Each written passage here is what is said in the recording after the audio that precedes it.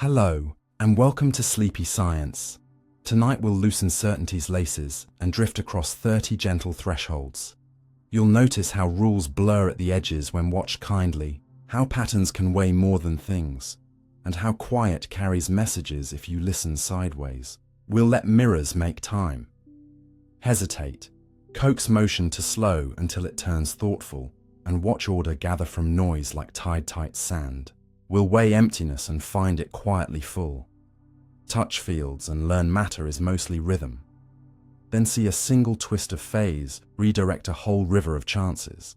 We'll follow a beam that tames its own tremble. Cradle a grain of light until it counts itself. And meet shadows that confess what brightness forgets. We'll step into rooms stitched by spin and angle. Share nows that disagree yet hold hands. And feel forgetting warm the world by a whisper. We'll listen for waves that carry no charge, yet move intent, steer with almost nothing, and read vacuum weather as though it were a sky. We'll watch randomness fall into line with a soft cue, feel edges shelter motion from bumps and see distance shrink when far things learn a common story. We'll hear crystals sing, watch magnets trace paths without wires, and let cooled atoms settle into a hush where possibility breathes. We'll borrow a bird's compass, a leaf's patient math, and a clock's shy confession that it keeps more than one time. We'll hold maps that admit they're smaller than their lands, walk to every center from anywhere, and wonder whether code comes before the play. If this unhurried curiosity helps you rest, tuck in, loosen focus, breathe once, and let's begin. Mass energy equivalence. You've heard the famous line 1,000 times, but the hook is this. Mass energy equivalence is not a slogan about explosions. It's a quiet bookkeeping rule that explains why a hot cup of tea weighs more than a cold one, why stars shine for billions of years, and why a sealed flashlight with its batteries charged is ever so slightly heavier than the same flashlight run down and dim. The idea is simple to say, yet deep to live with, because it tells you that stuff and happening are two faces of the same coin. Let's start gently by stepping away from hype and into everyday intuition. Mass is what resists being pushed. Energy is what makes change possible, and the equivalent says that any form of stored ability to cause change, heat, light, chemical fuel, tension in a spring, quietly contributes to how heavy a complete system is when you put it on the world's most perfect scale. If you trap light inside a mirrored box, the box weighs more. If you heat a steel ball, it weighs more. If you charge a battery, it weighs more. The increases are tiny beyond ordinary instruments, but they are real and measurable in principle. And this is the first practical lesson of the equivalence. A scale, if perfect, is a reporter of all internal energy, not just the count of atoms. Now go one step deeper. When a nucleus forms from its protons and neutrons, it gives off energy in the form of radiation or kinetic motion, and the finished nucleus ends up lighter than the sum of its parts. The missing mass is not gone.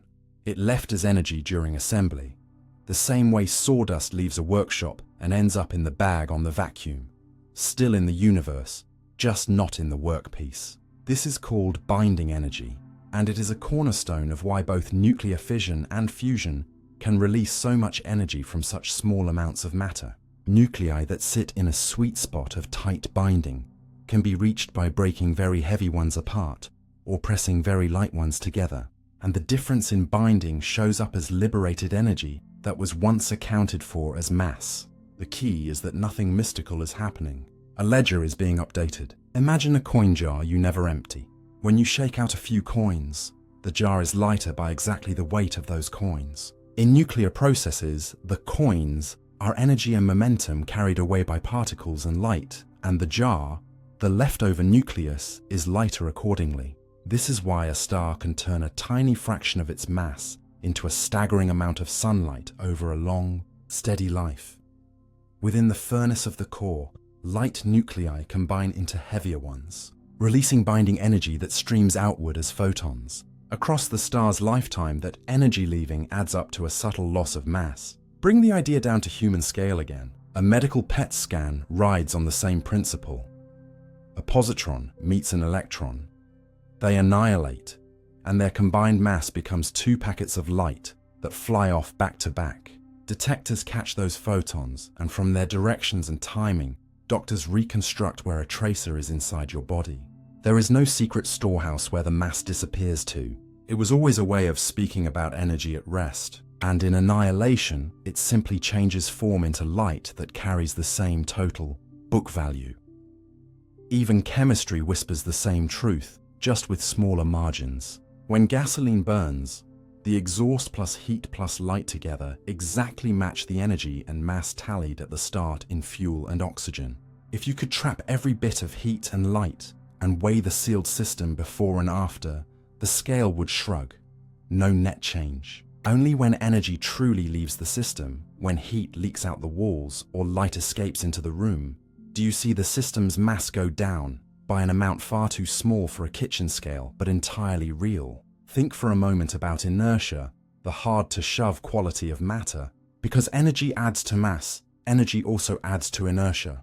Tighten a guitar string more, and you raise its energy. In principle, the instrument's inertia increases by an unimaginably tiny amount. Spin up a flywheel and lock it in a box, and the box is heavier and harder to shove than before. These facts stitch together a picture where matter is not a separate ingredient from energy, but a stable way energy can be arranged. From there, the idea corrects a common misunderstanding. Mass is not only how many particles you have, it is how much energy the whole bound system possesses when not moving, including the energy of fields within it and the energy associated with stress and pressure. A compressed spring in a clamp, a heated brick wrapped in insulation, a capacitor charged and isolated, each is a slightly heavier object than its relaxed twin. You never see these differences in daily life because the conversion factor between mass and energy is enormous. But the direction is always the same. Add energy to a closed system, and you add mass. Let energy out and mass goes down. This is why stories about city-sized power from a cup of seawater are misleading unless they spell out the mechanism. The equivalence tells you what the accounting would be if you could access certain binding energy differences. Not that matter readily turns into streetlights by wish. The pathway matters. In fusion, the path is extreme heat and pressure to nudge light nuclei into tighter arrangements. In fission, it is the right heavy nuclei split by a triggered nudge. In antimatter, it is the meeting of partners that erase each other into light. Without the pathway, the ledger stays as it is. But the equivalence still informs your intuition about what's plausible. It tells you stars do not burn like logs. They reorganize nuclei and let the binding differences leave as light. It tells you a black box that shines must lose mass as it shines. It tells you any proposal that makes energy from nowhere would also be conjuring mass from nowhere, and so colliding with the deepest law of conservation, which is not mass separately or energy separately, but the togetherness of both as one quantity that never changes when the system is closed. There's also a subtle ethical power in understanding the scale. People often associate the equivalence with mushroom clouds and fear, but the reality is that nature uses it mostly as a slow, patient budget. The sun, for example, turns only a tiny fraction of its mass into radiant energy across billions of years. And that grace bathes Earth in just enough light to grow forests and feed oceans. In the lab and in technology, the same principle supports life-saving scans, deep space power supplies, and ideas for future propulsion that convert mass into thrust with extreme efficiency. Closer to your hands, it nudges you to see that weight is not a simple tally of particles, but a conversation among forms of stored change. A warm loaf of bread on a plate is very slightly heavier than the same loaf cooled. A camera battery charged for a trip weighs just a whisper more than after you drain it. Taking photos. A laser pulse trapped in a loop of fiber adds a dusting of mass to the loop while it circulates. None of these effects are useful as weight control tricks, of course, but they free your thinking from the wrong picture of matter as a separate stuff and energy as a ghostly add-on. They make you ask better questions. When I say something has mass, what arrangements of motion and fields am I really pointing to? When I say something released energy, who lost what binding and who carried it away? End then, not with fireworks, but with a calmer vision. Mass energy equivalence is a promise that the universe keeps perfect books. If you look at any complete sealed story, an atom assembling from its parts, a star shining into space, a heated object cooling in the night, a pair of particles vanishing into light, the total in the ledger never wobbles. You can chase it into arcs of sunlight, into faint medical flashes, into whispering heat in a brick, and the numbers will agree. Learn to think this way, and your sense of the world becomes sturdier. You stop searching for magic shortcuts and start seeing the quiet routes nature uses to move value from one pocket to another. The ideas remain gentle enough to hold and strong enough to guide you. They invite you to walk away knowing not just that a famous equation is true, but how it lives inside things you can picture, measure, and question. How a universe that seems full of separate categories is, at bottom, one ledger balanced with care. Time dilation in relativity. What if the most reliable thing you own, your sense that seconds tick the same for everyone, turns out to be a local custom, a polite agreement your corner of the universe makes with itself? Time dilation in relativity begins with that unsettling whisper. Clocks don't all tick together, and a clock is anything that changes: your heartbeat, a cesium atom's rhythm, a particle's lifetime, the way light waves crest and fall. So when time stretches or compresses, it touches everything from your aging to the signal arriving in your phone. Let's enter gently. Imagine two travelers who part ways. One stays on the ground, the other rides inside a smooth, fast train where the cabin feels calm and steady. Both carry perfect wristwatches. When they reunite, they compare notes and discover a small mismatch. The traveler who moved quickly has experienced slightly less time. This isn't because the watch malfunctioned or because someone perceived time oddly. It's because, in our universe, movement through space reshapes the pace of movement through time. The faster you go, the more your personal seconds spread out compared to someone resting relative to the starting point. This effect is too small to notice at bicycle speed, but it grows as you approach the cosmic limit set by light. Now layer in gravity. Stand at sea level while your friend climbs a mountain, and the tug of Earth's mass is a little stronger where you are. If you both hold ultra-precise clocks, the lower one ticks more slowly, not because it's defective, but because gravity itself is a kind of curvature in the stage of reality, and clocks closer to a heavy mass ride a slightly slower river. This isn't a metaphor about feeling heavy. It's a measurable shift in the tempo of physical processes. The two forms of time dilation, one from speed, one from gravity, blend into a single story.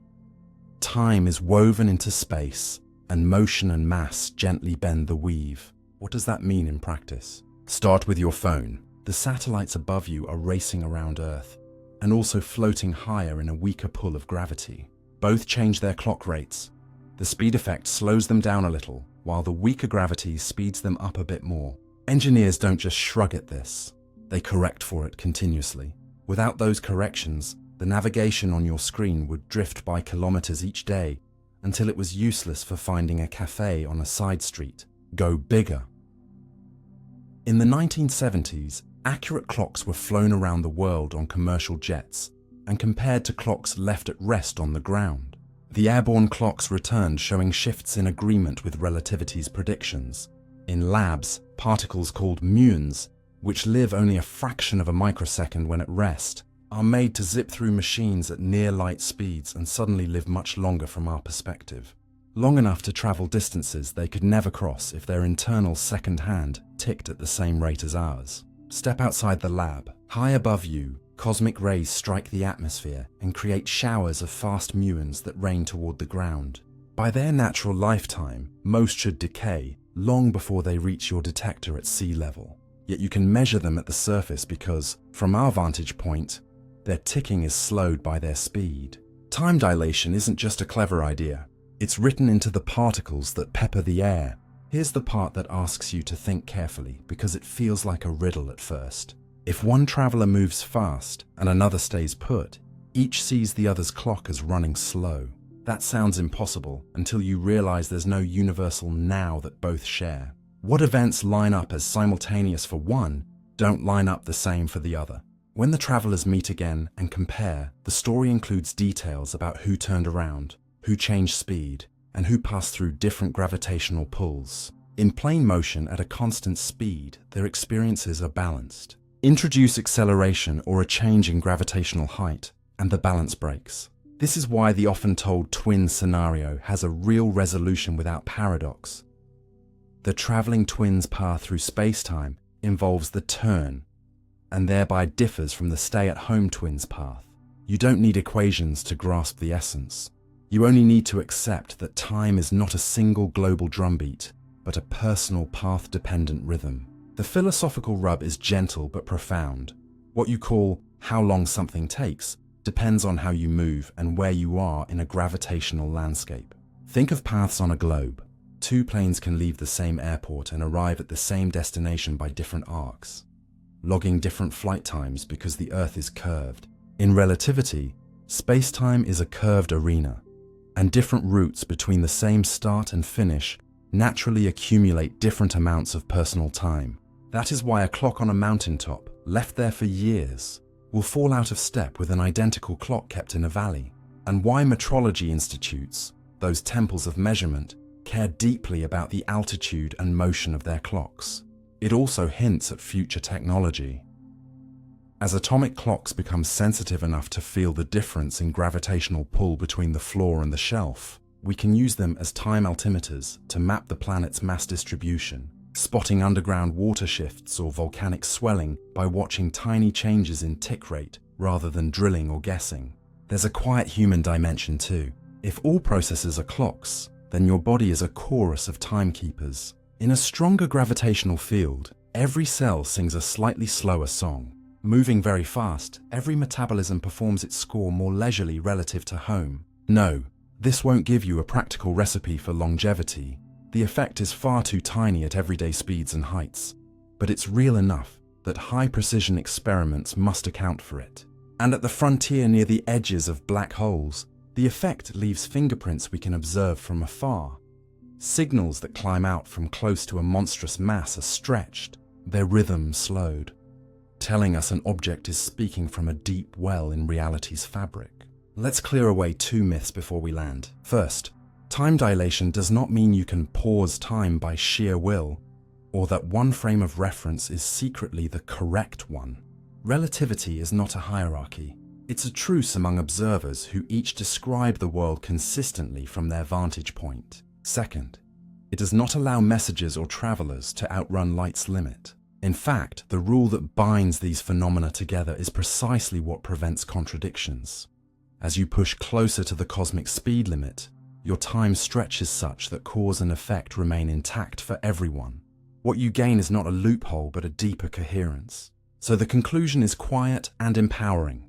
Time dilation is the universe keeping careful track of how and where you travel. It explains why satellites must adjust their heartbeat to guide a pedestrian to a cafe, why subatomic particles live too long in our labs and skies, and why clocks at different heights disagree by tiny, measurable amounts. It invites you to look at your watch and at the world with a new patience, rather than asking, what is the one true time? You learn to ask, how did we move? Where did we stand? What path did we take through the woven fabric? With those questions, your understanding grows both practical and philosophical. Your maps get better, your instruments get sharper, and your sense of reality becomes more supple and honest. You walk away not with a party trick, but with a sturdier way of thinking, one that replaces the old, rigid drumbeat with a living rhythm that depends on the dance you choose and the landscape you cross. A rhythm your devices already respect and your intuition can learn to trust. The speed of light limit. Here's the mind-bender that quietly governs everything from your video call delay to the shape of the universe's stories. The speed of light in empty space is not just how fast a flashlight beam races. It's the fastest any cause can push any effect. The ultimate speed limit on information, influence, and change itself. If something happens here and now, the earliest moment it can matter somewhere else is set by that limit, like a rule that keeps the script of reality from tripping over its own lines. Begin gently with what this is not. It's not a rule about bulbs and lenses alone, nor a suggestion that light is special in a tribal sense. It's the pace at which the underlying fields, The invisible connections that tie charges to charges, masses to masses, and particles to particles update one another. Strike a match, and the field that surrounds it doesn't flip everywhere at once. It ripples outward. Nudge an electron, and the news that it moved propagates through space no faster than that limit. So any other electron hears about the change only after the appropriate delay. Your intuition might protest, because we're used to shortcuts. Can't you shove a long, rigid pole here and make the far end jump instantly, beating the limit? There are no perfectly rigid objects. The push at one end becomes a compression wave traveling through the material. And every material has a finite wave speed, often the speed of sound in that material, which is always slower than the cosmic limit. What you thought was a baton with one shared now is actually a chain of atoms sharing forces that carry disturbances step by step. The same realism shows up in your everyday internet.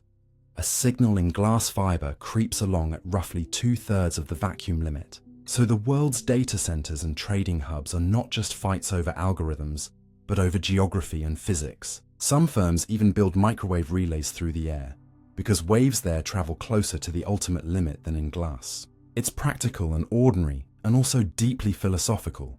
The limit is why there's lag at interplanetary scales. One way to the moon is a little over a second. One way to Mars ranges from a few minutes to over 20, depending on the orbits. So remote, driving a rover feels less like steering and more like sending letters with short replies. That finite tempo protects cause and effect from contradictions. If you could send a message faster than the limit, then by shifting perspectives, the order of cause and effect could swap, letting your reply be received before the question was sent. With enough clever choreography, people could trade notes with their own past. The universe refuses that not as a whim, but because the limit is woven into how space and time knit together. That said, a lot of faster-than-light headlines are misunderstandings of what's racing what. A laser dot can sweep across the moon faster than the limit if you whip the pointer fast enough. But no physical stuff or usable information rides with the moving dot. It's like a shadow that can sprint across a wall without breaking any rules, because the shadow itself isn't a courier. In special materials, the crests of a wave can parade at speeds above the limit, phase velocity, while the actual point where new information appears, the front of a signal, obeys the limit without fail. Scientists can even shape a pulse so its peak pops out of a medium earlier than you'd expect. But if you try to embed a brand new bit of content at the front and track that moment, you'll find it never gets ahead of the universal pace. Flip the coin, and you find slow light, too. Pulses crawling at walking speed through cleverly prepared media. Yet even there, the rule for the first hint of a change persists. It sticks to the universal bound. You might have seen the ghostly blue glow around a nuclear reactor pool, or in a neutrino detector carved deep underground. It looks like light outrunning light, but here's the clean truth. In water or glass, light itself moves slower than in empty space, while a charged particle, fired from a decay or a cosmic ray strike, can barrel through the medium faster than light travels in that medium. And that mismatch creates a cone of shock light called Cherenkov radiation, optical thunder for subatomic bullets. The limit is not only a ceiling, it's also a rhythm setter for design. Engineers building global systems must accept that there's no such thing as instant synchronization across distance. They choreograph clocks and protocols that tolerate delays, resend when needed, and plan around the fact that now doesn't spread like a sheet. Space agencies design deep space conversations expecting silence between bursts. Even in the body, signals that move along nerves and fibers are turtles compared to the universal hair, but they too obey the principle. A change travels through tissue via chemical and electrical steps. No instant telepathy allowed. At the other extreme, imagine the most dramatic regions in the cosmos, near the edges of black holes. There, gravity shapes the stage so strongly that outgoing signals are stretched and delayed so drastically that from far away, you watch a messenger's rhythm slow to a crawl as it tries to climb out.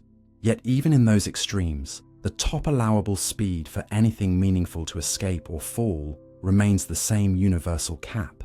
The stage is warped, but the rules for local motion respect the bound. What about those science fiction proposals that seem to duck the rule? Warp bubbles, wormholes, shortcuts punched through the folds. The alluring part is that they try to move space itself rather than an object through space, like putting the floor on a conveyor belt instead of running across it. In the equations that inspire those ideas, the limit on local speed stays intact. What would have to break free is the kind of stuff that curves space in just the right way, calling for exotic energy arrangements not known to occur in nature and dangerously close to conflicts with stability and conservation. That doesn't mean imagination is wrong to explore them. It means the bar for evidence and consistency is sky high. It's useful to keep the distinction clear because it prevents wishful shortcuts from detouring real progress. If you want faster communication on Earth, you don't argue with the limit. You shorten the path, change the medium, or move the endpoints closer. If you want snappier interplanetary control, you push more autonomy to the spacecraft and accept that reply is a different verb when planets are involved. Underneath the practicalities is a unifying picture. Nature enforces locality. Interactions are not action at a distance. They're neighbors, exchanging influences that spread outward at a finite pace. That is why the idea of a perfectly rigid lever belongs to fairy tales. Why the far side of a star can't know about a flare on the near side until light time has passed. And why the cosmos presents you with light cones, the growing shells of places that can be touched by one event, and the shrinking shells that can touch you, whether you draw them or not. If you look for loopholes, you'll stumble into two famous mirages. The first is quantum entanglement, which gives you correlations between distant measurements that are stronger than any classical picture allows. People whisper that it's a secret channel, but the data on each end is random until compared later by ordinary, light-limited messages. You can't use entanglement to decide a bit here and force a bit there. What it changes is the shape of what's possible together, not the speed of a message. The second is cosmic expansion, where faraway galaxies recede from us faster than the vacuum limit because space between us grows. That sounds like an exception, but it's a different category. Nothing is outrunning light locally in its own neighborhood.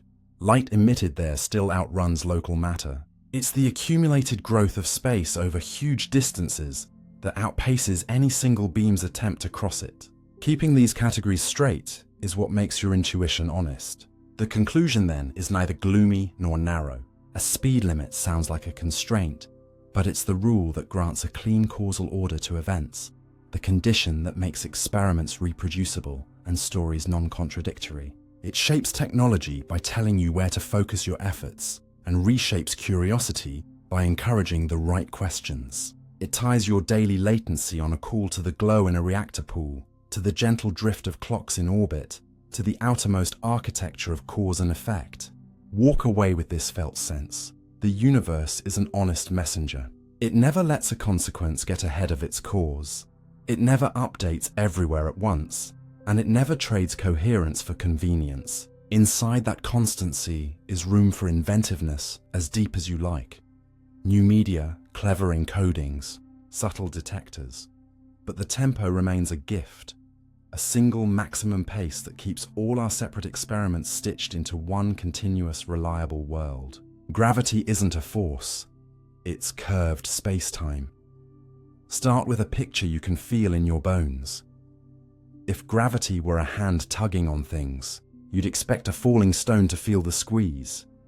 Yet in perfect freefall, the stone feels nothing at all, and so do you if you jump off a high ledge for a brief, breathless instant before the ground intervenes. That quiet, body-level fact is the first clue that gravity is not a push or a pull in the usual sense, but the shape of the stage itself, a bending of space-time that tells every clock, ray of light, and path of motion how to thread their way forward.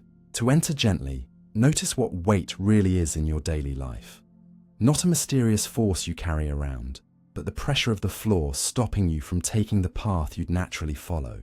Your legs ache after hours of standing because the ground won't let you fall along the straightest path through space-time your body prefers. In an elevator with the cable cut, that ache vanishes during the brief drop because you and the cab are both following the free path. Einstein elevated that feeling to a principle. In a small, freely falling room, experiments behave as if gravity had disappeared. Beams of light cross in straight lines. Objects float beside you, until the room is big enough or the fall long enough that slight differences in pull from place to place show up. Those differences are the telltale fingerprints of curvature. Tidal effects that stretch one way and squeeze another, the same reason ocean tides rise on two sides of Earth at once. If you want a clean definition without symbols, say it this way. Spacetime is curved when nearby free-fall paths that start out parallel either drift together or apart, not because of any local push, but because the arena they move through is shaped. In a perfectly flat world, two tossed marbles launched side by side would keep their spacing forever. Near a massive body, their paths bow toward or away from each other with no one touching them. That drift, called geodesic deviation by the bookish, isn't a metaphor, but a measurable thing. The crisp physical statement that straight in this universe is not what Euclid promised. With that foundation, a lot of phenomena become less mysterious and more unified. Planets don't need an invisible tether to keep them looping. They're tracing the straightest possible world lines in a curved four-dimensional fabric, and those lines close into orbits because of how the sun dents time and space together.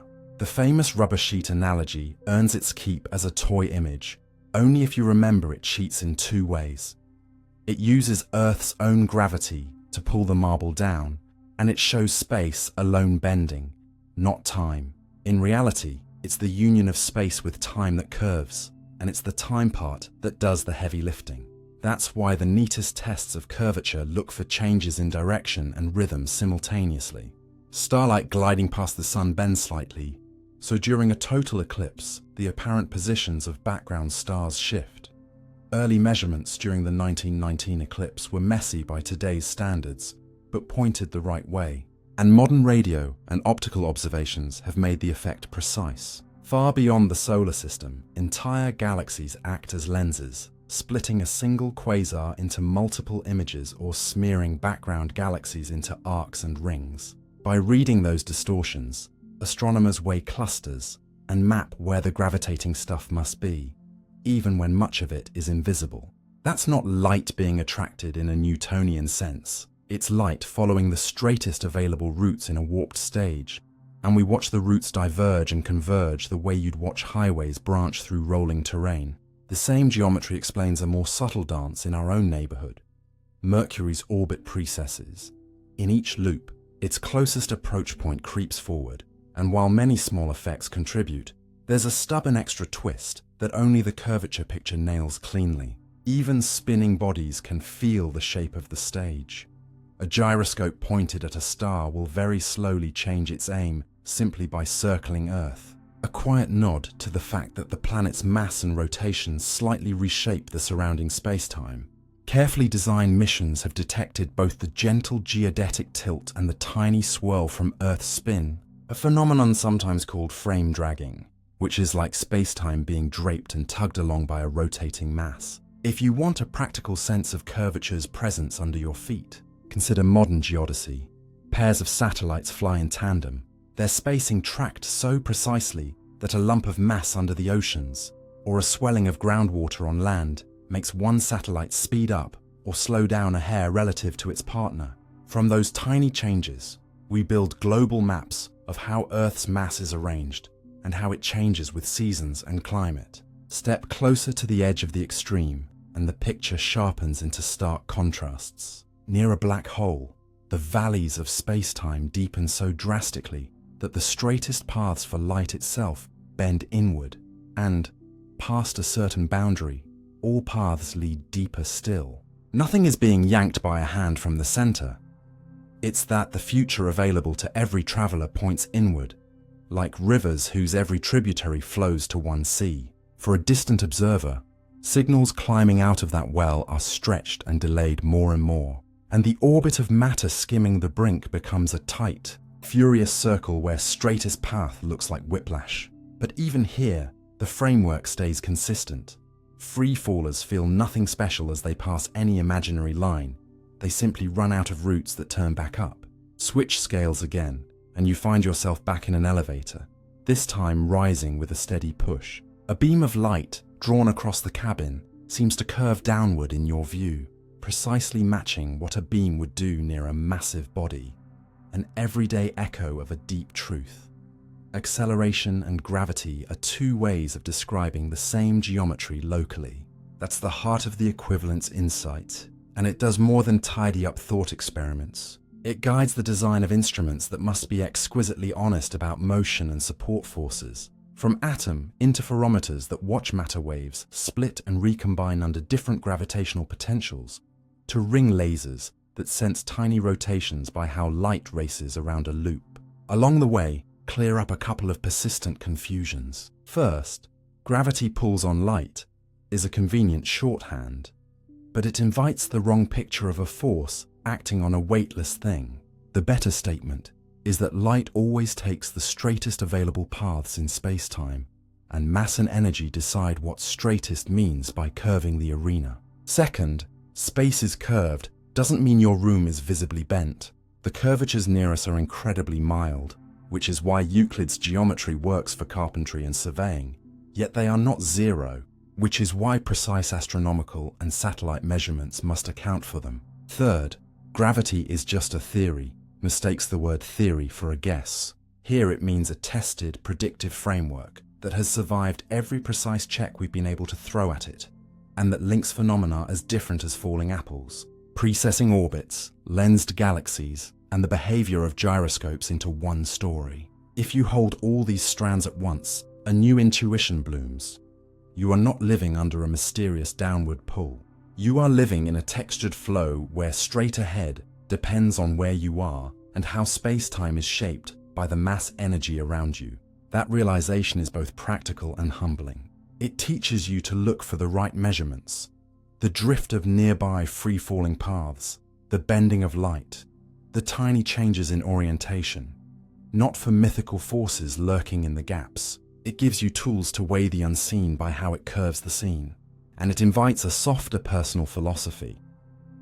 Maybe not every problem yields to pushing harder. Sometimes the wise move is to change the shape of the path you're on, to seek the route that is straight in the deeper sense. When you walk away, let the closing be quiet but firm. Gravity, as space-time curvature, is the promise that the world is coherent at every scale, from the sigh of tides to the rings of light around distant galaxies. A coherence you can test, measure, and trust. And once you feel it, even standing on the ground becomes a story about the shape of tomorrow waiting under your feet. Dark matter and dark energy. What if the biggest clues in the night sky are the parts you can't see, the missing scaffolding that holds galaxies together, and the strange pressure that makes the whole universe drift apart faster and faster? And your job is to learn how to read their fingerprints rather than pretend you can already see their faces. Begin with the first invisible. Dark matter is not a mood or a mist. It's a careful inference drawn from multiple, independent measurements that all point the same way.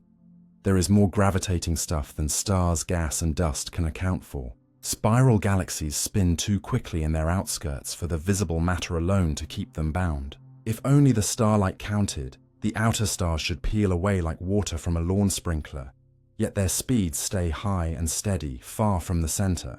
That stability implies a halo of unseen mass extending well beyond the luminous disk, a kind of transparent framework that adds gravity without adding glow. Elsewhere, the sky provides a controlled experiment called gravitational lensing.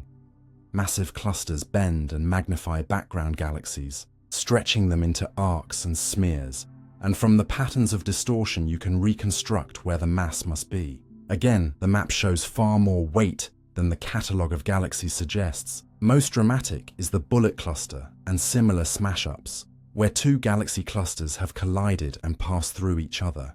The gas, the only truly sticky component, slams together and heats up, glowing in X-rays between the clusters, while the lensing map reveals the main concentrations of gravity displaced to either side, aligned with the galaxies that sailed through. That separation is a sharp clue that the bulk of the mass is made of something that hardly collides at all, something that floats with the galaxies rather than piling up with the gas. It's hard to get that result with modified gravity alone. On even larger scales, the ripples in the faint afterglow of the early universe carry a barcode of density waves. The heights and spacing of those peaks, measured across the sky by microwave telescopes, match a universe where non-glowing matter outweighs ordinary matter by more than a factor of 4. Stitch these lines of evidence together: rotation curves, lensing, colliding clusters, early universe ripples, and the way small structures grew into galaxies, and you have a portrait.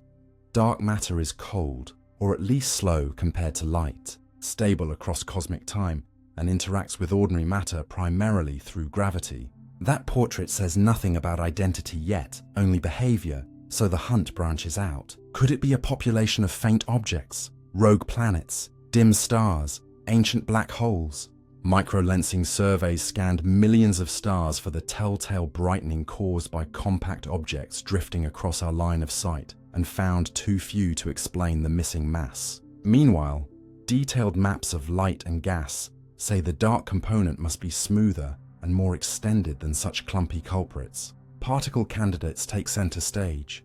New kinds of neutral, slow-moving particles are plausible in many extensions of known physics, from weakly interacting massive particles to ultralight axions that behave more like a field than a flock of marbles, or sterile neutrinos that barely notice the rest of the universe. Experiments dig in with patience. Deep underground tanks of liquid xenon wait for the faintest tap of an invisible particle nudging a nucleus. Sensitive crystals listen for tiny jolts. Radio cavities tune like instruments searching for a whisper of axions converting into microwave photons.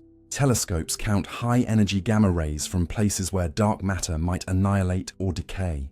So far, no decisive signal, only boundaries drawn tighter and candidates shuffled. A sober reminder that not finding is often how science learns where not to look. Now turn to the second invisible, the one that sounds like a plot twist. Dark energy isn't a substance pushed into the corners, but a property of empty space that reveals itself not in galaxies, but between them. An effect that makes the overall expansion of the universe speed up with time, rather than slow down under gravity's pull. The evidence arrived like a polite shock. 2 teams measuring the brightness of distant exploding stars, standard candles that can serve as mileposts, found that faraway events were dimmer than expected, as if the space between us and them had stretched more than the earlier history alone would predict. Other checks joined in.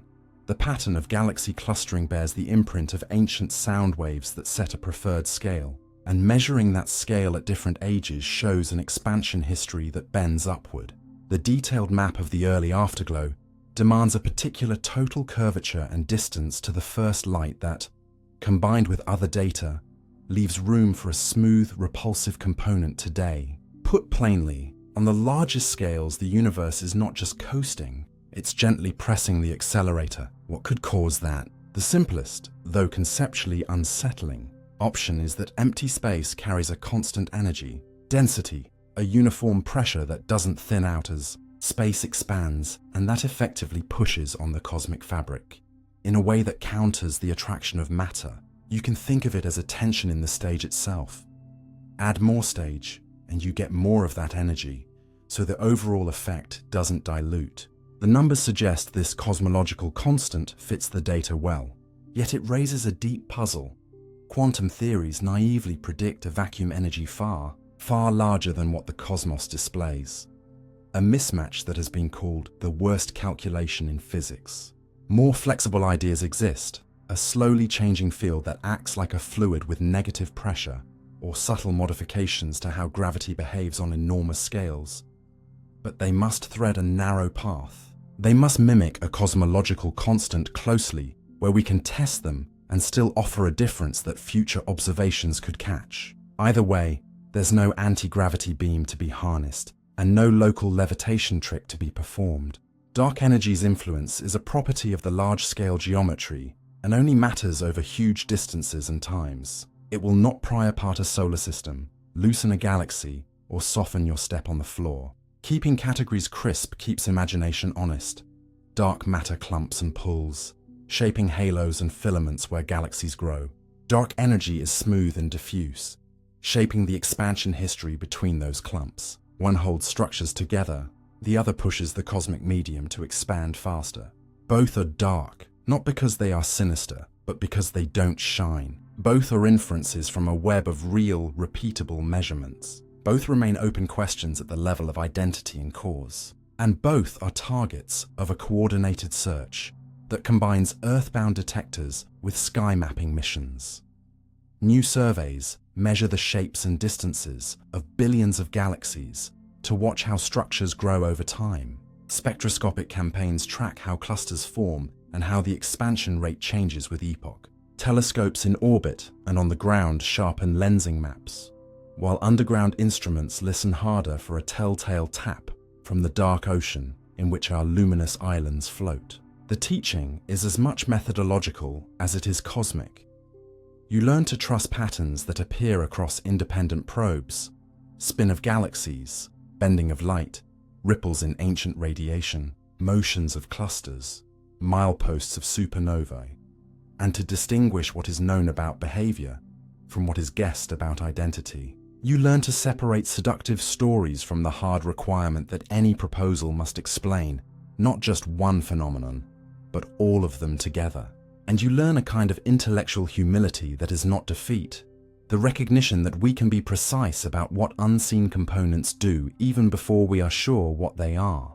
The conclusion, then, is not to fill the dark with fantasy, but with discipline and wonder.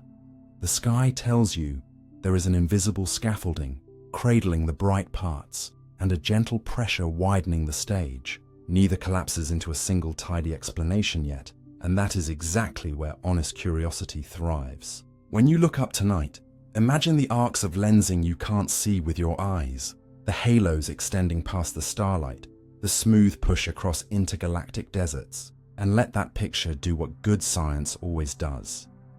Make you feel smaller in a way that opens you, and smarter in a way that stays cautious, ready to test the next idea against a universe that keeps perfect books even when the ink is invisible. Quantum uncertainty. Imagine trying to hold still a beam of moonlight with your fingertips and discovering the strangest rule in nature. The tighter you try to grip one aspect of a quantum thing, the more another aspect slips and spreads. Not because your hands are clumsy, but because the world at its most basic refuses to let certain details be sharp at the same time. That, in plain language, is quantum uncertainty. Not a problem of bad tools or shaky tables, but a built-in trade-off between the kinds of stories you can tell at once about a particle or a field. Begin gently by separating two ideas people often blend: disturbance and indeterminacy. Yes, measuring can jostle delicate systems, like checking the air in a soap bubble with a thumbtack. But even in the most careful setups, where you touch the system with the least possible nudge, there remains an irreducible spread in the outcomes for certain pairs of properties. Think of a short musical note. The briefer the note, the less precisely its pitch can be defined. Stretch the note long and pure, and you know the pitch well, but you've given up knowing exactly when it happened. In quantum language, a very sharp description of where something is comes with a fuzzy account of how it's moving, and a very sharp account of how it's moving comes with a fuzzy description of where it is. This is not a policy set by your microscope manufacturer. It is how the world encodes reality. You can see it with your own equipment if you know where to look. Fire electrons one by one at a narrow slit. The tighter you squeeze the path, the more the landing points on the far screen fan out into a wide splash. Open the slit wider and the splash narrows. Swap electrons for light and watch a single photon beam do the same dance. In each run, you record a definite spot. The detector clicks at a particular pixel. But across many runs, you reconstruct a pattern no classical marble would produce. That pattern is the signature of a state that does not have crisp answers to both where and how fast and in which direction. At the same moment, the trade-off appears in other guises too. Atoms that emit light do not produce infinitely sharp colors. Their lines have a natural width set by how briefly the excited state lives. Short lifetime, wider color spread. Long lifetime, narrow line. Lasers exploit this reality to make light exquisitely pure in color, but never perfectly so. And spectroscopists read those tiny widths to learn about collisions, fields, and structure. In nuclear magnetic resonance and MRI, a pulse that flips spins quickly can't be razor selective about frequency, and a pulse that is picky about frequency must be spread out in time. Engineers design sequences by respecting that give and take, not by pretending it can be beaten. If you push into measurement itself, uncertainty shows up as noise that nobody can blame on loose screws. Shot noise in a faint light beam where arrival times of photons are genuinely random.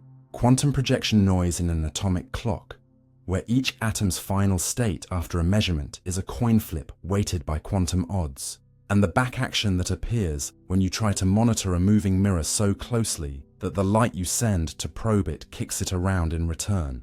The world's most sensitive gravitational wave detectors wrestle with these limits every day.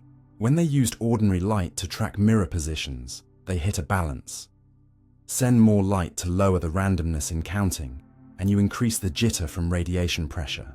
Send less and counting noise dominates. The breakthrough was to change the quantum state of the light itself, squeezing the uncertainty so that the kind that hurts most for a given frequency band is reduced at the expense of the kind that hurts less.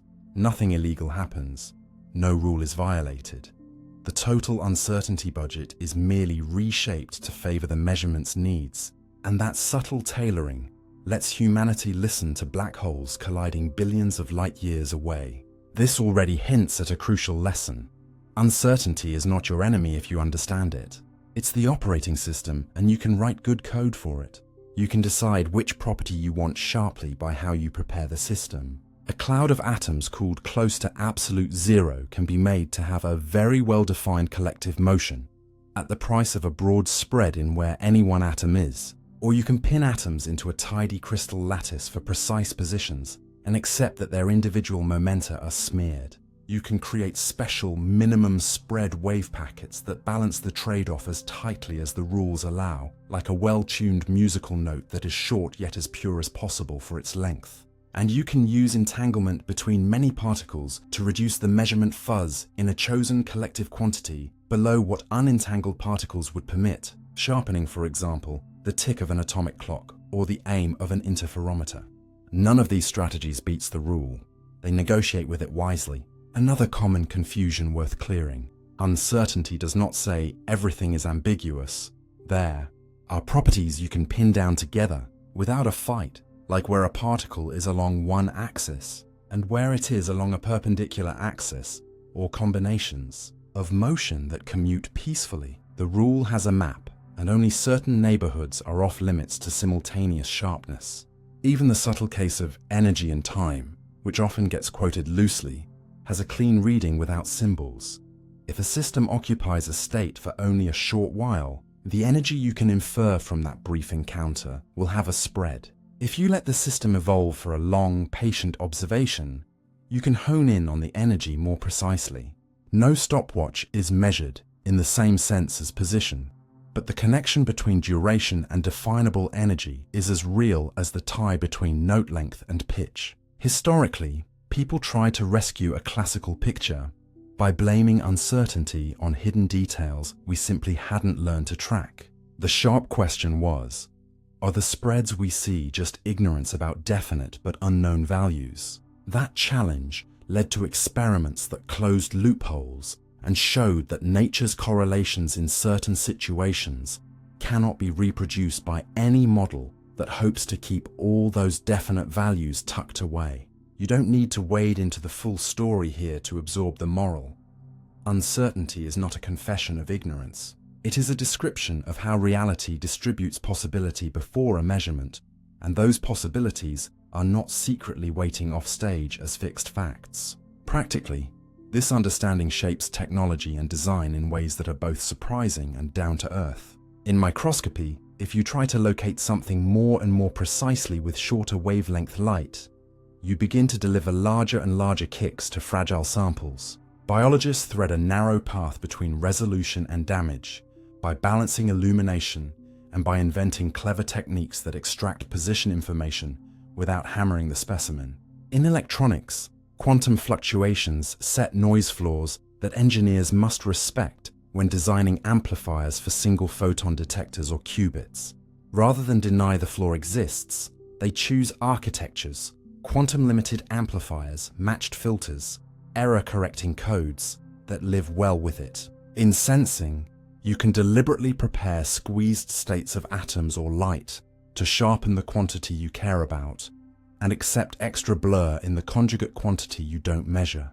In timekeeping, clock designers understand that probing atoms too quickly trades spectral purity for speed, and they choreograph long, gentle interrogations to make time itself more precise, then stabilize many atoms together to average away randomness. As you let these examples accumulate, your intuition changes. You stop picturing quantum objects as tiny billiard balls with hidden labels, and you start picturing them as wave-like states whose shape in one description is tied to their breadth in another. You learn that preparation is as important as measurement, that randomness can be resource as well as obstacle, and that the line between what is knowable together and what must be known in trade is a structural feature, not a temporary embarrassment. End then with a calm conclusion that is more empowering than it first appears. Quantum uncertainty is the grammar of the microscopic world. It doesn't say you can't learn. It says you must ask the right questions in the right order and accept that some answers come linked. When you do, the world gives you stable lasers, astonishing clocks, detectors that hear the faintest ripples of the cosmos, and microscopes that map single atoms. Each device built not by pretending uncertainty isn't there, but by designing with it, the way a sailor trims a sail to the wind. Walk away with this. The goal is not to conquer uncertainty, but to collaborate with it, to let your curiosity grow more precise, by learning which sharp edges can coexist and which must be softened into a spread, so that, in your hands, the rule that once sounded like a limit becomes a lens that brings the quantum world into better, more honest focus. Wave-particle duality. If you were told that reality keeps two costumes in the same closet, one labeled particle, the other wave, you might expect to catch nature changing outfits behind a curtain. But the more honest story is stranger and cleaner. A quantum object is described by a spread-out state that evolves like a wave. Yet when you ask a localized question, you get a localized answer, a single click on a detector. And the pattern traced by many such clicks reveals the wave-like rules that guided them. The duality isn't two things taking turns. It's one thing with two consistent faces depending on how you look. Let's start gently by stepping away from slogans and into a concrete image. Imagine a calm laboratory where you can send single photons or single electrons one at a time through a device with two paths that later reunite. Each particle is launched so rarely that there is never more than one in the system at once. Still, after a quiet afternoon of patient counting, the marks on the screen behind the device build up into bright and dark bands, places of plenty and places of near absence.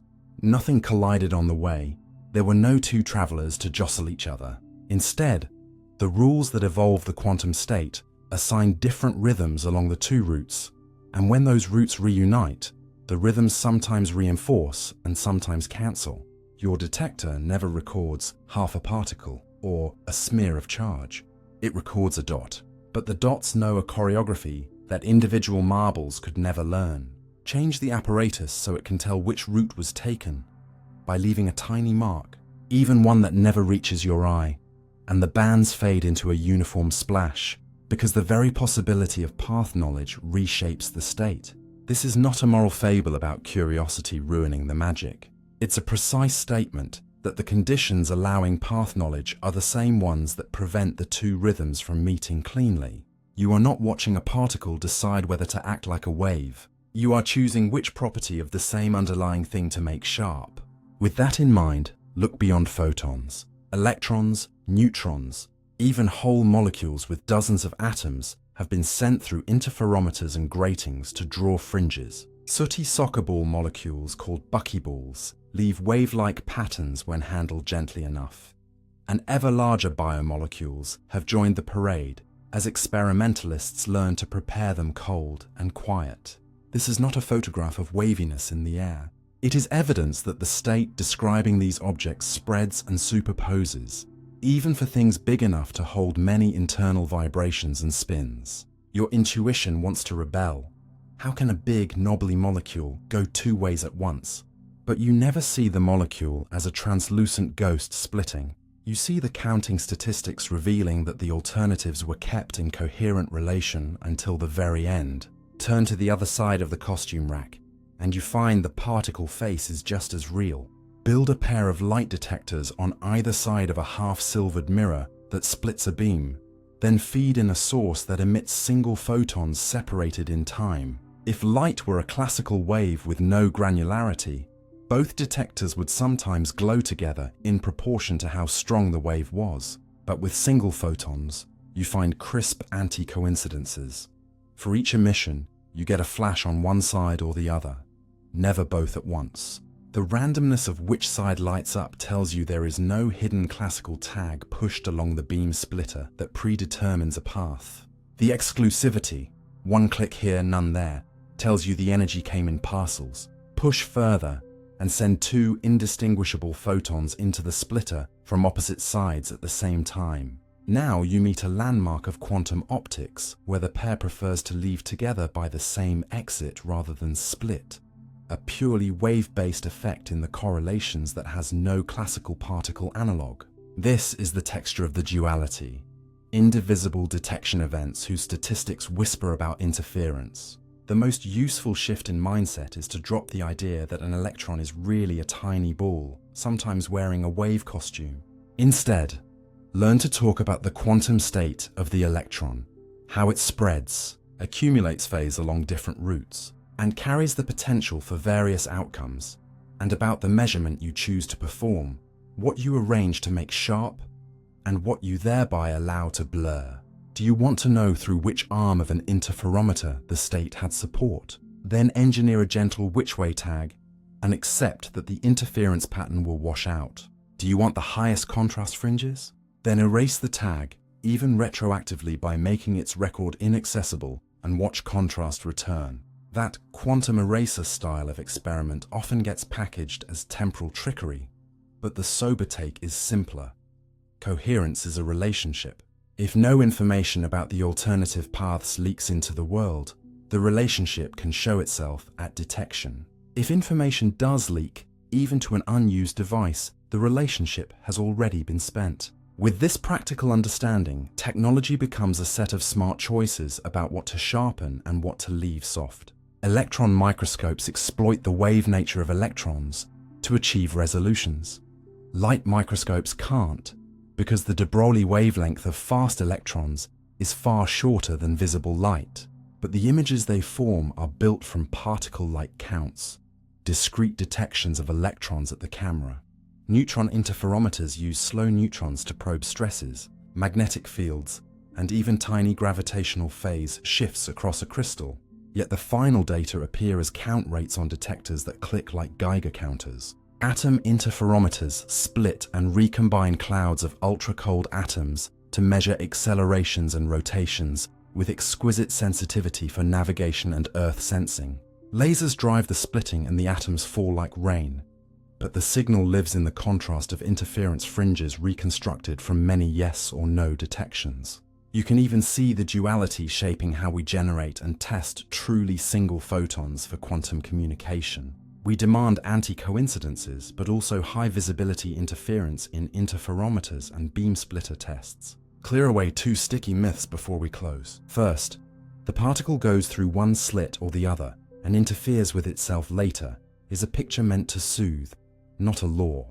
In the standard view, what goes through is a state that has support at both slits, and what interferes are the two parts of that state. If you force the state into this slit or that slit by recording the path, you have changed the experiment. Second, observation creates reality is often tossed around as if your eyes had supernatural powers. The reality is more workmanlike and, to me, more beautiful.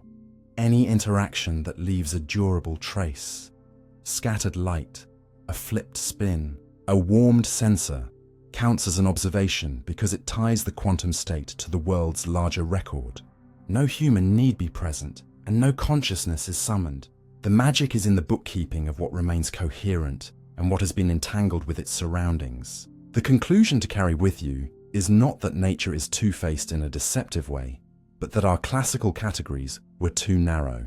The quantum state evolves like a wave and delivers outcomes as particles, and your experimental choices decide which features can appear together.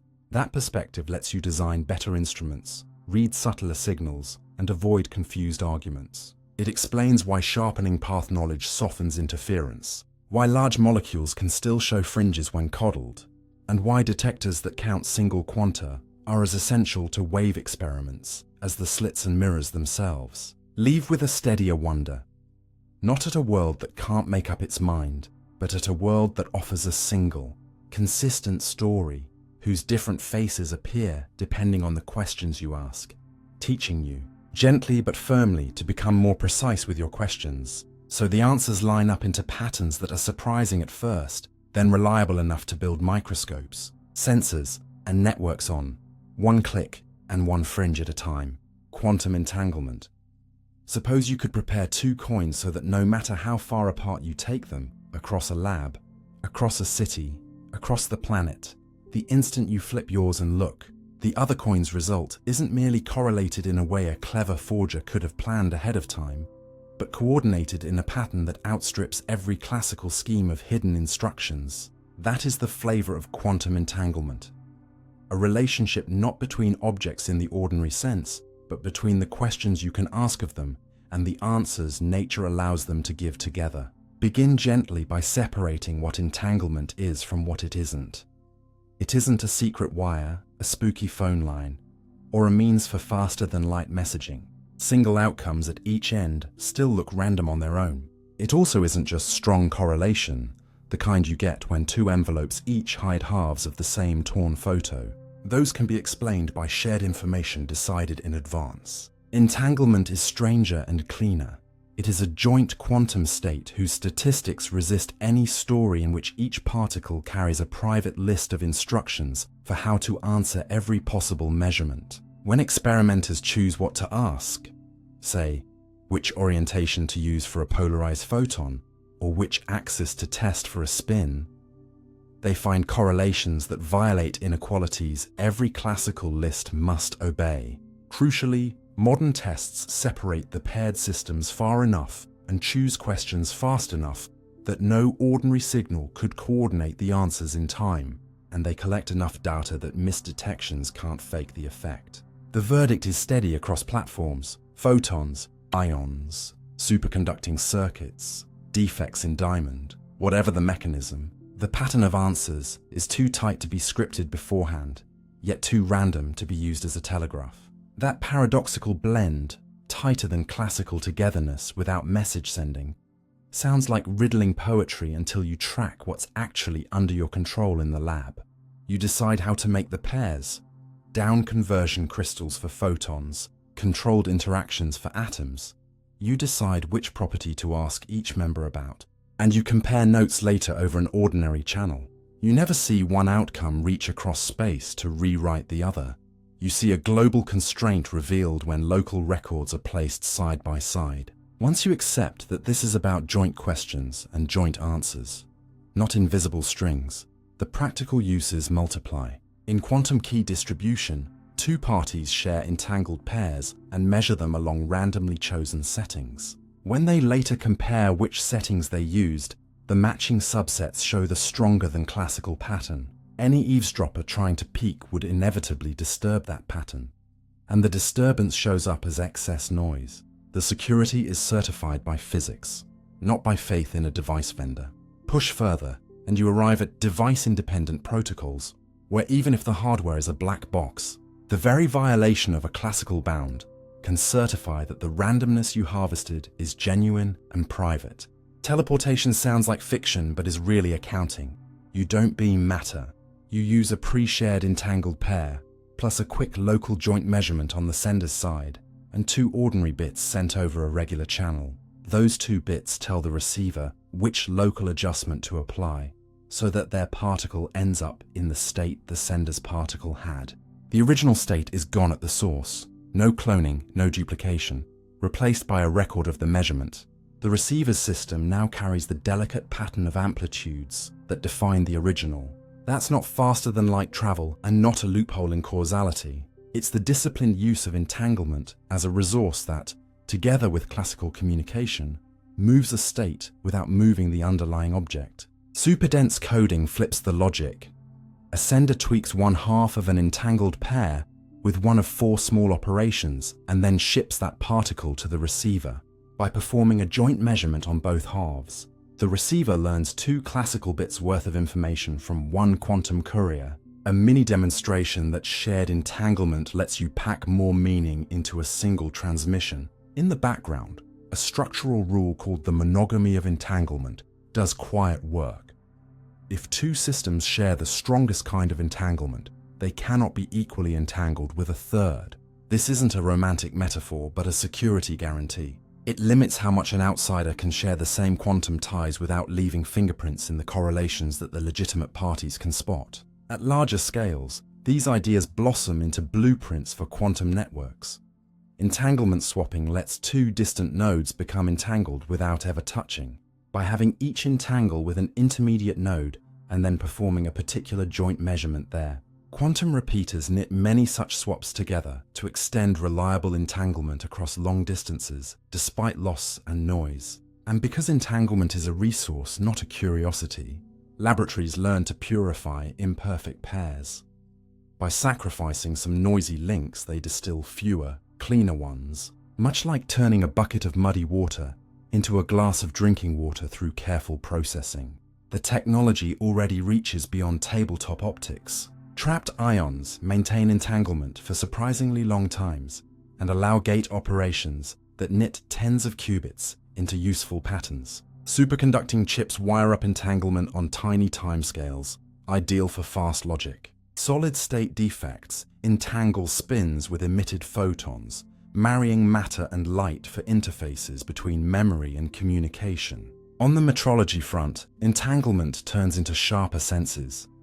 By preparing many atoms in special collective states, one can measure phases more precisely than any batch of independent atoms would permit, improving clocks and interferometers. Even biology-scale questions nibble at the edges.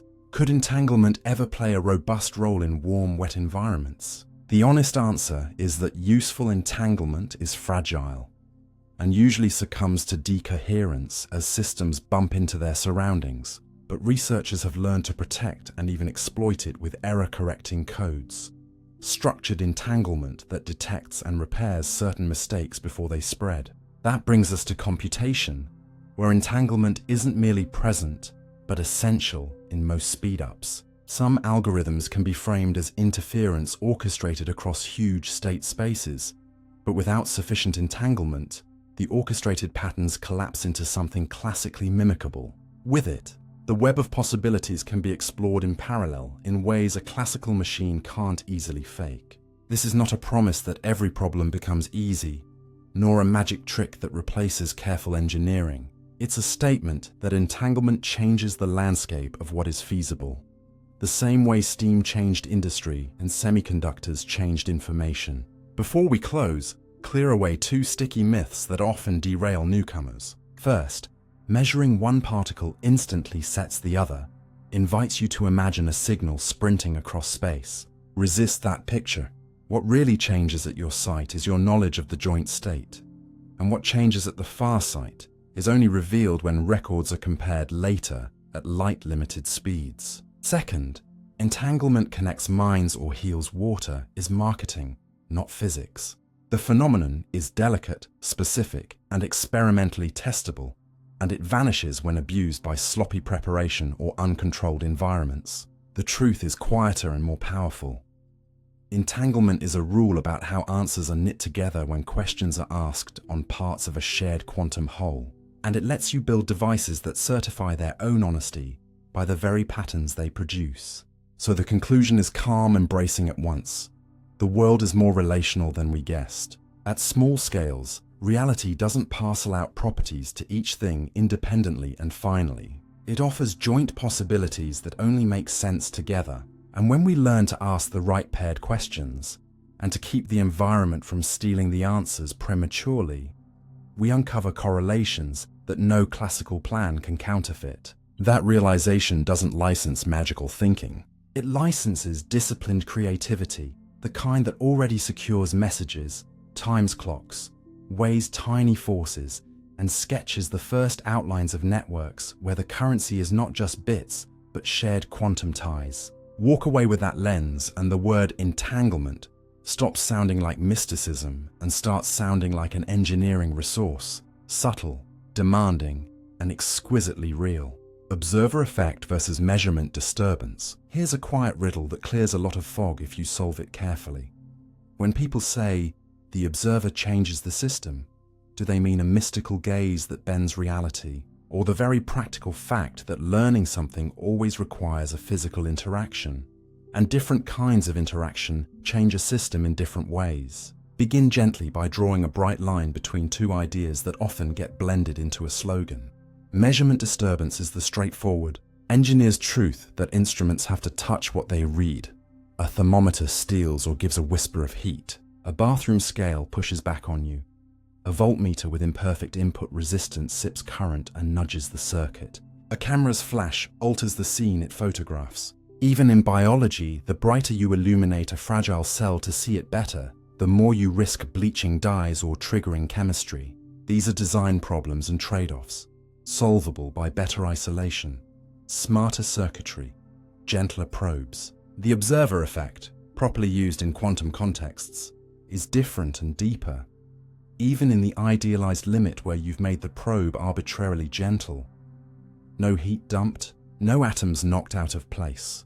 There are questions whose sharp answers cannot be revealed without changing what future questions can be answered sharply about the same system. That change is not punishment for curiosity. It is how information is written into the world. A meter that leaves a record has coupled to the system in a way that singles out one property to be definite. The very act of singling it out rearranges which subsequent facts can still hang together. If you try to keep these categories straight, the folklore around consciousness collapses, the wave falls away. Any device that leaves a durable trace, an avalanche of electrons in a sensor, a flipped state in a memory qubit, a warmed grain of photographic emulsion, counts as an observation whether or not a human looks at it. No winking mind required, only physics that allows a record to persist. With those stakes set, look at three concrete families of measurement that clarify what gets disturbed and what can be spared. First are strong, projective reads, the ones most like a yes-no interrogation. In a trapped ion experiment, you can learn the state of a qubit by shining a laser whose frequency only resonates with one of the two possibilities. If the ion is in that state, it fluoresces brightly. If not, it stays dark. You've learned which cleanly. But the price is that afterward, the ion is no longer in a delicate superposition. Its state is now pinned to the outcome you just recorded. That is disturbance in the quantum sense. Not a kick or a burn, but a pruning of the system's allowed future stories. Second are weak measurements, where you graze the system so lightly in a single shot that you barely learn anything and hardly disturb it. Repeat on many prepared copies, and you can build up an average that reveals drifts and subtle biases that a single, strong read would smash. This is how you watch a quantum system without freezing it in place. You accept that any one glance is blurry. Then let statistics do the heavy lifting, tracking gentle evolution while keeping the state nearly intact for most of the journey. Third are quantum non-demolition schemes, which pick an observable, say, the number of photons trapped in a reflective cavity, that naturally resists change under the system's own dynamics, and design a probe that couples to exactly that quantity while avoiding the conjugate properties that would feed back and scramble it. In a famous style of experiment, very excited atoms pass through a cavity, and their internal phase shifts depend on how many microwave photons are inside. By reading that phase outside, you infer the photon count without absorbing the light. You have observed without demolishing. But even here the bargain is precise. You preserve the number you measured at the expense of increased uncertainty or disturbance in the complementary variable, so that nature's books still balance. Once you've seen these patterns, you can diagnose lazy explanations. When someone shrugs that measuring position disturbs momentum, make it literal.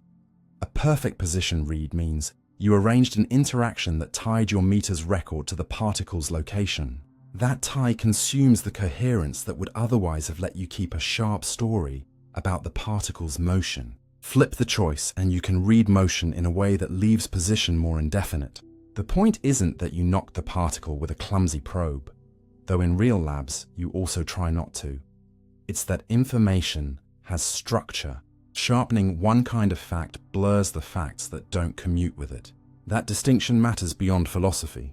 In precision electronics, you learn to build amplifiers that add only the minimum noise allowed by quantum rules, and to route that noise into a channel you don't plan to read. In nanoscience, you sense the charge in a tiny transistor island by watching the frequency shift of a nearby resonator instead of slamming an electron directly through the island, which would rearrange the very thing you're trying to monitor. In chemistry and biology, you trade brightness for gentleness, use longer wavelengths to reduce damage, and switch to label-free methods. Phase contrast, interferometric scattering, cryo techniques that pull information out of subtle changes without hammering the specimen. Across disciplines, the craft is the same. Decide what you must know sharply, then design the coupling so the unavoidable back action lands where it will hurt you least. There are even negative result and interaction-free strategies that sound like paradoxes until you see the wiring. You arrange an apparatus so that, if the system weren't there, a certain detector would certainly click. When that click fails to happen, you update your knowledge without having triggered the usual interaction channel. Nothing supernatural occurs.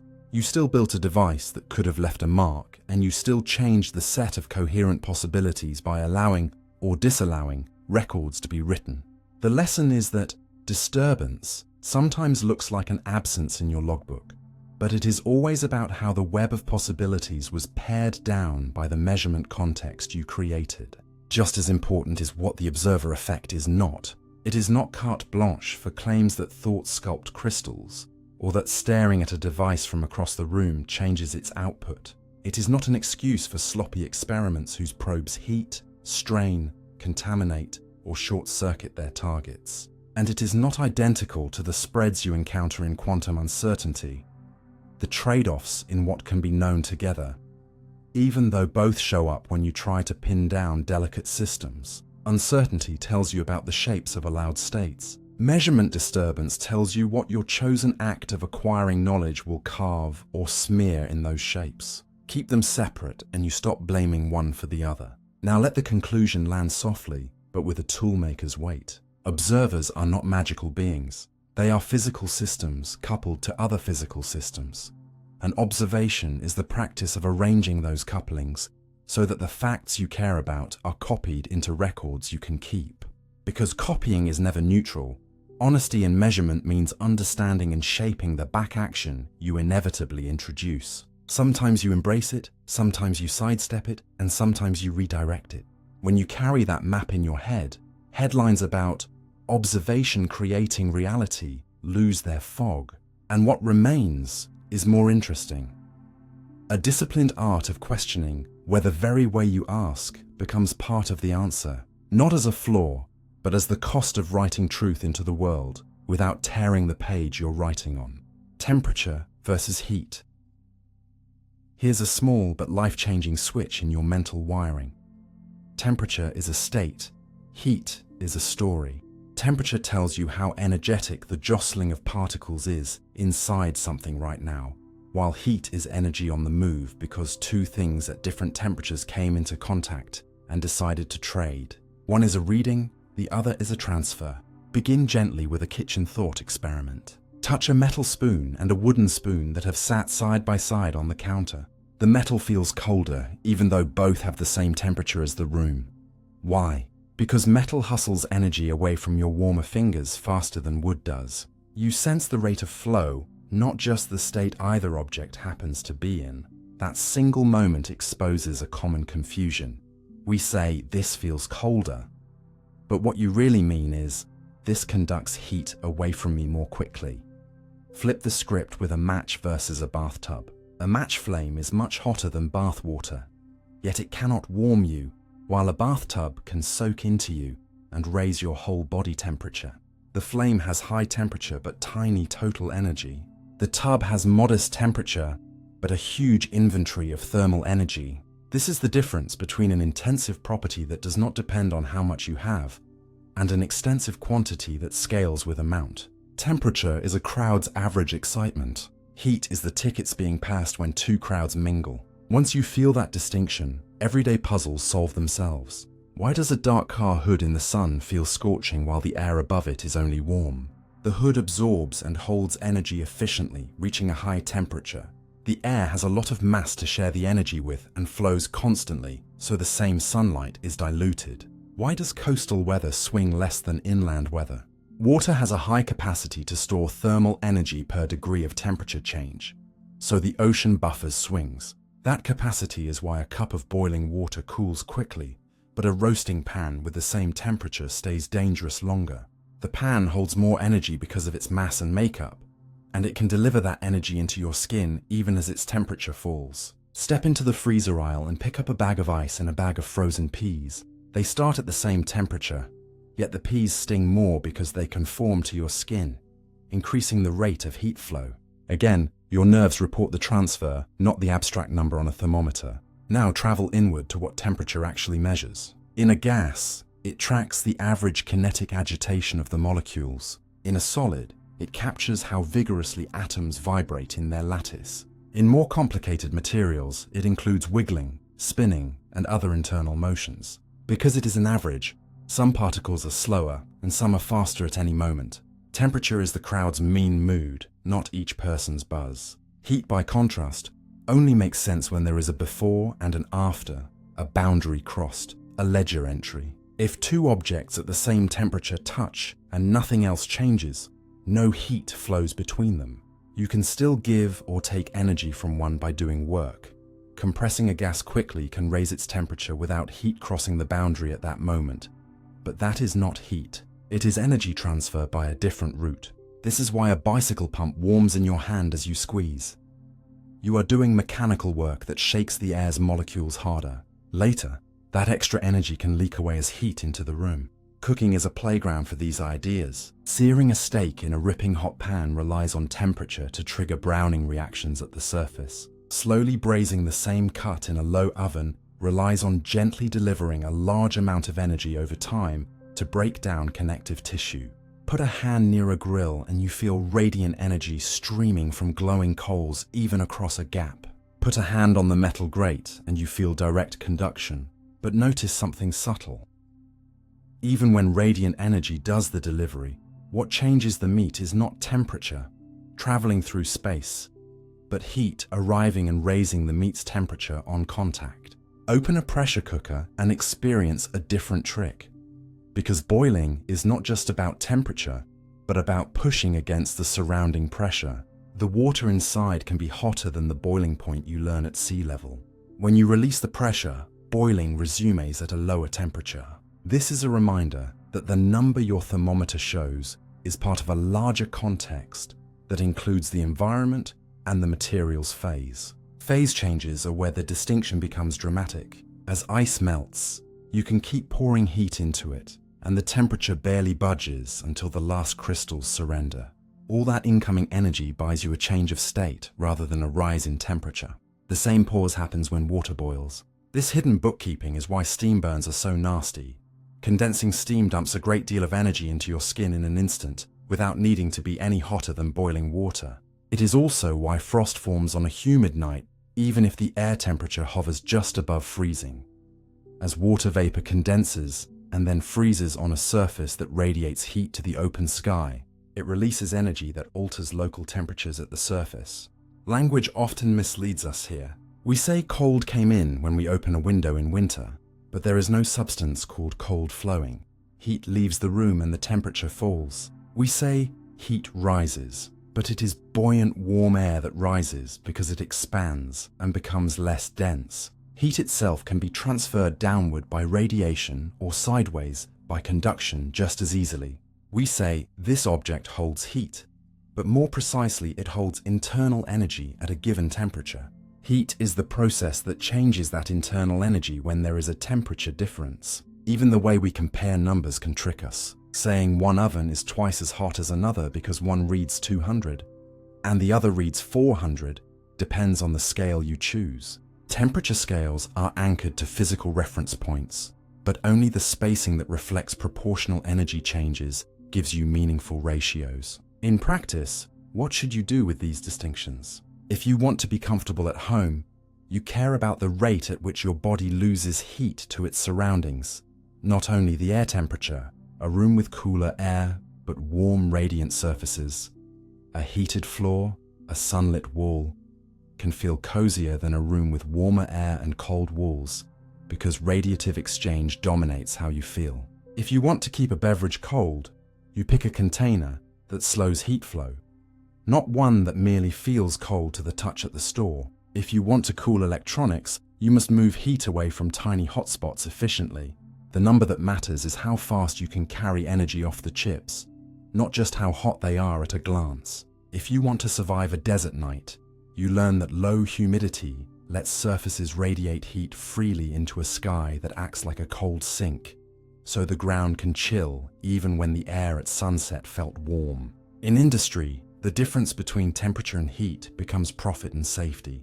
Metal workers preheat thick parts, not to change the target temperature of the weld, but to control how heat flows into and out of the joint, reducing cracking by managing gradients. Glassmakers anneal slowly to let internal stresses relax as heat is removed in a controlled way.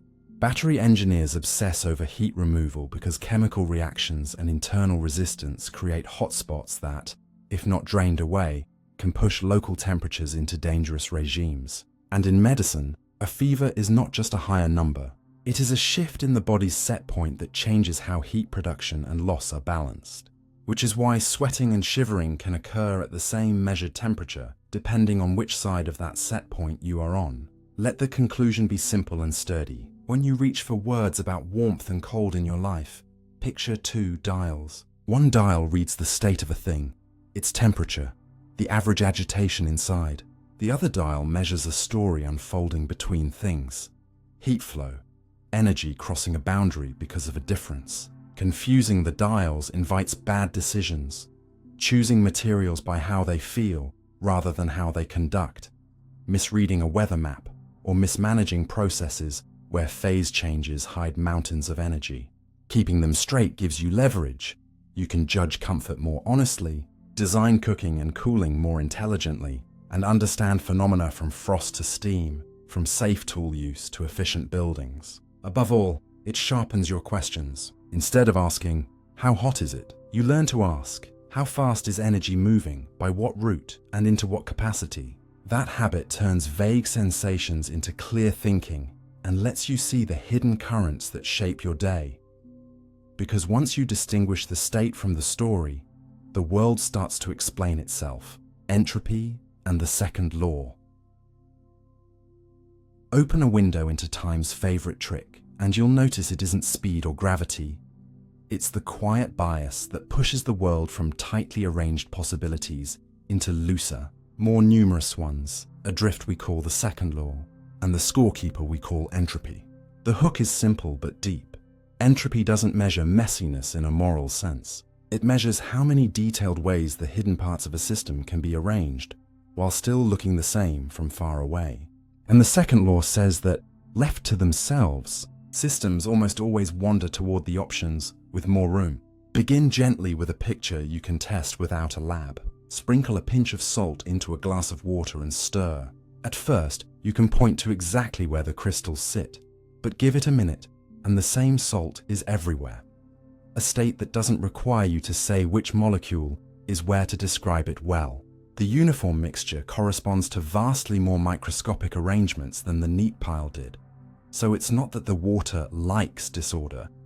It simply has more ways to be uniform than to be lumpy. Entropy is our name for that how many ways count. And the second law is the observation that when you stop babysitting a system, it tends to move into states you can specify with fewer special details, because there are more microscopic stories compatible with them. This is why a drop of perfume wafts through a room rather than reassembling itself in the bottle. Why a hot pan cools on the counter instead of sucking warmth from the kitchen. And why your coffee and cream swirl together but never unmix without help. The mixed, even, lukewarm outcomes have combinatorial weight on their side. Yet the law is subtler than the slogan, everything gets messier. If you walk into a well-organized library, its order did not violate the second law. Someone spent energy and exported entropy to the wider world to make it so, perhaps by sweating, running motors, or burning fuel that turned chemical neatness into exhaust and heat. Refrigerators do not create cold out of nothing. They move energy from a cooler interior to a warmer room by doing work, dumping extra entropy outside as warm air. Living cells are not rebels against thermodynamics. They are masters of it, feeding on energy gradients and shedding heat to keep their internal chemistry in tightly tuned, low entropy states. The law governs totals when you include everything that participates. Local eddies of order are not only allowed, they are expected whenever energy flows through a system. To understand why the bias exists at all, you have to accept a different kind of explanation than because a force pushes it. Imagine every possible microscopic arrangement as a point in a gigantic landscape.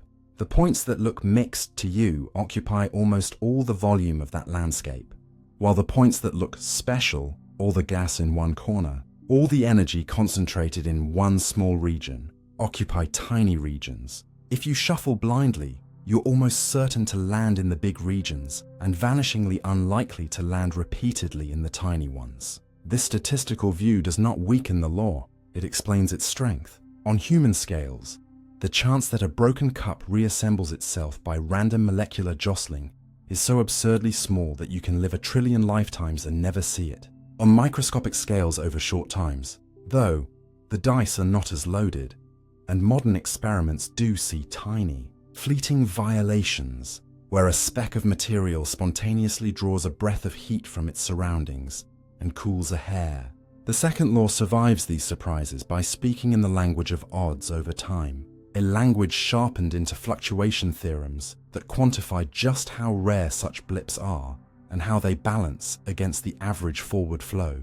This same statistical backbone solves an old riddle about demon tricks. Maxwell once imagined a nimble gatekeeper who lets fast molecules through a door in one direction and slow molecules in the other, seemingly separating hot from cold for free. For a long time, the puzzle teased us because the demon's fingerwork looked too gentle to count. The resolution is that information itself is physical. To sort and remember which molecules to admit, the demon must store bits and sooner or later erase them to keep working.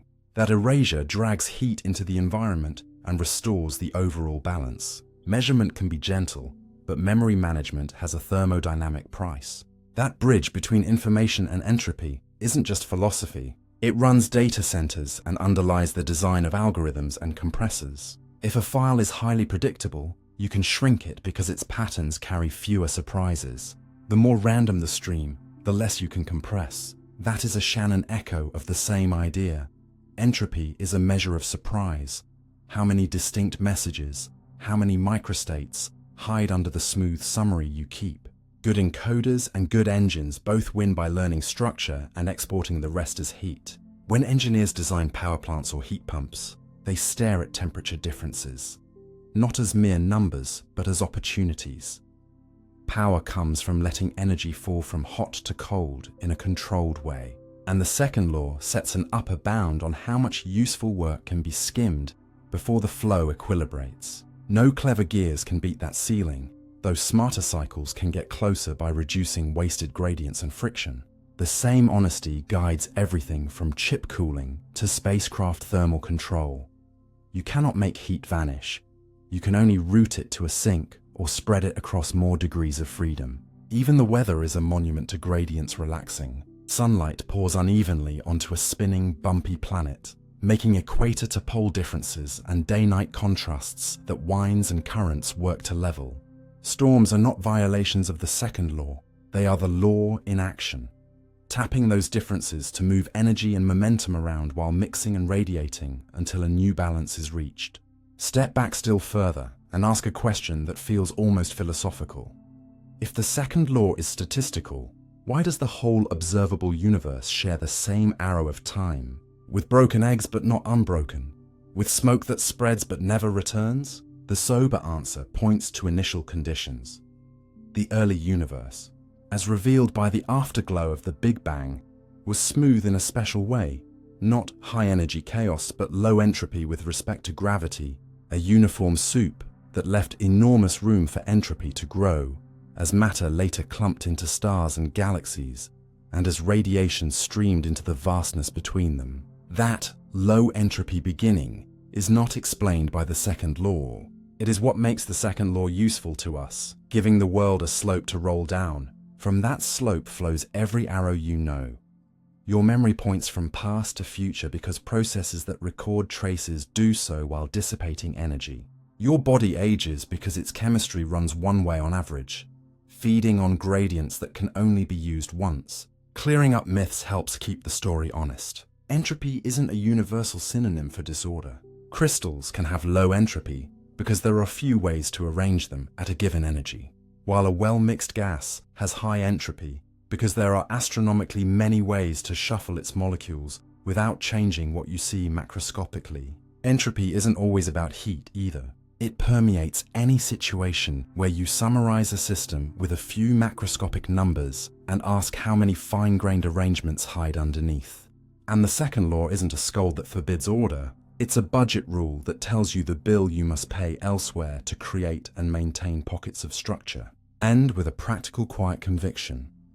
Once you learn to see the world in terms of gradients, flows, and counts of possibility, you stop reaching for magical explanations and start looking for the hidden reservoirs and the exhaust. You insulate wisely because you know comfort depends on throttling heat flow, not just dialing a thermostat. You plan processes so that energy falls where it can do useful work before becoming harmless warmth. You treat information as a physical resource that costs energy to manage, and you teach yourself to ask better questions. Not why does everything decay, but where is the gradient? What reservoir feeds this structure? Where does the entropy go? The second law then stops sounding like gloom and starts sounding like guidance. A map of what is likely, what is possible with help, and what prices are non-negotiable. So you can navigate a world that is constantly exploring its biggest rooms and, in doing so, writes the one-way stories we call time, absolute zero and zero-point energy. Picture a universe where you try to hush every vibration until the world holds its breath. Then learn the twist that even in perfect silence, there is a faint, unstoppable tremor left by nature itself. That is the story of absolute zero and zero-point energy, a pair of ideas that turn cold from a thermometer, reading into a deep limit on what reality allows, and a reminder that emptiness and stillness are never absolute. Begin gently by separating the two. Absolute zero is the temperature you would assign to a system with no thermal agitation left to remove, while zero-point energy is the residual motion that remains even if you manage that feat. One is a target on the scale. The other is a floor set by quantum rules. The third law road sign says you can approach the target as closely as you want, but never arrive by any finite sequence of steps, and that isn't a poetic flourish. It is the practical outcome of how cooling works. To cool something, you must move entropy out of it, usually by letting faster, hotter parts of its internal motion hand energy to a partner, evaporating atoms that fly away with extra kick, a bath of helium that carries heat off, a beam of light that acts like a broom, or a magnetic field you dial down so aligned spins soak up less energy. As you succeed, the remaining states available to the system thin out and pathways for further removal become rarer and slower. Valves that once drained heat freely begin to trickle, and every additional fraction of a degree costs disproportionate effort. That is why kitchens rely on ice, labs rely on liquid helium, and cutting-edge experiments use dilution refrigerators that creep to thousandths of a degree by encouraging two helium isotopes to mix in a way that sips energy from the payload. Then laser cooling rewrites your intuition further. By tuning light just below an atom's favorite color, you can make moving atoms preferentially absorb photons when they run toward the beam, and then re-emit randomly. So repeated cycles steal a little forward motion on average. Done from many directions, this turns light into a break and gathers atoms into an unusually calm cloud. With patience and clever timing, researchers go colder still by letting the most energetic atoms escape, evaporative cooling, leaving behind a quieter group, and by staging magnetic tricks that rearrange internal states to wring out a last measure of agitation. At these frontiers, materials start to behave in surprising but disciplined ways.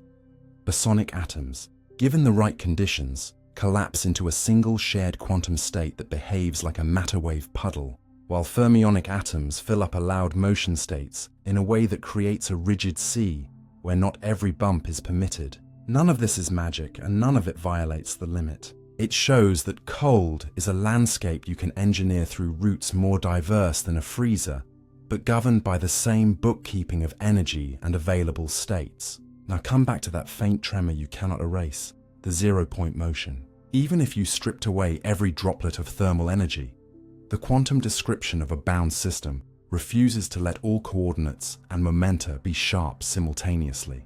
The most restful state still spreads in a way that entails a sliver of kinetic and potential energy.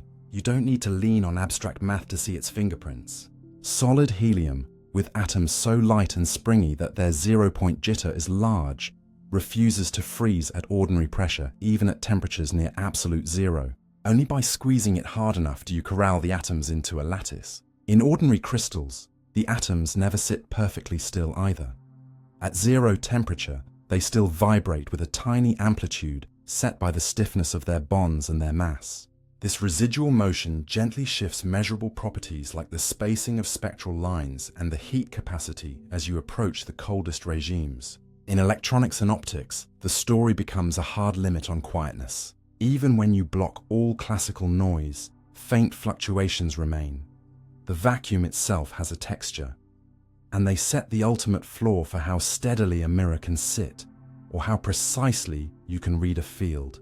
That is why experiments speak of cooling a tiny mechanical resonator to its quantum ground state, the point where only zero-point motion remains, and then shaping the way you measure, so you dump your unavoidable disturbance into a channel you choose. In the space between conductive plates placed extremely close together, certain electromagnetic modes are suppressed while others fit, and the energy tied to those modes differs slightly from the open space case. The plates feel a delicate pull known as the Casimir effect. Not because you are tapping an infinite reservoir, but because the allowed vacuum fluctuations are reshaped by the geometry. It is tempting, hearing these tales, to imagine zero-point energy as a limitless battery hidden in the fabric of emptiness. But here, sobriety matters. You cannot do work by lowering a system below its own ground state, and any scheme that claims to extract energy from that floor without supplying structure, timing, or a gradient will collapse under the first serious audit.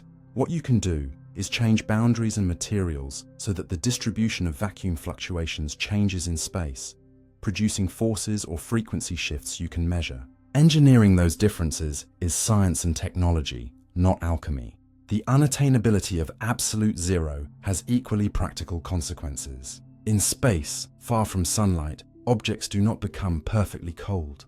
They radiate heat to the sky until their emission balances the trickle they receive from the cosmic afterglow and starlight, settling near a few degrees above absolute zero. Telescopes exploit that fact with shields and radiators to quiet their detectors enough to hear faint signals, then carry their payload the rest of the way down with active coolers that pump entropy into dedicated sinks. In the lab, every cable and bolt becomes a potential leak of heat. Every material's thermal conductivity and specific heat matters, and every junction must be designed so that the precious calm you created at the core is not spoiled by a careless path for energy to sneak back in. Even language benefits from the cleanup this topic forces. Cold is not a substance that flows in. Heat flows out and temperature falls. Empty is not a synonym for featureless. Fields with no excitation still fluctuate in ways that leave measurable traces. Stillness is not perfectly still. Zero-point motion is the gentle buzz that remains when you mute every other instrument. And unreachable does not mean useless to chase. The closer you get to absolute zero, the more sharply certain phenomena reveal themselves. Friction collapses in some materials, weak interactions become visible against the quiet, and new phases appear that would be smeared out at ordinary temperatures. So the conclusion is both humble and empowering. The coldest possible world is a direction you can approach with ingenuity, but never a place you can stand. And the quietest possible state is not a dead stop, but a precisely defined whisper. Understanding those limits doesn't box you in. It gives you handles. It tells you which cooling routes are worth building, which measurements can be sharpened by changing the environment rather than the device, which effects belong to boundaries rather than to mystical energy vaults, and which slogans to retire in favor of the deeper sentence.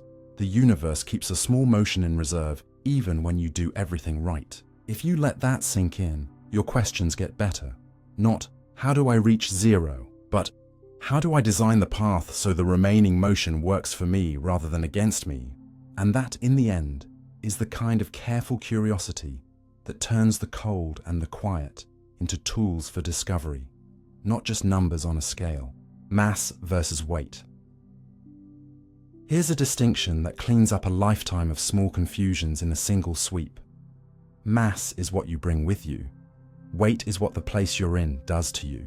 Mass measures your inertia, how stubbornly you resist being sped up, slowed down, or turned, while weight is the local pull or pushback that a gravitational environment and your support surfaces conspire to exert on you.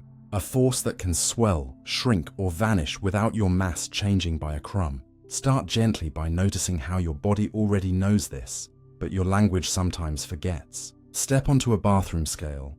What it shows is not your mass, it's how hard you are pressing on its springs. Lean on the sink and the reading drops. Ride an elevator that starts upward and the reading briefly jumps. Drift downward as it slows at the top and the number dips. Those swings are changes in weight, force on the scale, not in mass. Now picture a different kind of scale. A balance with two pans. Put yourself on one side and a stack of standard objects on the other, and adjust until both sides hang level. That comparison works on Earth, the Moon, or in a spaceship because it doesn't care about the absolute pull. It only compares inertia, the side that's harder to accelerate wins, and that property, mass, travels with the object. Astronauts actually measure mass in orbit with inertial balances that time the wobble of a spring-mounted seat. You strap in, the device gives a small push, and your resistance to being jiggled, your inertia, sets the period. No gravity required. Once you feel this difference in your bones, everyday puzzles stop being puzzles. Why do you weigh less on the equator than at the poles? Two reasons conspire. You are a hair farther from Earth's center. Gravity weakens with distance, and the planet's rotation makes you trace a wide circle each day. So a tiny part of the pull is spent curving your path, leaving less for the scale to report. Same mass, slightly lower weight. Why do you feel lighter in a swimming pool? Because buoyant force pushes up on you, partly cancelling the pull. The scale at the bottom of the pool would read your apparent weight, your true weight minus buoyancy, even though your inertia hasn't budged. Why does a freight elevator's safety test spin the needle so wildly? Because weight isn't just what gravity does, it's what gravity and supports together do. And when the floor accelerates, your apparent weight can be higher or lower than the calm value, sometimes dramatically so. Ride a roller coaster and your mass stays calm while your weight yo-yos, explaining the gut-deep difference between crest and trough. The geography of Earth adds more texture. Take a sensitive gravimeter on a road trip and you'll watch weight quiver by a few parts per thousand as you move over mountains, extra rock beneath your feet, above dense crust or lighter basins, to higher altitude, weaker pull, and across latitudes, rotation's outward nudge varies. Engineers and surveyors map these variations to understand groundwater, ore bodies, and tectonic structures. None of that relocates a single molecule in your body. It only adjusts how strongly the local world tugs on you. Go underground and your weight decreases as you descend, because some of the planet's mass is now above you. At Earth's center, weight would be zero, not because mass is gone, but because pulls from all directions cancel. Switch worlds and the contrast becomes visceral. On the moon, you weigh about a sixth of what you do on Earth, but carry your full mass. Try to sprint, and your legs barely find purchase. You launch easily, but you can't change direction or stop any quicker than your mass allows. And tools still feel heavy to swing because heavy to swing is an inertia statement. Drop a wrench and it falls lazily. Fling it sideways, and it cruises farther than your Earth-trained instincts predict. On Mars, your weight is a third of Earth's, so a backpack bites your shoulders less. Yet clumsy loads still strain your arms when you try to heave them into motion. A useful thought check. If your spacesuit's mass doubled overnight, you would struggle to get moving even on the moon. If lunar gravity doubled, you would push harder just to stand. But once running, you'd still wrestle the same inertia to turn. In orbit, misconceptions multiply because we use the word weightless. Astronauts are not beyond gravity. They are soaked in it. They float because vehicle and crew are in continuous freefall together, perpetually turning around the planet. There's no support force pushing back on their feet, so they register no weight. Yet their mass is fully present and obvious whenever they try to shove a cabinet or stop a spinning body. This is why spacecraft interiors velcro everything down, not to fight gravity, but to give mass something to push against so people can control it. Even in this calm ballet, subtle weight returns whenever thrusters fire or a robotic arm moves a payload. The vehicle's structure supplies a support force for a moment, and objects weigh again in that tiny artificial gravity. The distinction governs safety and design. A rooftop needs to withstand the weight of snow, which depends on the local gravitational pull and how buoyant the air makes the pile, not just the mass of snow. A pressure gauge in a fluid reads out the weight of the fluid above per unit area. Move the same fluid to a world with weaker gravity, and the gauge will drop, even though the fluid's mass and density are unchanged. Industrial scales must be calibrated for location. Ship a spring scale from Paris to Quito, and it will quietly lie unless adjusted, while a balance stays honest. In athletics, people sometimes conflate the ease of lifting weights at altitude with feeling lighter. The barbell's weight is slightly lower, yes, but sprinting still taxes your mass, and throwing form still fights inertia. In medicine, body mass index is, rightly or wrongly, tied to mass, not weight. Your lab analyzer is essentially a tiny inertial balance, sometimes literally. In shipping and fuel planning, rockets and aircraft care about mass, how much they must accelerate, and weight, how much wing or thrust must oppose gravity in different ways. A plane lifting off at Denver needs slightly less lift force than at sea level to support the same mass, because gravity is marginally weaker, but it still needs to accelerate the same mass down the runway. And the thinner air complicates both stories. Even climate science keeps them separate. Weight of water shapes pressures and circulation. Mass of greenhouse gases shapes concentrations and reactions. The psyche of language matters here because sloppy words breed sloppy thinking. We say I weigh 70 kilograms, which is a category error. Kilograms are units of mass. Your weight is a force that in everyday Earth life happens to be proportional to your mass, with a conversion set by local gravity. Better is to say my mass is 70 kilograms, and on Earth I weigh about, and then give the force. Or simply keep speaking in mass when you talk about yourself and let instruments translate to the local pull. This isn't pedantry, it guides choices. If you want to know whether a drone can lift a payload on a high plateau, check weight capacities at that altitude. If you want to know how hard it will be to stop the drone in a gust, think mass. If you want to build an exercise device for a lunar base, don't fool yourself with lighter plates. Design resistive machines that challenge the same inertia your muscles evolved to handle. If you want to compare diets, compare body mass changes, not morning scale readings swayed by hydration and local gravity variations. And if you want to build scales that work anywhere, build balances that compare inertia or devices that time oscillations, not springs that assume a particular pull.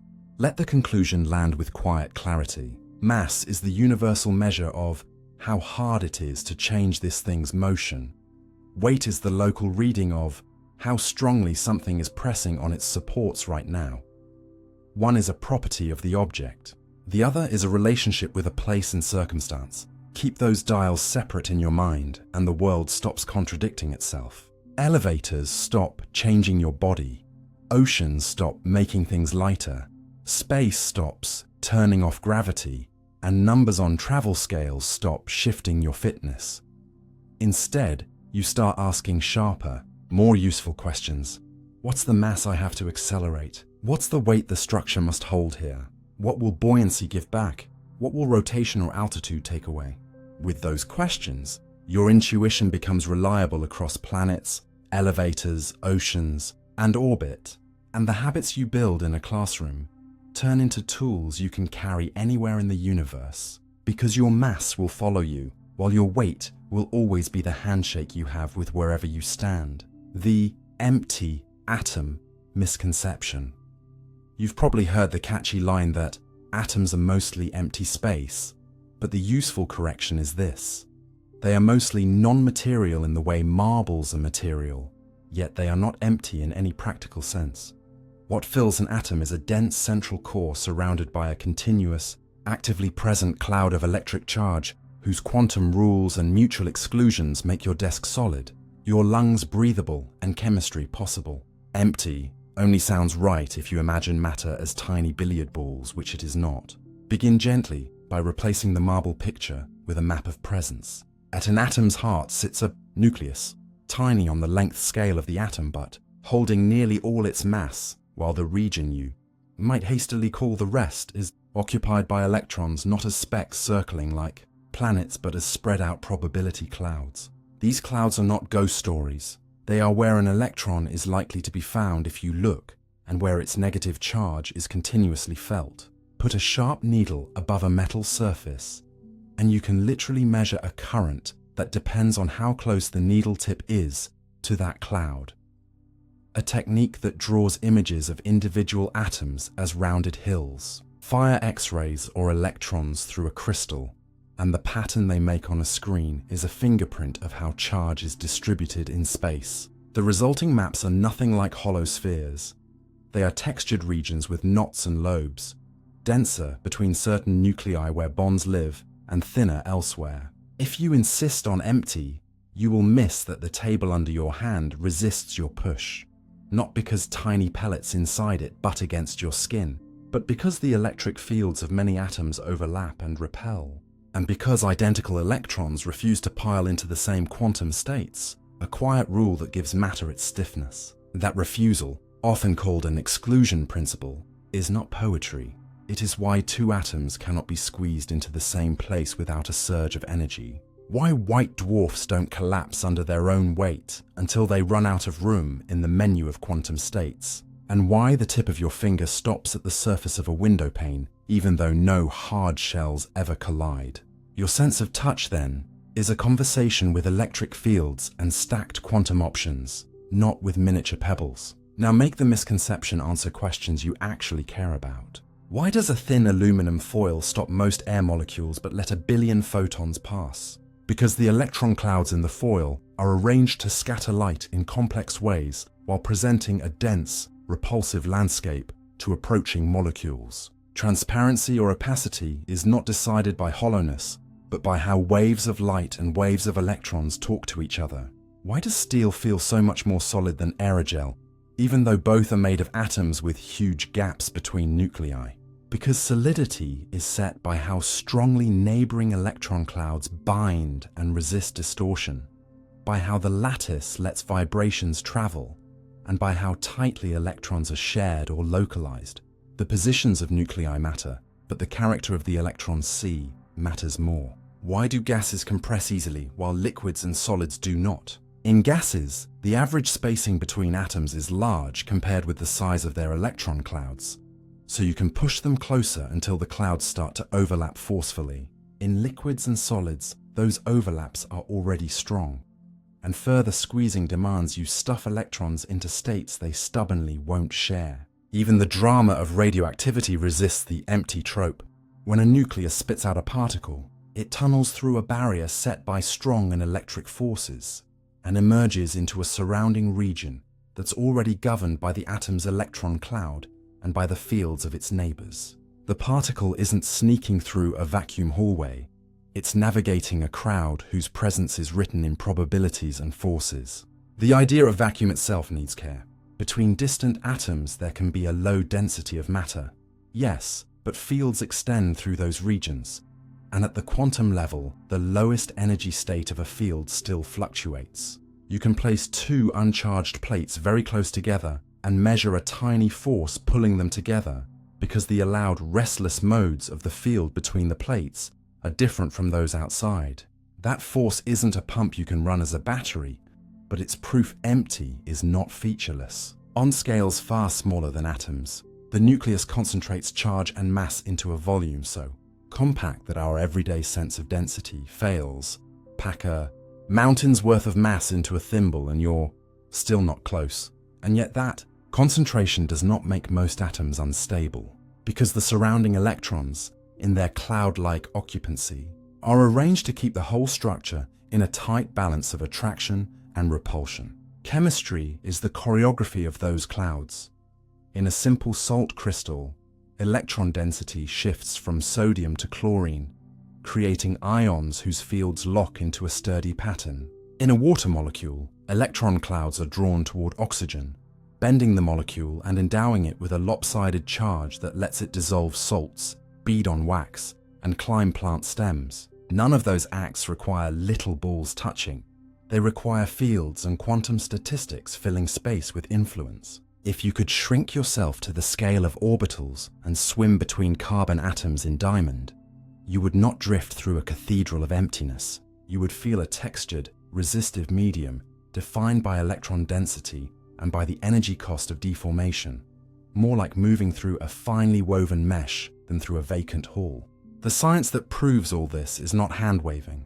It's in the devices you use and the images you can find. Scanning probe microscopes map surfaces atom by atom precisely because the in-between is active. Electron microscopes focus waves of matter to resolve features far smaller than light can, because atoms present rich, extended scattering potentials to those waves. Spectroscopy reads the exact energy differences between allowed electron states. Those differences would not be so precise and reproducible if the space inside atoms were irrelevant. Even the sounds of solids, their specific pitches of vibration, are set by how easily electron clouds allow atoms to tug at one another, a property engineers exploit when designing materials that deaden or carry sound. Clear up one last tangle that the empty phrase worsens. Mass is mostly concentrated in the nucleus, yes, but what you experience as massiveness in daily life includes how strongly the electron sea resists acceleration and deformation when forces are applied. That's why two materials with similar atomic masses can feel very different under your hand. So let the conclusion be quietly firm. The empty atom slogan is a relic of a picture we've outgrown. Atoms are spacious compared with their nuclei, but space is not nothing here. It is a region saturated by fields, probabilities, and rules that never switch off. When you press on a tabletop, you are engaging those fields and those rules, and they answer with steadiness. When you breathe, the gaps between molecules let them flow, but the shapes of their clouds make them stick in just the right ways to carry oxygen and release carbon dioxide. When you look through glass, you're not peering through a lattice of holes. You're seeing the outcome of a precise agreement between the frequencies of light and the ways electron clouds in silica can be shaken. Trade the hollow metaphor for this richer picture, and the world becomes more honest. Solidity without pellets, structure without bricks, influence without contact. A universe where what fills space is not little stones, but the continuous presence of fields and the disciplined, statistical logic of quantum states that make empty the least interesting word you could pick. Cosmic expansion. Start with a picture that refuses to sit still. You look up at the quiet night and imagine a calm, fixed vault.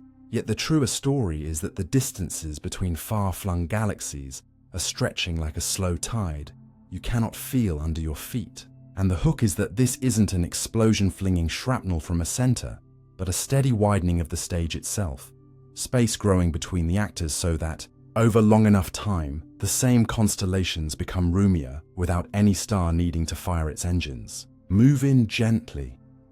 If you were to paint dots on a stretchy fabric and pull the cloth evenly, each dot would see every other dot drift away, and the farther the partner dot, the faster it recedes. No dot lives at a privileged center. Every dot can claim the same view. Astronomers read that widening directly in light that arrives stretched toward redder colors, a telltale sign that waves emitted long ago have spent millions or billions of years surfing a changing sea. The lengthening is not from the source plowing through a medium like a motorboat, but from the waterline itself rising while the boat coasts. That's why you can speak of galaxies receding faster than any particle could ever travel through local space without breaking the universal speed limit, because nothing is outracing light in its own neighborhood. It's the cumulative growth of distances over vast spans that makes far shores slip away faster than a single beam can bridge. Push a layer deeper. The idea that everything is moving away from a point invites the wrong questions about where the center is or what's outside the edge. The honest answer is that the map we use simply doesn't include a central pin. The space we occupy is, on large scales, uniform enough that every vantage tells the same broad story, and outside isn't part of the description, like asking what's north of the North Pole. The beginning we call the Big Bang wasn't a firecracker in pre-existing emptiness. It was a hot, dense early phase of the whole region that would become our observable universe, a time when light couldn't travel far before being scattered, when matter and radiation were tightly coupled, and when the expansion was so rapid that any small patch of initial irregularity was smoothed. Only after things cooled and thinned did light decouple from matter, leaving behind a faint afterglow we can still detect today as a nearly uniform bath across the sky. That afterglow is not mood music. It's a timestamp. Its tiny ripples sketch the seeds from which galaxies later grew, and its overall color tells you how long the universe has been cooling and widening since that early fog lifted. From your perspective, this widening has two practical consequences that tangle intuition. First, distance becomes a family of meanings. There's the stretch today between you and a far galaxy, the stretch that held when its light left, and the path that light actually traversed while the gap grew under it. Those numbers are not identical, so phrases like, "How far away is it?" demand context. Second, "How long ago?" and "How far?" stop matching the way they do on Earth. A galaxy whose light took 10 billion years to arrive may now stand much farther away than 10 billion light years, because the stage expanded during the beam's journey. None of this is hand-waving. It's what the data say when you stack them patiently. Certain exploding stars act as mileposts because their intrinsic brightness follows a pattern.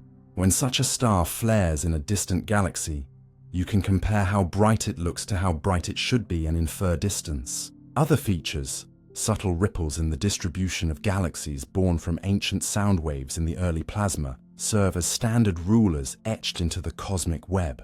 By lining up these mileposts and rulers at many epochs, you reconstruct the expansion history the way a tree's rings tell you about seasons.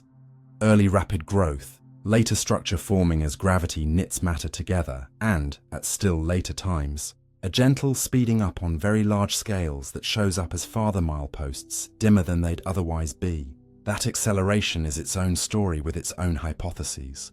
But you needn't repeat them here to learn the central lesson about expansion. The universe changes size in a measurable way, and we can track that change with light as our courier and distant structures as our markers. Now clear two stubborn misconceptions that hide in ordinary language. First, cosmic expansion doesn't pry apart bound systems. Your lungs don't swell with the universe. Planets don't spiral from their stars. And galaxies don't tear themselves to shreds on account of the large-scale trend. Local structures are held together by gravity, by electromagnetic bonds, by the lattice forces of solids, by dynamics that easily overpower the almost vanishing tendency of the metric to grow on those scales. The expansion is a property you feel only when you compare very distant, unbound regions over very long times. It is a background rhythm, not a local breeze. Second, the dark of the night sky needs no mysterious absorber to explain why the heavens aren't ablaze with starlight in every direction. The finite age of the universe means there hasn't been time for light from arbitrarily distant places to reach us. and the expansion of space itself stretches the energy of old light into colder, redder hues, so that what would have been a crowded glare becomes a cool, thin bath. Those two facts, limited look-back time and redshifting, are enough to resolve the ancient puzzle of why the night is dark. Turn next to horizons, a word that deserves respect because it speaks to limits on what any observer can know.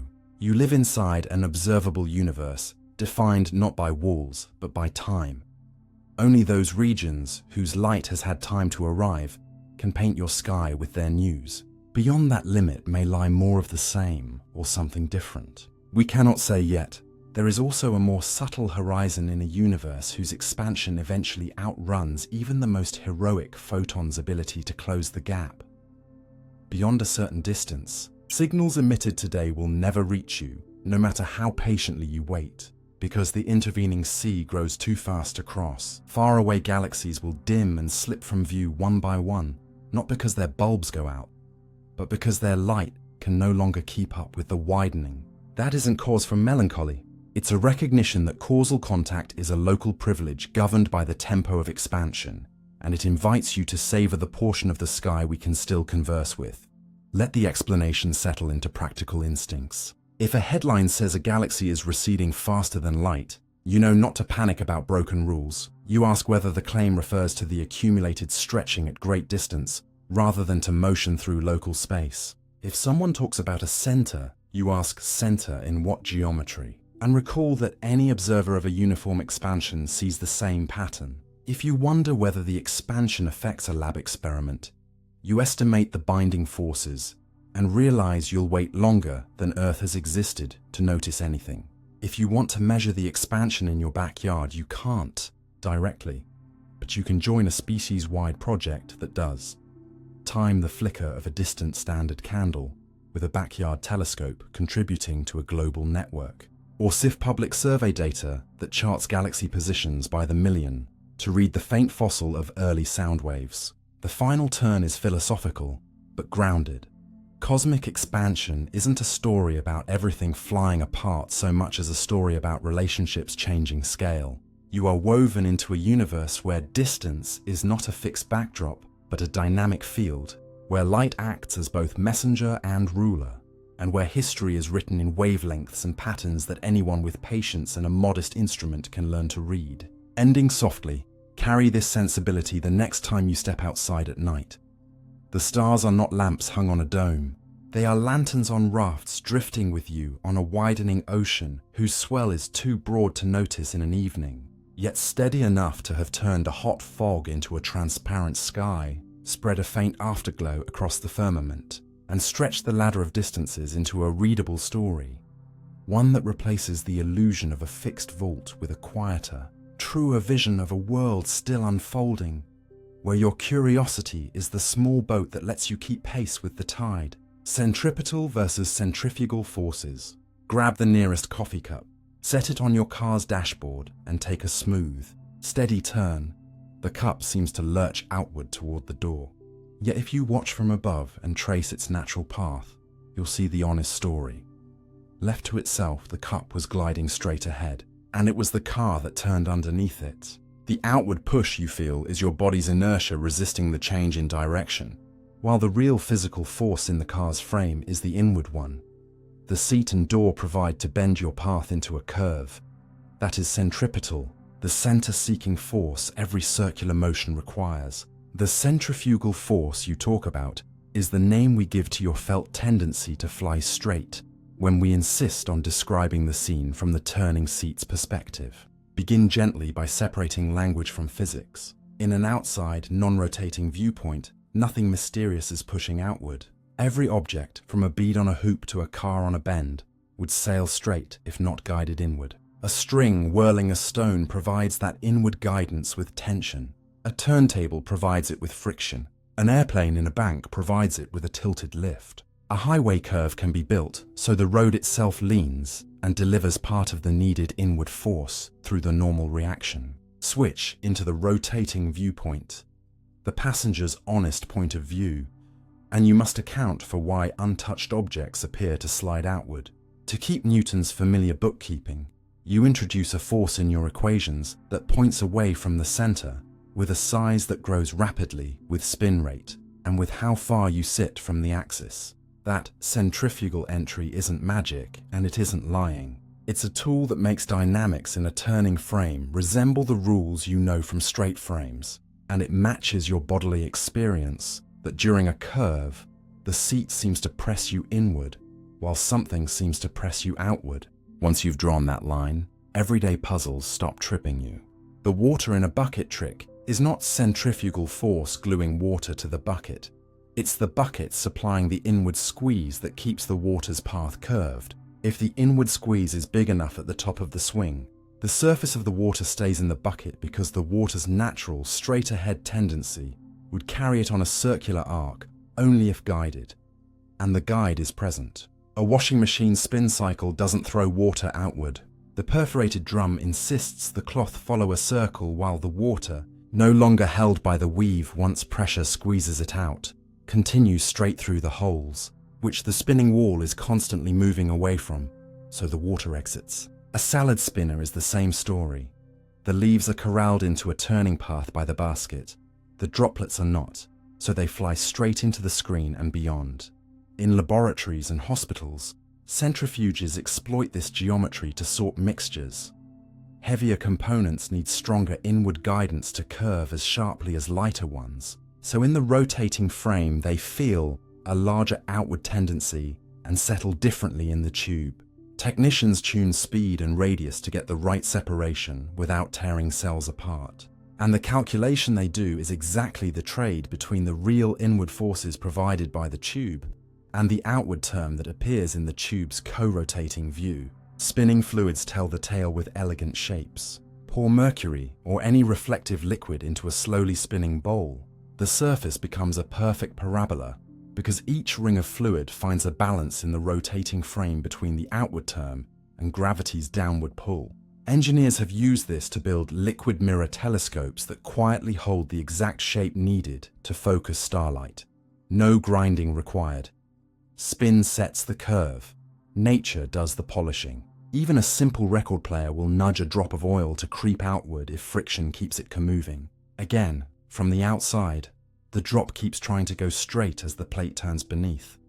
But in the plate's frame, you summarize that straight-ahead stubbornness as a centrifugal drift. Now look at roads, where design either works with these forces or fights them clumsily. On a flat curve, your tires must supply all the centripetal grip, and if that grip is low, wet leaves, dust, worn rubber, you slide outward relative to the car because the inward force available is not enough to bend your path as tightly as the lane demands. On a banked curve built for a particular speed, the road's tilt redirects part of the normal force inward, so you need less friction. Drive at the design speed, and your car can round the bend with almost no sideways tire strain. A calmer, safer balance, because the inward force comes for free from geometry. Pilots use the same idea in the sky. By banking the wings, they tilt lift inward to generate the centripetal guidance for a turn, trimming the load on the tail and keeping passengers from skidding across seats. The difference between real and apparent also matters in machines and safety gear. A rotating machine parts company with bolts, not because a mythical outward hand pries them loose, but because the bolts must supply the inward tie for every tiny chunk of metal. If the required inward force exceeds their strength, the pieces will depart along near straight paths, which in the machine's co-rotating frame looks like being flung outward. That is why designers calculate the stresses from rotation so carefully, and why shields around turbines matter. Parts that fail do not fall inward. They sail straight into whatever happens to be in the way. Seatbelts and harnesses save lives for the same reason. During a sudden swerve, your body tries to keep its straight path. The belt provides the needed inward force smoothly and over a larger area, rather than leaving the dashboard or door to deliver it abruptly at your ribs. The line between centripetal and centrifugal also teaches subtler lessons about motion sickness and artificial gravity. A rotating habitat can press resonance against the outer rim, creating a steady contact force that, in the habitat's frame, feels like weight. But the devil is in side effects. turn your head or move an arm, and cross-couplings with another bookkeeping term in turning frames, the Coriolis effect, can make motions feel twisted and sloshy. Engineers trade off radius and spin rate to keep the centrifugal weight steady while taming those disorienting cues. Even architecture feels the tug. Circular observation towers that rotate slowly must be careful about friction between floors and furniture, so visitors don't experience creeping drifts that their inner ear doesn't endorse. Clearing myths sharpens judgment. Centrifugal force throws mud off tires sounds fine in casual speech, but it hides the mechanism you need to think about when fixing the problem. The tread supplies centripetal guidance to the rubber.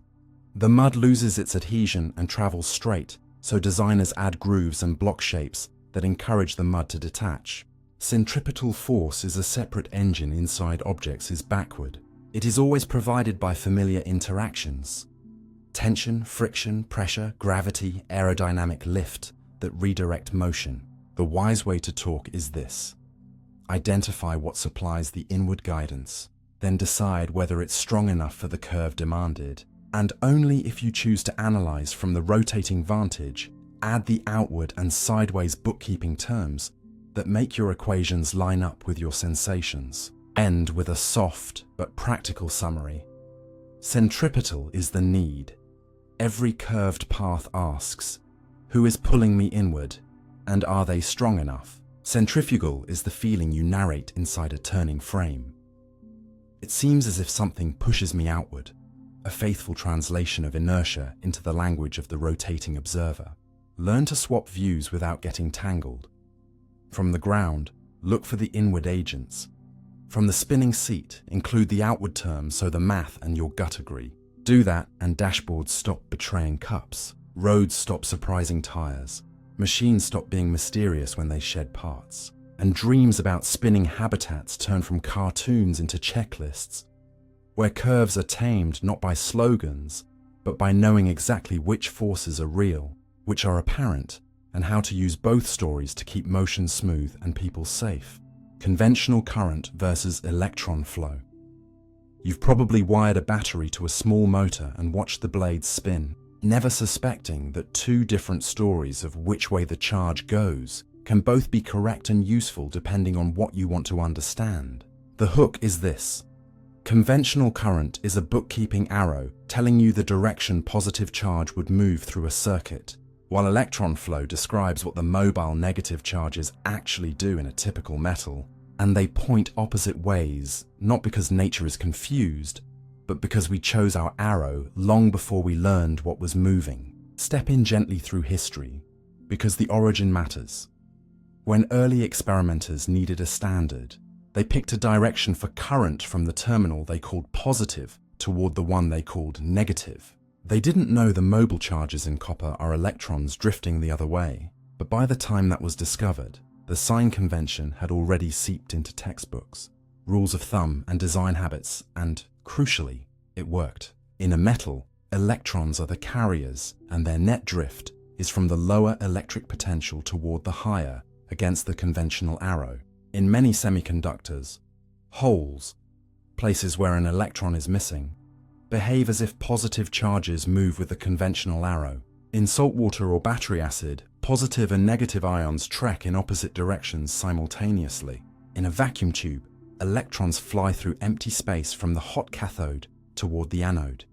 Yet we still draw the current arrow from anode to cathode because it's defined as the flow of positive charge. This is the first clarifier. Current is not a pledge about which particle moves. It's a signed rate of charge passing through a surface.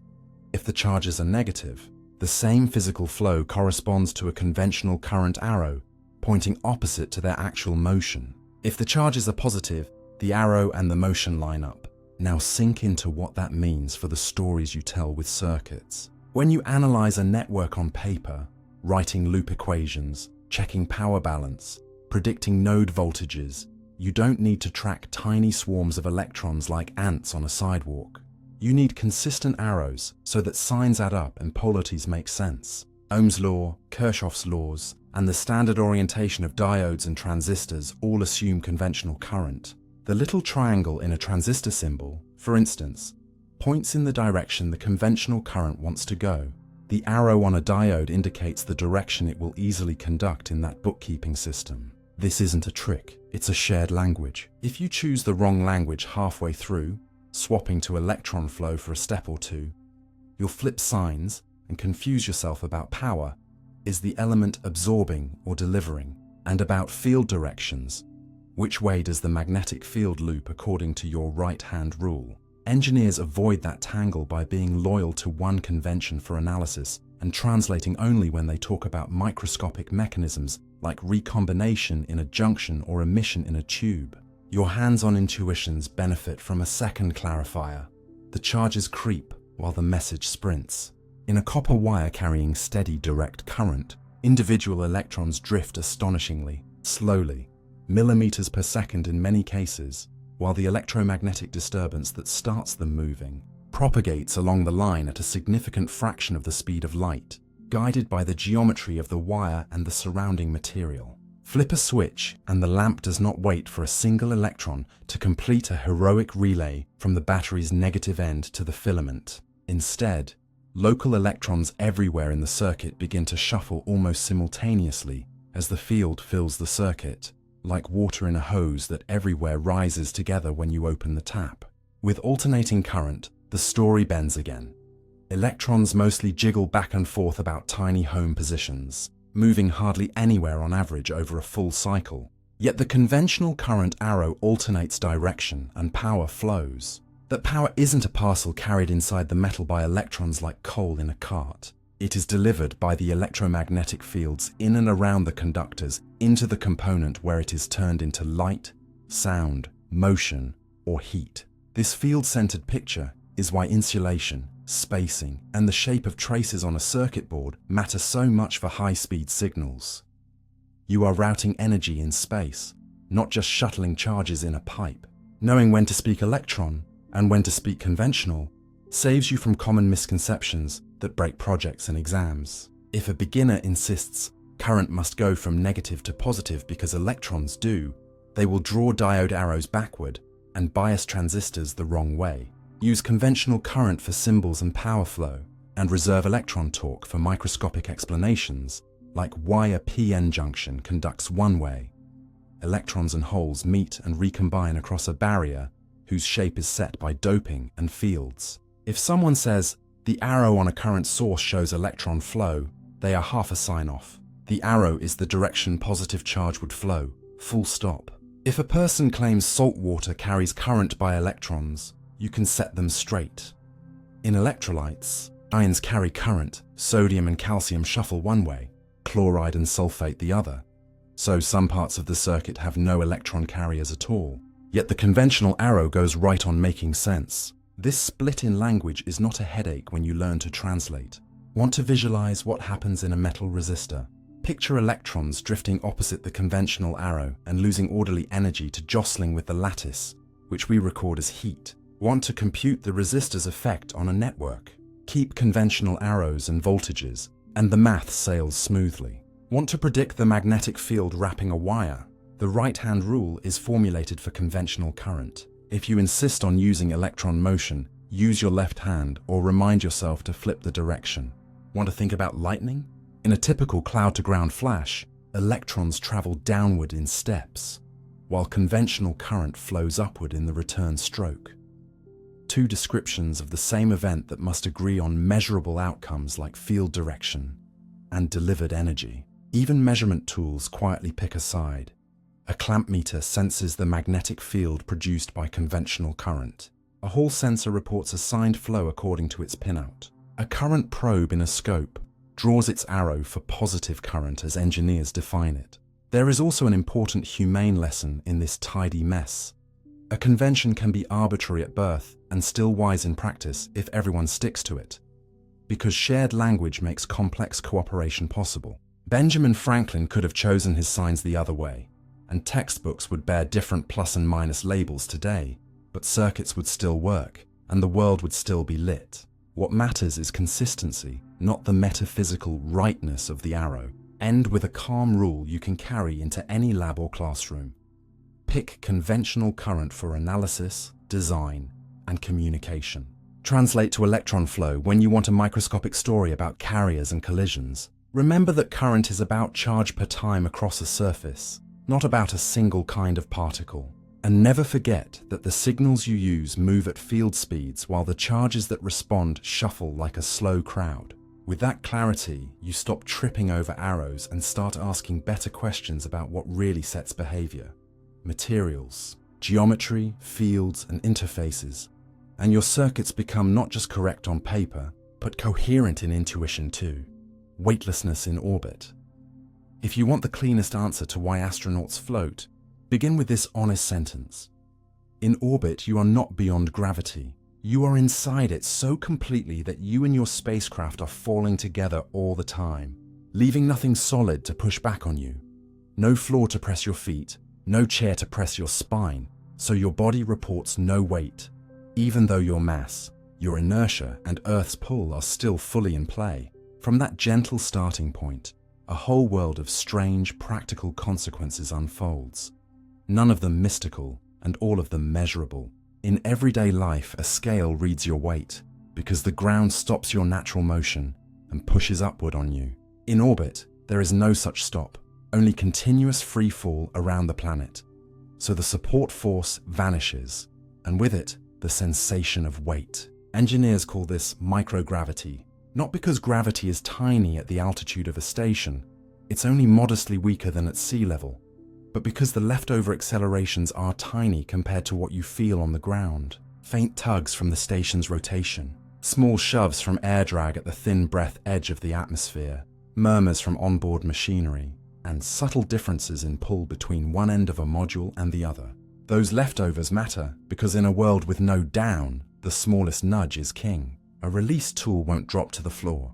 It will hang where you let go, and then drift with the gentlest air currents until a fan or a hand corrals it. A crew member's sneeze provides enough push to send them gliding across a module. A camera bump can start a slow tumble that continues until someone deliberately stops it by grabbing a handhold and trading momentum with the structure. Everyday tasks become negotiations with inertia. Two astronauts moving a large box must plan their motions so they don't push themselves apart like skaters. Turning your head quickly makes your whole body rotate in the opposite sense, unless your feet are anchored. None of this means your mass is gone. It means mass is all you have left once weight has been peeled away. And you feel that during every attempt to start or stop something. The physics of fluids flips its script in this setting. On Earth, warm air rises and cool air sinks because gravity sets up convection. In orbit, air doesn't sort itself that way. So exhaled carbon dioxide can linger as an invisible pillow around your face unless fans constantly mix the cabin. That is not a trivia fact. It's a life support constraint. So designers thread ducts and fans everywhere to keep fresh air moving to every sleeping bag and workstation. Water beads into floating spheres. Not because it prefers round abstractly, but because surface tension wins when buoyancy no longer pulls heavier bits down and lighter bubbles up. That's why drink pouches have straws and valves, and why spilled coffee becomes a herd of shiny beads you must chase with a towel. Even fire changes character. Without an upward draft, a candle-sized flame becomes a dim, round glow, limited by how fast oxygen diffuses in. Flames smolder and meander rather than leap, so smoke detectors and fire procedures must be tuned for a slower, stranger burn. Heat itself has to be shepherded differently. With no free convection to carry warmth off surfaces, electronics rely on conduction into radiators and on fans to push air across fins. The station's big external panels are not ornament. They're the only way to throw excess heat into space as light. Manufacturing reveals new avenues that the ground hides. Pour a molten alloy on Earth and gravity drags heavier atoms downward and lighter ones up. In microgravity, those buoyant flows vanish, letting researchers solidify metals with fewer segregations and build foams and composites with more uniform structure. Protein crystals, used to determine molecular shapes for drug design, can grow larger and cleaner because sedimentation and convection don't shear them. This isn't science fiction. It's why experiments keep returning to orbit with trays of carefully prepared proteins and cameras ready to map their growth. Granular materials, powders, beads, soils, rearrange in surprising ways without the bias of weight pulling them into arches or heaps, revealing pure contact physics that helps engineers model how powders flow in factories, or how regolith behaves on small asteroids where gravity is a whisper. Even the way bubbles behave in boiling liquids has to be relearned. On Earth, bubbles rise and depart. In orbit, they cling and coalesce, sometimes smothering heaters unless designs encourage them to slide away. Human bodies tell their own careful truth in this environment. On the ground, your fluids settle toward your feet. In orbit, they redistribute evenly, so faces puff a little and legs thin, a shift that can push on the eyes and change vision for some crew members. Bones and muscles that usually fight gravity get a long holiday, and you pay for it with loss unless you exercise hard every day. That's why orbiting stations are gyms disguised as laboratories, treadmills with harnesses to hold people down against the belt, resistance machines that mimic heavy lifting, and bikes with careful constraints so workouts load hips and spine as home life would. Without that, returning to Earth would mean sore hearts and fragile skeletons. The inner ear, which uses tiny floating crystals and fluid to sense acceleration, can be confused at first. The mismatch between eye and ear creates a particular nausea that many astronauts feel in their early days aloft. And crews adapt with both medicine and patience until their brain rewrites up and down in room-centered, not gravity-centered terms. That adaptation spills into how they live. There is no floor, so storage labels face every which way. Ceiling lights are more about camera exposure than about a sky, and sleeping bags attach to walls or ceilings with equal comfort. Kitchens become pantries of pouches and warmers, and crumbly foods are banished because free crumbs clog filters and hide in instruments. The romance and the risk show up together during rendezvous and docking. In orbit, relative motion is slippery. To approach something ahead of you, you do not point and thrust straight at it, because any thrust changes your orbit into a path that may make you drift above or below instead. Instead, crews and autopilots follow patient arcs that trade altitude for speed and align planes and phases until soft capture latches meet. Meanwhile, the weightless masses of ships still carry momentum. A gentle nudge can deform structures or set up oscillations if not planned carefully. The fine art of berthing a cargo vehicle with a robotic arm is a ballet of slow motions and well-damped captures, not a heroic grab. Those same dynamics make free-flying robots handy. They can nudge themselves around with tiny fans or jets to ferry tools and inspect the hull, all while respecting the rule that in this realm, every push is a promise to drift until something cancels it. The concept of artificial gravity, spinning a habitat so the structure supplies a steady inward push, shows how deeply weightlessness is about supports, not about distance from Earth. Spin provides contact force at the rim that feels like weight, but it brings its own side effects. Turn your head and you feel sideways swirls from the Coriolis effect. Pour water and it curves in surprising paths. Play catch and the ball's arc defies playground instincts. Designers who dream responsibly trade larger rings and slower spins to keep those side effects small. And until such vessels fly, crews live in authentic microgravity and make its quirks their daily craft. For those of us on the ground, weightlessness is not only an orbital privilege. Drop towers provide a few seconds of it for experiments sealed in packages. Aircraft fly special arcs that give half a minute of float for training and filming. Laboratories hang pendulums on long lines to study the gentlest interactions without the bias of weight. But only in orbit does the experience become continuous. And only then do all the second-order truths show themselves. Fans as lungs, straps as gravity, handrails as sidewalks, Velcro as glue, checklists as safeties against drifting minds in drifting rooms. The closing thought is both calming and exact. Weightlessness is not a switch that turns gravity off. It is a change in relationship, a removal of the pushback that defines weight on Earth. And once you accept that, everything you see on a space station stops being a magic show and becomes a manual. How to breathe when air won't rise, how to drink when water won't fall, how to heat when convection sleeps, how to steer when every tap becomes a glide, how to stay healthy when your body's usual opponent is missing. Learn those lessons, and the image of astronauts drifting ceases to be a postcard and becomes a blueprint for living where down is not given to you, but built patiently into the walls, the routines, and the quiet choreography of hands guiding mass through a world without weight. Superconductivity limits. Imagine a wire so perfect that a pulse of current could circle it forever without fading, and then let the essential correction land. Superconductivity is not a blanket magic trick, but a fragile state with clear, measurable limits of temperature, magnetic field, and current, beyond which the spell breaks and ordinary resistance returns in a rush. Learning those limits is how you move from headlines to hardware. Begin gently with what super means in practice. When a material cools below its transition point, two things happen together.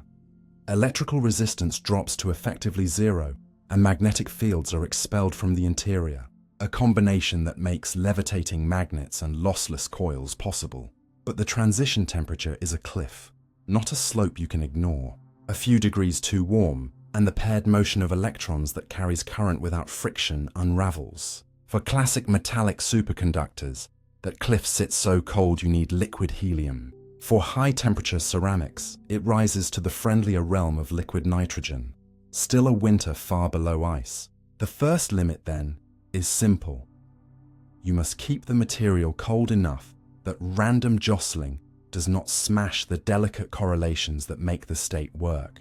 The second limit is a magnetic ceiling. Magnetic fields tug on the swirling electron pairs that form the superconducting condensate, and past a certain strength, tear them apart. Simple. Type Y materials give up abruptly. Either they are superconducting and expel the field, or they are not. More practical Type 2 materials live in a middle ground. They let the field seep in through narrow threads called vortices, each a tiny swirling core where superconductivity is locally dead. Those threads can sit quietly, arranged in tidy patterns, but if they begin to slide under the push of a current, they dissipate energy and the wire warms. That is why you hear engineers talk about flux pinning. They deliberately bake in defects that act like thumbtacks to hold the vortices still. Too few pins and the vortices drift. Too many, or the wrong kind, and you damage the very pathways current needs. A balancing act that turns material science into craft. The third limit hides in the current itself. A superconducting wire can only carry so much before the moving pairs are ripped apart by their own momentum or by the self-generated magnetic field. The result is a sudden collapse called a quench, where a tiny hotspot blooms into ordinary metal. Resistance jumps, and the stored energy in a coil flashes into heat. That is why large magnets come with elaborate protection circuits that sense microsecond changes and shunt the current away before damage spreads. Add a subtler constraint. Alternating currents and changing fields cause losses even in a superconductor, not by ohmic heating, but by making vortices wobble and domain structures flip, an effect that shows up as heat in windings carrying power frequency currents. Designers reduce those losses by slicing conductors into thin filaments and twisting them, by laminating tapes, and by choosing the right operating point in the map of temperature, field, and current. Beyond these intrinsic physics limits sit the engineering ones, the reasons your city doesn't already run on superconducting mains. Many of the best performers are brittle ceramics that excel when grown as thin films, but crack when bent. Turning them into practical conductors means laying them down as coated tapes with carefully oriented grains, and then protecting them with robust metals. A clever workaround that still costs money and imposes minimum bend radii. Joints between pieces are not trivial. Join them clumsily and you create tiny resistive scars that defeat the point. The materials that tolerate enormous magnetic fields, such as certain compounds of niobium, demand colder baths and higher pressures than hospital machines or fusion magnets would like to manage on a bad day. Even when refrigeration is simpler, say with tapes that live happily in liquid nitrogen, you must still move heat into the coolant efficiently, keep the vapor from choking flow, and maintain uniform temperatures along long runs. Otherwise, a minor hotspot becomes major trouble. Microstructure matters too. Some high-temperature families depend on exquisitely aligned layers that carry current more easily along planes than across them. Grain misalignments at boundaries become gates that block supercurrent and demand careful texturing during manufacture. Magnetic impurities can act like saboteurs, slicing up electron pairs. Vibrations and strain can shift critical temperatures. Radiation can create defects that first help pin vortices, and later, in excess, fracture the current paths. During ramp-up of a large magnet, changing fields can shake loose vortices faster than pins can hold them, releasing heat at the worst moment. So operators approach operating points along paths that let the lattice settle. And then there are the alluring headlines about superconductors working near room temperature. The sober read is this: certain hydrogen-rich materials have shown superconducting behavior at temperatures we would once have called unbelievable, but only while squeezed to pressures found deeper than Earth's mantle. You can't wire a city with anvils. Other claims of ambient condition miracles have fallen apart under replication, reminding us that extraordinary advances must survive ordinary audits. The lesson is not cynicism, it is calibration. Bet on results that withstand independent checks and that can be reproduced in forms you can bend, coil, join, and cool safely. None of these limits make superconductivity a boutique curiosity. Hospitals depend on it for the steady fields in imaging machines. Particle accelerators guide beams with coils that live exactly where the map of temperature, field, and current permits. Experimental fusion machines use it to build magnetic bottles that must not blink. Research labs measure tiny signals with sensors whose sensitivity would be impossible without the silent superconductors bring. Even power applications are real where they fit the map. Short, high-capacity links in cities where cooling is practical. Fault current limiters that sit chilled and passive until a surge appears, and they switch state in a heartbeat. Compact motors and generators that trade cryogenics for unmatched torque density. But in each case, success comes from respecting the limits, not ignoring them, from operating some distance below the critical temperature, from using pinning landscapes that tame vortices without strangling current, from designing cables and joints that tolerate bends and AC without turning the cryostat into a heater, and from giving the system a graceful way to fail when the unexpected arrives. End with a soft rule of thumb that turns hype into understanding. Every superconducting project lives on a three-axis map. How cold, how strong a field, how much current.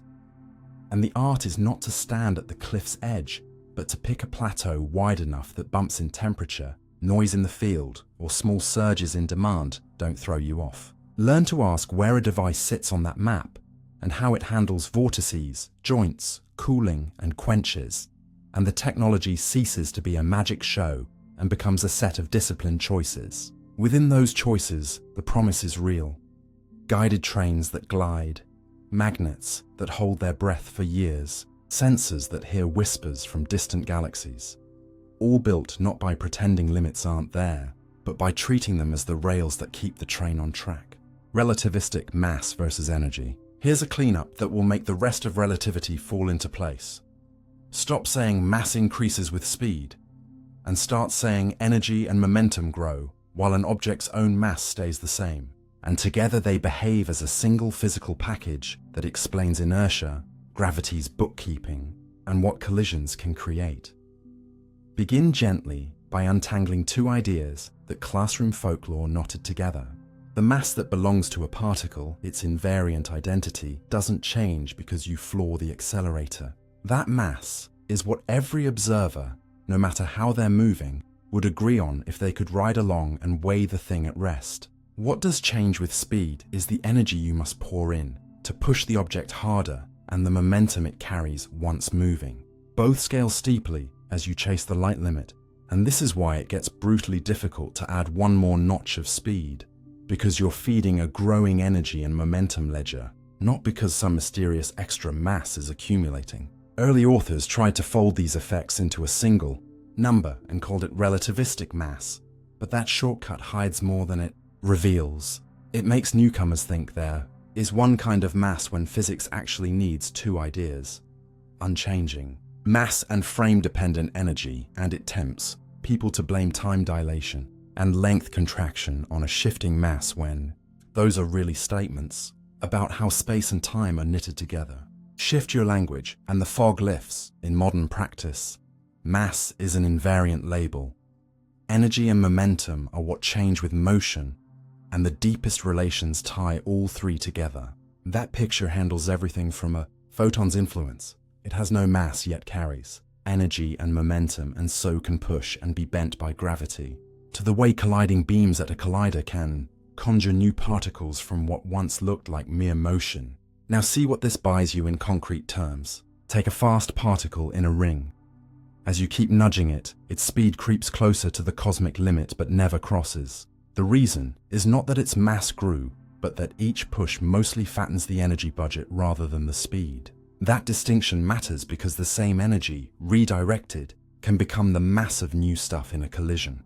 In a head-on smash at a collider, two light projectiles can meet and, for a heartbeat, their combined energy in the right frame behaves like a heavy, short-lived resonance that falls apart into detectable sprays. Experimentalists weigh that resonance not by asking about any single projectile's mass, but by reconstructing the energies and directions of all the debris and reading the invariant mass the whole system had in that moment. This is why particle physicists obsess over the distribution of final states and not over any notion of moving mass. It also explains everyday seeming reactions. When two fast objects stick together in a messy inelastic crash, the lump that results can be heavier than the simple sum of the rest masses you'd list on a parts sheet. The extra comes from the tangled internal energy, heat, vibration, deformation that you left inside. Conversely, when constituents bind tightly, the finished whole can be lighter than the sum of its pieces because energy left as radiation or motion during assembly. That missing chunk is not missing at all. It escaped the ledger as light and kinetic energy, and the object's invariant mass reflects the new, lower internal energy. Notice how this reframes inertia honestly. Inertia isn't mass alone. It is whatever energy and momentum are present, including stresses and pressure. A pressurized tank that is otherwise unchanged can resist acceleration slightly differently than the same shell unpressurized, not because atoms magically gained more rest mass, but because stored energy and internal stress contribute to the system's overall resistance to being pushed. In extreme astrophysical objects, this is not a footnote. The pressure inside a compact star feeds back into gravity's accounting, helping decide how much the star weighs as seen from afar and whether it will hold itself up or collapse. With the right lens, you can also rescue the photon from a common misunderstanding. People hear no mass and imagine no weight or no gravity. The cleaner sentence is, a photon has no invariant mass, yet it carries energy and momentum, and gravity cares about those. That is why light curves around massive bodies, and why a box that traps a swarm of photons will be very slightly harder to push than an identical empty box. The box did not gain mass in the old slippery sense. It gained energy, and your scale, your engine, and the universe's gravity all read that honestly. This same perspective frees you from stale myths about speed limits. The reason nothing outruns light is not that mass balloons. It's that as an object with non-zero mass approaches the limit, the energy and momentum required to continue tightening the gap grow without bound, while the geometry of spacetime enforces that no signal can cross that limit. Swap to a different frame, and numbers for energy and momentum shuffle. But the invariant mass you attach to the object stays put. Swap the arrangement of moving pieces in a reaction, and the invariant mass of the whole system determines what kinds of particles it is even possible to make, regardless of how anyone is moving when they watch. If you carry this frame invariant mindset into technology, your judgments sharpen. In accelerator design, magnets are chosen not because mass changed, but because higher energy beams require fiercer bends to follow the same arc. Detectors are built to capture every scrap of energy and direction, so that the system's invariant mass can be reconstructed with crisp precision. Medical imaging magnets can find particles and spins based on their energies, not on any shape-shifting mass. Cosmic rays that slam into the atmosphere produce showers whose content is decoded by asking, again, which combinations of energy and momentum could give rise to the observed tracks. Even in propulsion, the story becomes clearer. A rocket's performance depends on the energy content of its exhaust and the momentum exchange with that exhaust, not on any idea that the rocket's mass is altered by speed relative to a bystander. The bookkeeping that makes launches work is the same bookkeeping that lets colliders weigh new states. This way of speaking also prevents a dozen classroom missteps. If someone says a moving clock slows because its mass increased, you can answer that clocks slow for everyone by the same geometric rule that binds time to motion, and mass never enters that reason. If someone says an object gets heavier as it speeds up, you can agree that it gets harder to push and takes more energy to change course, while keeping the word heavier for what a resting scale would read. If a headline claims a new particle gains mass from motion, you can translate, motion adds energy. Only when that energy is packaged as part of a bound or composite object does the invariant mass of that composite change. And if a student asks whether momentum is just mass times velocity, you can offer the grown-up answer, momentum is part of the same package as energy, and in the high-speed world, their relationship to speed and mass is not the classroom formula they first learned. Insist on the old formula, and you will drown in exceptions, but honor the unified package and the exceptions vanish. Let the conclusion settle like a deep breath. Retire relativistic mass as a primary way of thinking, and adopt the steadier trio of rest mass, energy, and momentum woven together. You gain a language where photons matter without mass, where binding energy lowers mass without paradox, where hotter, stressed, or excited systems weigh differently because their internal energy changed, and where speed limits, time shifts, and particle creation fall out of one coherent story. You also gain intellectual honesty. Rather than blaming every relativistic effect on a vague mass increase, you learn to ask sharper questions. What energy is present? How momentum is shared? What the invariant mass of the whole system is? And how space-time's geometry constrains the answers. When you walk away with those questions in your pocket, you don't just remember a rule, you carry a reliable compass for everything from starlight bending to collider peaks, from rocket exhaust to the quiet weight of a stress structure, and the old confusion between mass and energy gives way to a clean partnership that guides both intuition and design. Color versus wavelength. You've been told since childhood that color is just wavelength, but the honest, more interesting story is that color is what your visual system makes from light, not the light itself.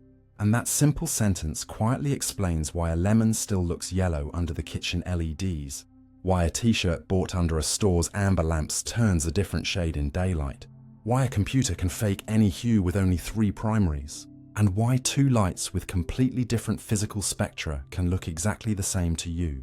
Begin here gently, because once you separate the physical description, wavelength or, in mixed light, a full spectrum, from the perceptual experience, color, a lot of puzzles resolve without hand-waving. Sunlight, a candle, a sodium street lamp, and a phone screen all pour out different blends of wavelengths. Objects don't have colors hidden inside them. They reflect and transmit certain portions of that blend and swallow others. So what reaches your eyes is a marriage of illuminant and surface. Your eye then throws away most of that physical detail and keeps just 3 summaries, the responses of its long, medium, and short sensitive cones. From those 3 numbers, your brain builds a color using opponent channels that compare red versus green and blue versus yellow, along with a brightness sense. Because you only have those 3 cone responses, wildly different spectral recipes can drive the same triplet and thus look identical. These are metamers, and they explain why a TV made of tiny red, green, and blue lights can conjure a convincing orange even though no orange wavelength is present, and why 2 paint chips that match under the boutique's bulbs can clash in the sun. This also explains a vexing retail moment.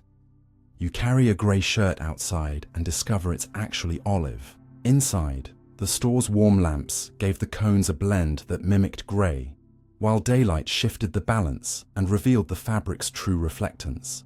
Your visual system fights back with color constancy, its automatic habit of factoring out the illuminant, so bananas stay banana-colored across mornings and evenings. But that compensation is imperfect and context-dependent, which is why the same dress photographed under ambiguous light can split viewers. Once you accept that color lives in your nervous system, not the beam, everyday oddities become lessons. A low-pressure sodium streetlight is almost monochromatic.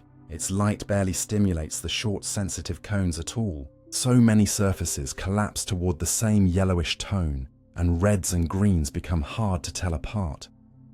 Here, the physical spectrum is too narrow to let your brain triangulate unique colors. Modern LEDs often use a blue chip with a phosphor that fills in the rest. If the fill is patchy, food looks dull because the missing wavelengths never excite the right cone balance in things like ripe tomatoes or fresh fish. That's why lighting designers care about color rendering, not just brightness. Two lamps with the same color temperature can render a room very differently if their spectra differ. Screens exploit the same geometry in reverse. By calibrating the intensities of just 3 primaries, your phone produces mixtures that map into nearly the whole range your cones can sense. And color spaces like the ones designers use are simply agreements about which 3 corners to choose for that triangle in human color perception. Printers play a different game.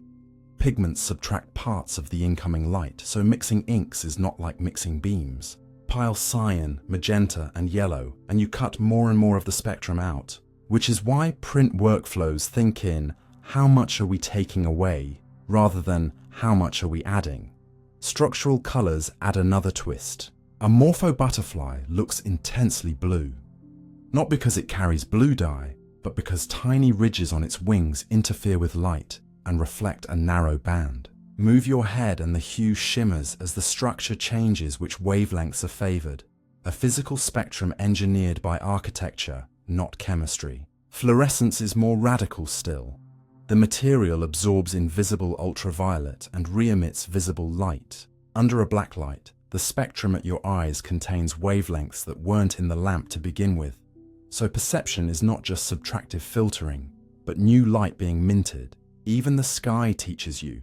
Small air molecules scatter short wavelengths more strongly, so the dome above is a desaturated blue in daylight and deepens toward violet at high altitudes. At sunset, the long path through the atmosphere culls the short wavelengths so the sun and clouds warm, while shadows grow a complementary blue because they are lit mostly by that scattered dome. None of these stories requires mysticism.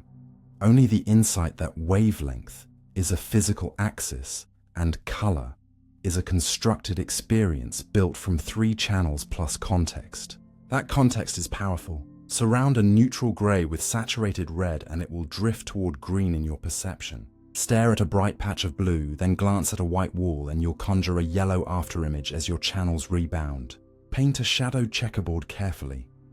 And a square in shadow can appear lighter than a sunlit square of the same physical brightness, because your brain insists on explaining the scene, not just reading raw numbers. These illusions are not failures. They are the price of the remarkable trick your vision performs, recovering stable colors across messy, varying light. Understanding this allows you to work smarter. If you want faithful colors in a studio, choose lamps with high rendering indexes and stable spectra. If you want accurate product shots, perform white balance so your camera imitates your brain's constancy. If you design user interfaces, remember that red-green contrasts alienate people with common cone variations, and that adding shape and brightness cues helps everyone.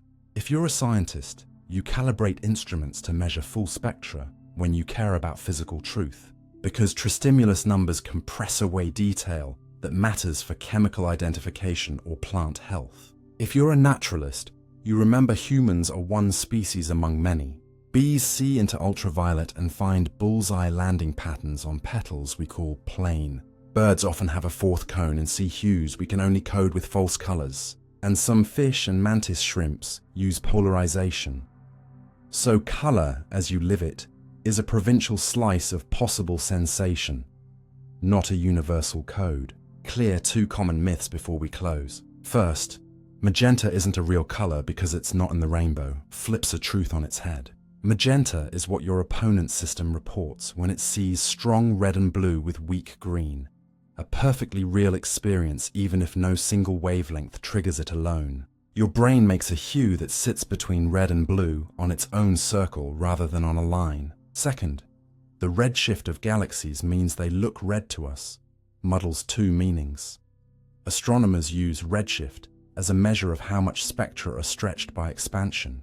The objects in question are often too faint for our eyes, and the shift may slide ultraviolet lines into visible or visible into infrared. Color naming there is shorthand for physics, not a claim about what your cones would see. Let the conclusion be soft but firm.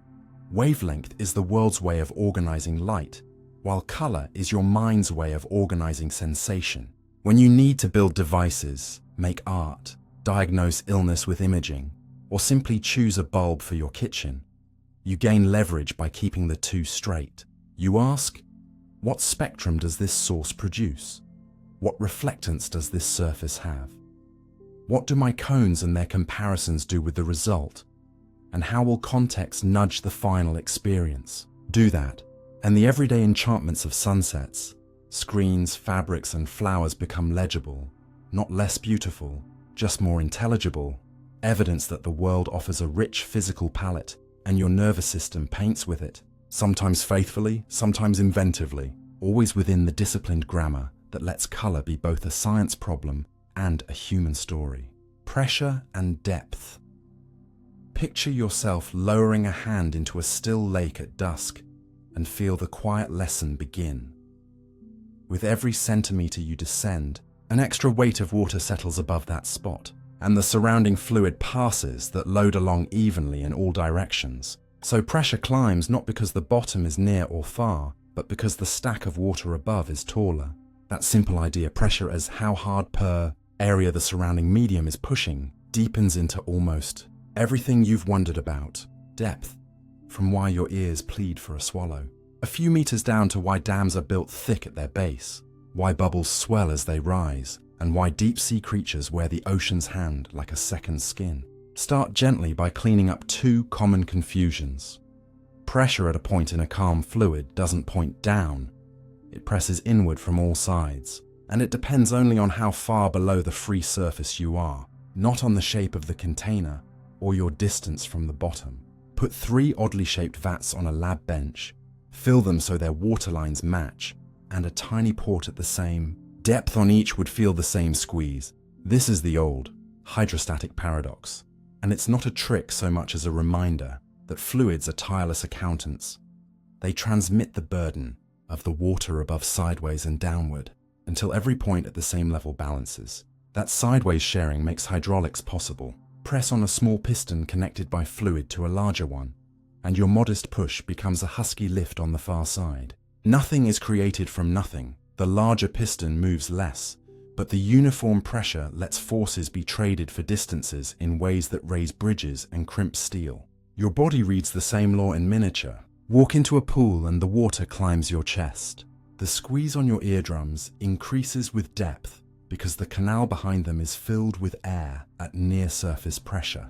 So you clear by letting more air in and matching the outside squeeze. Divers learn to do this deliberately, adjusting not just ears, but masks and sinuses as they descend, because a tiny trapped pocket that fails to equalize can bruise tissue.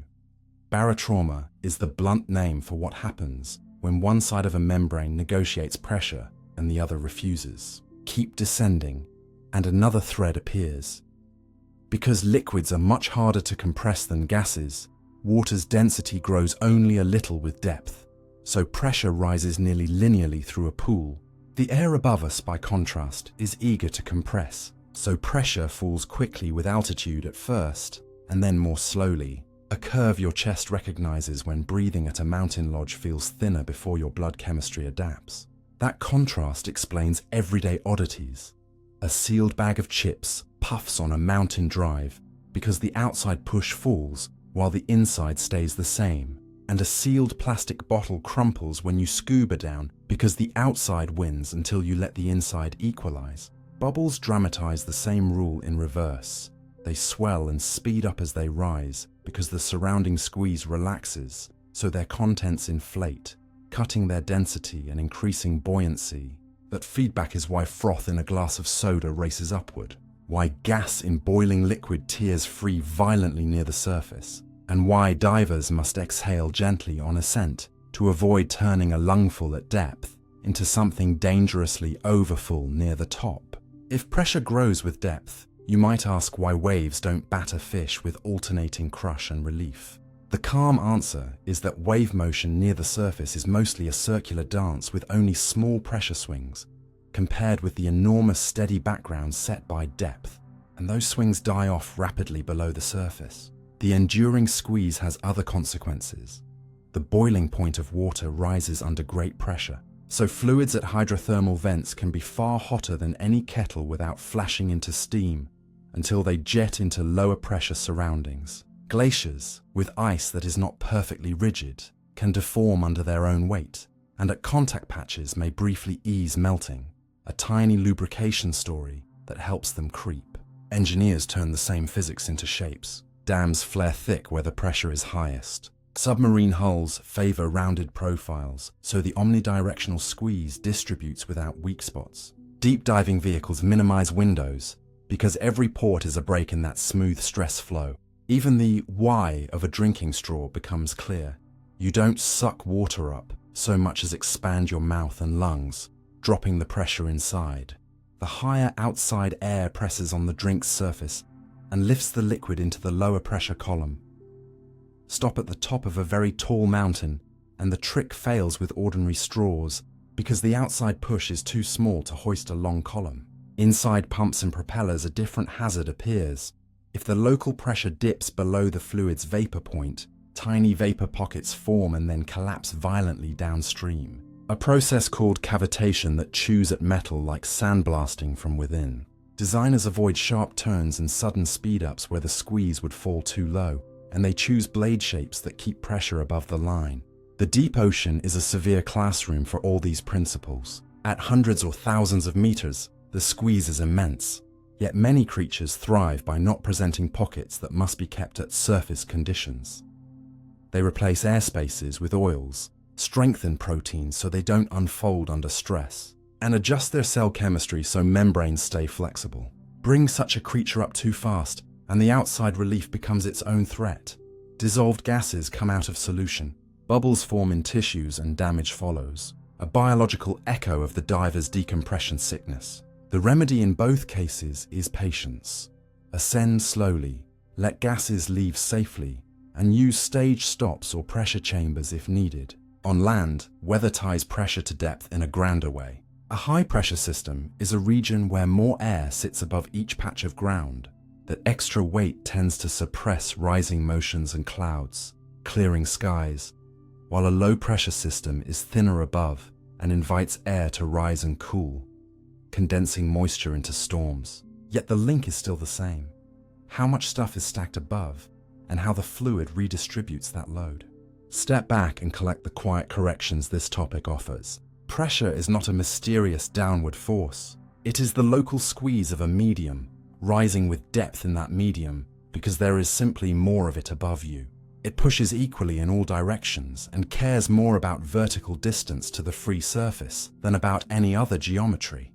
Hence the equal readings at equal depths in bizarrely shaped tanks, hence the wisdom of thickening walls where the gauge will be largest, hence the success of hydraulic machines that swap small pushes over long strokes for big lifts over short ones. Keep those ideas in your pocket, and everyday scenes start teaching you. A swimmer's ears, a kitchen pot boiling faster at high elevations, a cracked propeller blade scarred by cavitation, a fog forming under a slow-moving wing as pressure dips, a dam's cantilevered profile shouldering the lake. All of them are one story told at different scales. The closing thought is practical and reflective at once. Learn to ask, what sets the pressure here? How does it change with depth? And what paths let it equalize or drop too quickly? And you will make better choices from hiking to designing, from diving to cooking, seeing that the world's squeezes are not capricious but beautifully calculable, even when you treat them with the respect due to forces that, quietly and everywhere, hold oceans in their basins and air close to our skin. Magnetic field lines. If you've ever sprinkled iron filings around a bar magnet and watched them sketch graceful arcs, here's the hook that keeps you honest. Those magnetic field lines are not threads hiding in the air or ropes that pull on filings. They're a map we draw to picture a vector field, a way to show, at each point in space, which way a tiny compass would point and how strong the influence is. And the map's beauty can mislead you unless you learn what is conventional, what is physical, and what those lines can and cannot claim. Begin gently by translating the picture into practice. Each line is a curve everywhere tangent to the direction a test compass aligns. Crowding of lines indicates stronger field, sparseness weaker field, but the crowding is only meaningful relative to how many seeds you chose when you drew them. Double the seeds, and you double the density without changing nature. The arrows you see streaming from the north face of a bar magnet and diving into its south face are a surface-level convention. The real field forms closed loops that never start or end in empty space. Outside a bar magnet, the loops run from the end we label north to the end we label south. And inside the magnet, they complete the circuit back from south to north through the material. Which is why speaking as if lines are born at one pole and die at the other plant's a quiet mistake. No free magnetic charges have ever been observed in the lab or the sky. Every experiment so far says there are no isolated norths or souths to serve as sources or sinks the way electric charges do for electric fields. A compass needle, being a tiny magnet itself, swings until its own little loop aligns with the local loop it sits in. Filings, being soft ferromagnets, become temporary little magnets whose ends tug each other into chains that trace the tangents. That's why your filing picture shows graceful hairs rather than smooth continuous ribbons. The clumps are the filings tugging end to end, not revelation of literal fibers in space. Shift the scene to devices and the map becomes a tool. In a solenoid, the lines bundle neatly through the coil's core and return outside. Pack a core of high permeability material into that space, and the lines crowd there because the material's internal magnetization aligns easily and guides the field like a high-traffic lane. Transformers, motors, and inductors are sculpted around this guidance. Laminated steel paths keep loops short and losses low. Air gaps are placed where energy storage is wanted, and careful geometry keeps leakage small. Magnetic shielding is the same story told carefully. You don't block the field like a lead wall blocks radiation. You give the field an easier path around what you're protecting so fewer lines cross the sheltered region. That's why shield cans are made of soft alloys that redirect field, and why they saturate if the field grows too strong. Once the material's magnetization is maxed out, lines spill through the space you meant to protect. At the other end of the spectrum lies Earth's magnetosphere, where the sun's wind sweeps magnetic structures like weather. Field lines there are not pipes of substance, but in a conductive plasma they act as effective rails along which charged particles spiral. When the solar field presses against Earth's and the two connect, reconnection rearranges which loops join which, snapping and healing the topology in a way that releases stored energy, drives auroras and buffets satellites. Again, the lines are our map of direction and linkage. The energy release is in the fields and currents, not in imaginary string snapping. If you pull in closer to materials, lines teach different lessons. A permanent magnet is not a bar with lines painted on. It's a mosaic of domains, regions where atomic scale moments align that can grow, shrink, and flip as you magnetize or demagnetize the piece. The familiar hysteresis loop you see in data is a record of domains negotiating with defects and pinning sites. When you stroke a paperclip with a strong magnet and it picks up another clip, you've nudged its domains to favor one orientation, giving it a temporary set of loops that extend outward. When you drop it or heat it, you jostle those domains back toward disorder and the external pattern fades. Soft magnetic alloys are engineered so domains slide easily and losses stay low. Hard magnets are engineered so domains resist motion and memory stays strong. Even field lines inside the magnet aren't just a drawing trick. If you could peel back the casing of a motor and see the vector field as color and direction, you'd find dense loops threading the core and sparse leakage outside. Exactly the picture designers simulate to squeeze torque from copper and steel without wasting energy. Because field lines are a map, not a thing, you have to be careful about common traps. Lines are three-dimensional. The tidy textbook picture around a bar magnet is a cross-section through a volume of nested shells. Two lines do not repel or attract each other.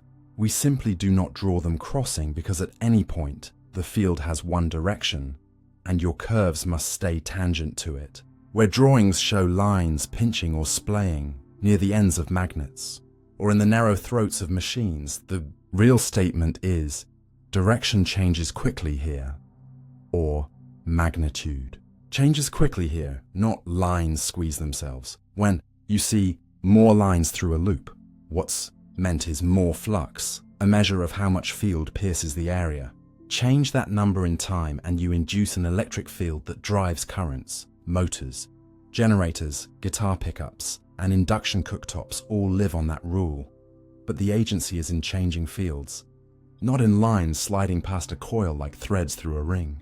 That distinction matters in safety and measurement. An MRI room is calm until the invisible loops of a very strong magnet draw ferromagnetic tools into the bore with shocking force. There is no tether to cut, only a field that makes domains align and tugs them along the gradient towards stronger regions. Walk with a steel oxygen cylinder into that gradient, and you've brought a projectile to a patient. Hall sensors and magnetoresistive chips, by contrast, sit calmly and convert the local field into a voltage or resistance change, letting compasses live on phone circuit boards and wheel speed sensors live in cars. They don't count lines.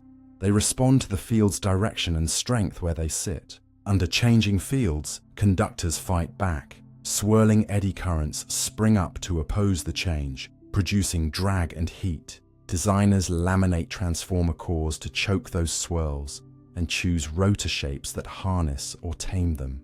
In the sky, the same opposition slows a spinning copper disc falling through a magnet's gap, and in industry, it lets contactless brakes turn speed into warmth without wear.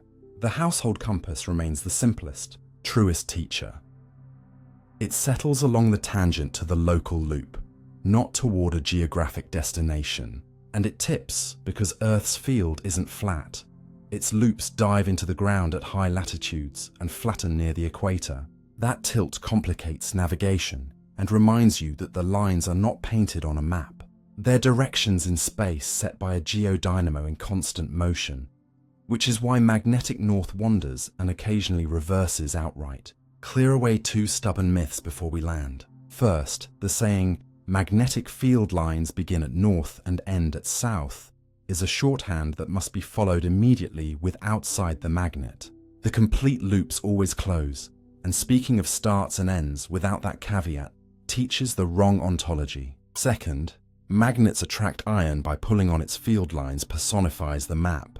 What happens is that iron's internal moments align, reshaping the local field so that the energy is lower if the iron moves into stronger regions.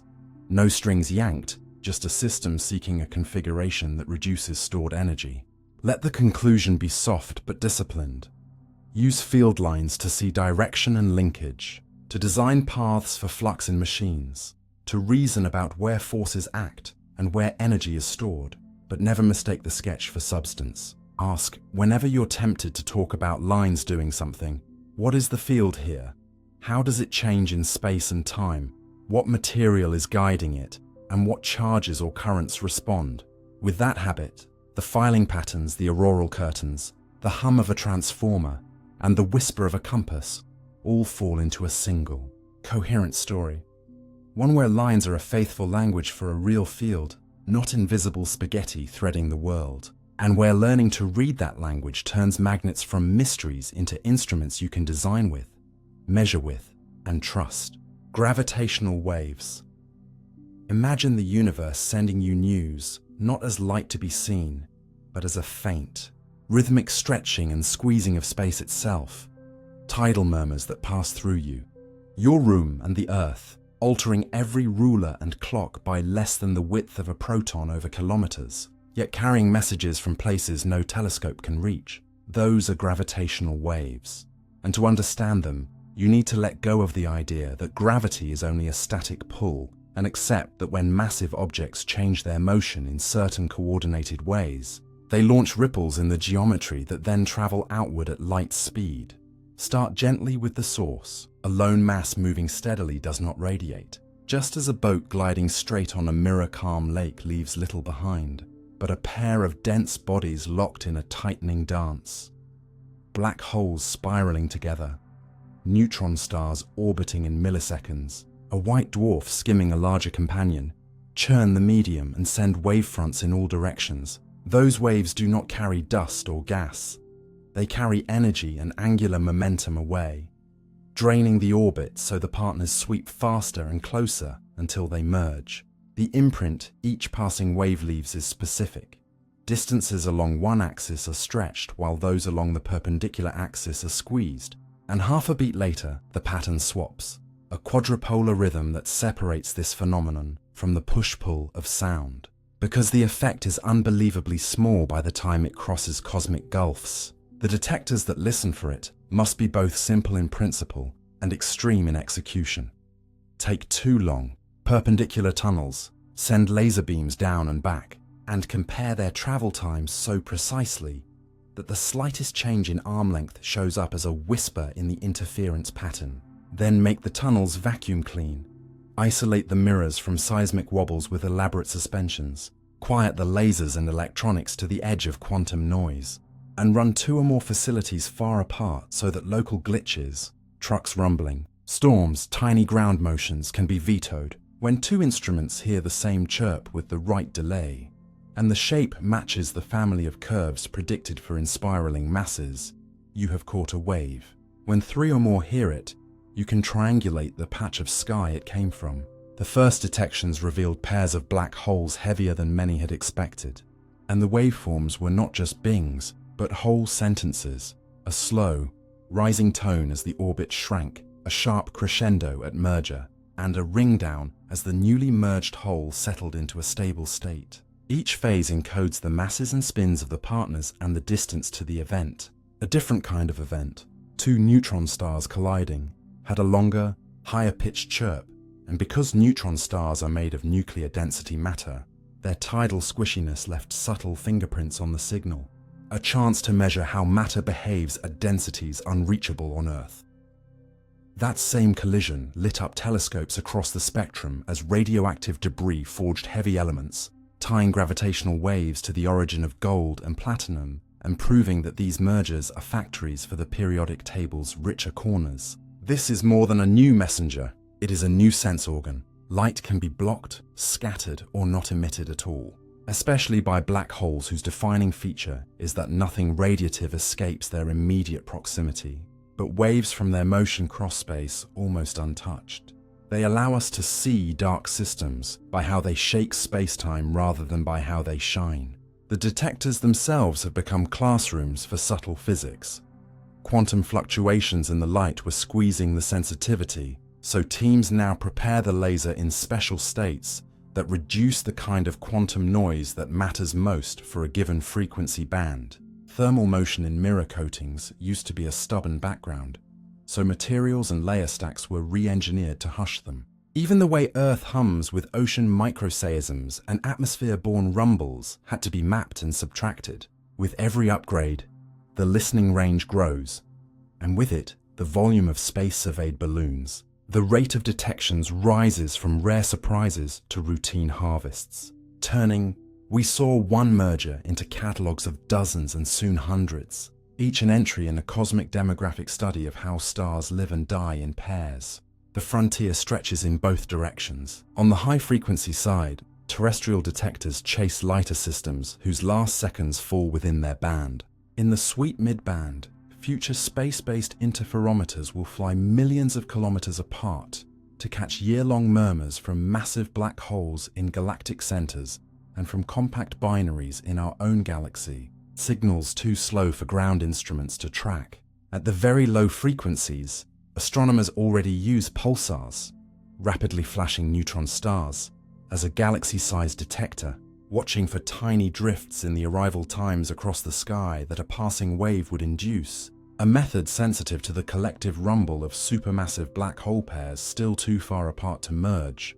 Each band answers different questions: how binaries form and swap partners in crowded star clusters, how often galaxies grow by swallowing others, whether exotic objects like boson clouds around black holes exist, and whether the early universe left a faint background of waves from phase transitions or cosmic strings. The sober part of the story is that gravitational waves are weak and rare at our scale. So claims beyond what instruments can resolve must be treated with care. No, you cannot tap a wave to power a city. And no, you will not feel a passing signal make you taller then shorter, because the fractional change is smaller than any direct sensation allows. Yet the quiet is also the strength. Waves hardly interact, so a signal that arrives carries unblurred memory of its source. Even the spins and tilts of the partners, even whether the final black hole rang with slight asymmetry, this subtlety has philosophical weight. We used to think to know meant to see, and even when we expanded see to mean detect radiation, we were still limited to luminous gossip. Now we read the gravitational ledger directly. The universe becomes a place where events write in multiple inks, light, neutrinos, particles, and space-time waves, and truth emerges by cross-checking them. That method gives us confidence to push against grander questions. Do the waves always travel at the same speed as light, as theory insists? So far, yes. Do polarization patterns always match expectations from geometry? They do, within current reach. Do mergers spin off black holes that obey the tidy relationship between mass and ringdown, noted in pure theory? Again, yes, and deviations would announce new physics. If something wildly new is out there, a long-lived remnant after a neutron star merger, or evidence that black holes come in families shaped by environments, we will hear it first as a pattern in the hum, then chase it with other instruments. Let the closing be calm and precise. Gravitational waves are not metaphors or vibes.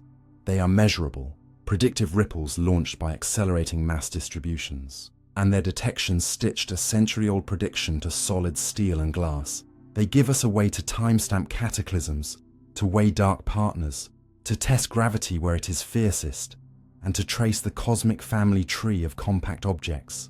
They also shift your sense of participation. You live in a universe whose fabric is not fixed wallpaper, but a medium where distant dances leave passing signatures. You do not feel them, but your species has learned to listen. And from that listening comes a slower kind of thrill. The understanding that even the quietest quiver, if read well, can carry a story across billions of years and place you inside a conversation that light alone could never finish. The Double-Slit Experiment. Begin not with a mystery, but with a craft. If you want the Double-Slit Experiment to speak clearly, you must build it like a musical instrument. Choose a source whose waves are well behaved. Cut 2 slits of known width and spacing. Set the distance to the screen so patterns can form, and then let reality write its own score, dot by dot.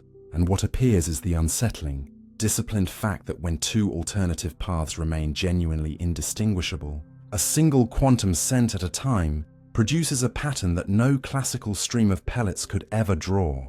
A bright dark comb whose contrast fades the moment you create even the possibility of learning which slit was used. Start gently by making the picture concrete.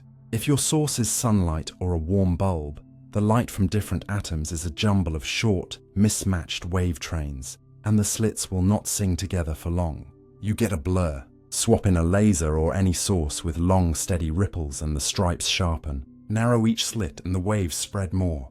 Push the slits farther apart and the bright bands squeeze closer together.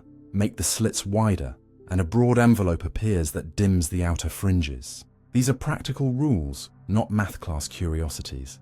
The spacing between bright lines depends on geometry, and the overall shape of the pattern remembers that each slit alone would already spray light outward. Now turn the intensity down until photons arrive one by one. The screen ticks randomly at first.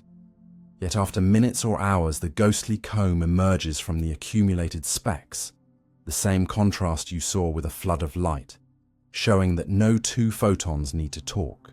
Each one explores the 2 routes as a single, spread-out state and lands in a way guided by the joint possibilities. Do the same with electrons from a gentle gun, with neutrons from a reactor, with atoms coaxed from a cold trap, even with lumbering organic molecules. If you coddle them enough to keep their internal vibrations quiet, the stripes return in every case. That universality is what makes the experiment bite. It does not reveal a special property of light or a quirk of charge. It reveals how quantum states evolve and how Outcomes are distributed when alternatives remain coherent. Coherence is the hinge, so learn how easily a carelessly built setup slams the door on it. Add a drop of dye near one slit that fluoresces when struck, and you've created a silent tattletale. Even if you never collect the glow, its very availability to the world marks the path, and the contrast in the pattern collapses. Place polarizers before the slits, so that light through one slit twists one way, and light through the other twists the other. If the twists are perfectly distinct, fringe visibility vanishes, yet you can restore it by erasing the distinguishing mark, aligning a final filter so those twists become indistinguishable again. The so-called quantum eraser experiments are not time tricks, they are bookkeeping triumphs. Whenever the world can, in principle, sort the histories, the pattern is awash. Whenever that information is truly unavailable, the comb returns. Your choice of language matters because sloppy phrasing breeds ghost stories. Nothing waits to see whether a human looks. A camera sensor, a bit of scattered light, a recoiling atom that carries away a telltale nudge. Any durable record counts as observation because it becomes entangled with the paths and robs them of their ability to add like waves. Equally misleading is the claim that measuring position kicks momentum and smears the fringes. In these experiments, the disappearance of the pattern is often achievable with vanishingly gentle marks. The key is not mechanical jostling, but logical knowability. There's a second way the instrument can fall silent: uncontrolled phase noise. Let the slits vibrate or heat unevenly, so the relative timing jitter wanders during the exposure, and the bright and dark swap around faster than your screen can keep up. You'll record an average, no pattern, though each short interval still had one. Good interferometers therefore freeze geometry with stable mounts, regulate temperature, and shorten exposure windows or lock the phase actively so the song doesn't drift. Once you respect these practicalities, the experiment becomes a tool rather than a parlor trick. In near-field arrangements just beyond the slits, the pattern is richly structured and encodes the slit's details. Farther away, a cleaner stripe train dominates and the simple geometry links fringe spacing to wavelength, which is why you can measure the wavelength of electrons, or why electron microscopes, by harnessing matter waves with tiny wavelengths, resolve features that light cannot. Replace the two slits with a pair of arms built from mirrors and beam splitters, and you've built a path-stable interferometer. Now, tiny phase shifts from gravity, rotation, or magnetic fields bend the pattern in ways that become exquisite sensors. Neutron interferometers have measured the phase change from Earth's pull directly. Atom interferometers weigh forces and test fundamental principles. Optical versions underpin precision timing and navigation. The double slit is the seed of those instruments. Keep two alternatives coherent, let them recombine, and read the outcome as bright and dark lines. The experiment also clarifies several durable myths. First, the particle goes through one slit or the other and interferes with itself afterward is a picture meant to soothe, not a law. The operational statement is that the state evolves through both openings as a superposed possibility and yields outcomes whose frequencies reflect the combined evolution. And if you force a record that splits the state cleanly into this slit or that slit, you have changed the experiment. Second, waves alone explain the stripes, skips the fact that each detection is a single, localized event, a click, whose long-run distribution carries the wave-like logic. You must hold both faces at once or you will misunderstand why turning the intensity down doesn't dim the stripes into invisibility, but lets them build grain by grain. Third, delayed choice variations, where the decision to keep or scramble which path information is made after a photon has passed the slits, do not let you rewrite history.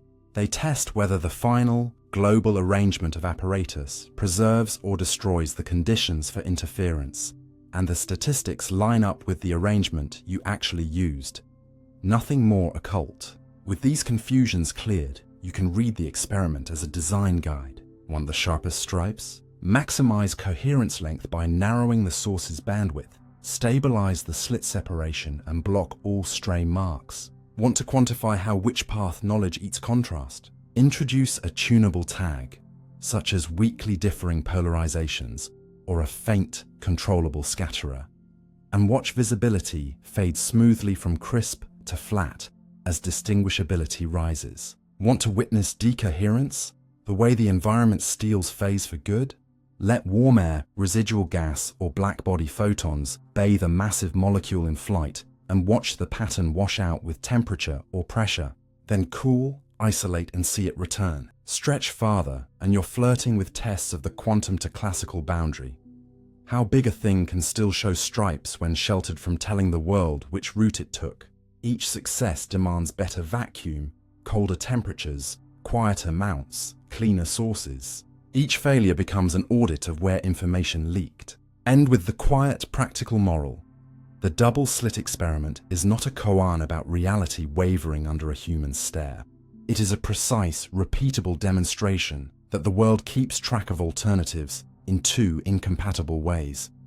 Either as exclusive histories you could, in principle, sort, or as a coherent blend that writes patterns no classical logic anticipates, and that your apparatus, by permitting or forbidding path knowledge, decides which ledger gets used. Learn to engineer that decision, and you don't just understand the paradox.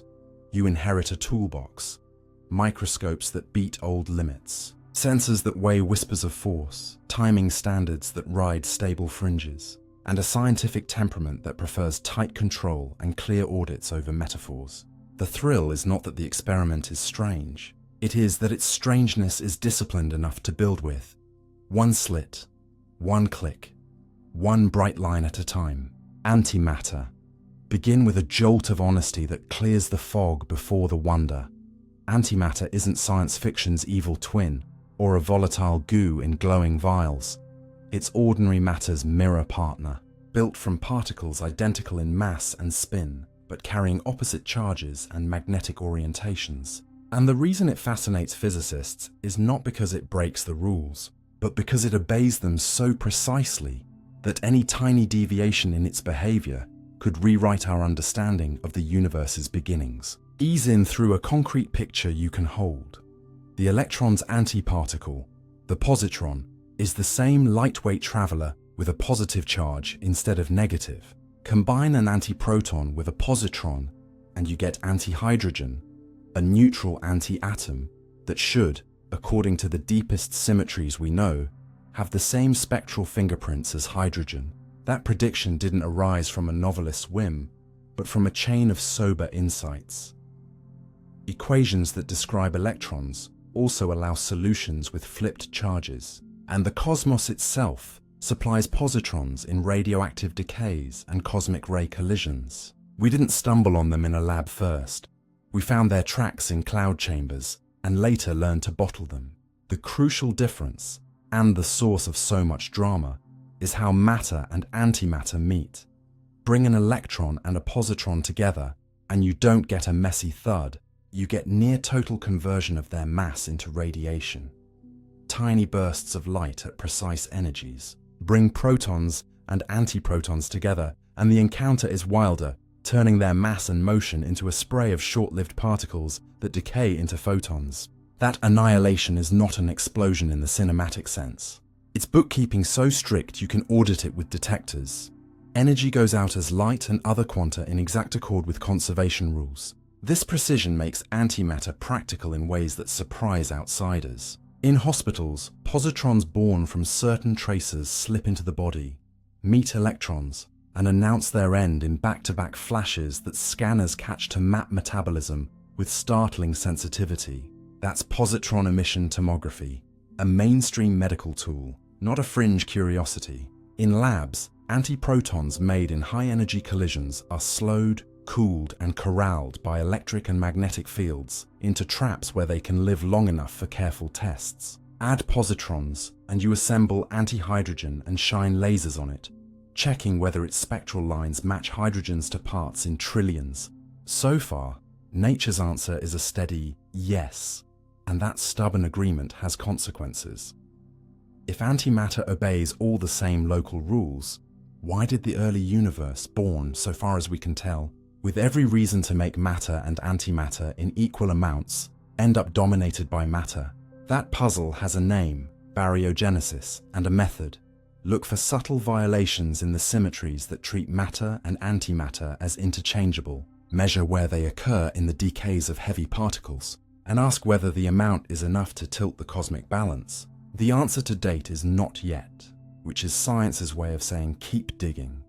And digging here means better experiments. Comparing the magnetic moments of protons and antiprotons with obscene precision, timing the response of antihydrogen to laser nudges, and even asking a quietly radical question about gravity. Does antimatter fall down in Earth's field, just like matter does? Building apparatus to test that is heroic. You must neutralize and cool fragile antihydrogen, let it drift, and watch where it goes while stray fields are banished. The early results are sober and satisfying. Within current uncertainties, anti-atoms fall downward, not upward, a non-headline to the uninitiated, but a crucial confirmation that the geometry we trust treats both sides of the mirror alike. Meanwhile, the broader cosmos offers its own audits. If entire stars or galaxies were made of antimatter, the boundaries where matter meets antimatter would blaze in distinctive gamma rays we could hardly miss. Surveys do not see those telltale glows at the scales that would betray antimatter provinces in our neighborhood, suggesting that the asymmetry is genuine and widespread. That absence doesn't kill the dream of local curiosities. Thunderstorms can accelerate particles hard enough that positrons appear in the resulting chaos. The edges of our planet's magnetic field snare both electrons and positrons.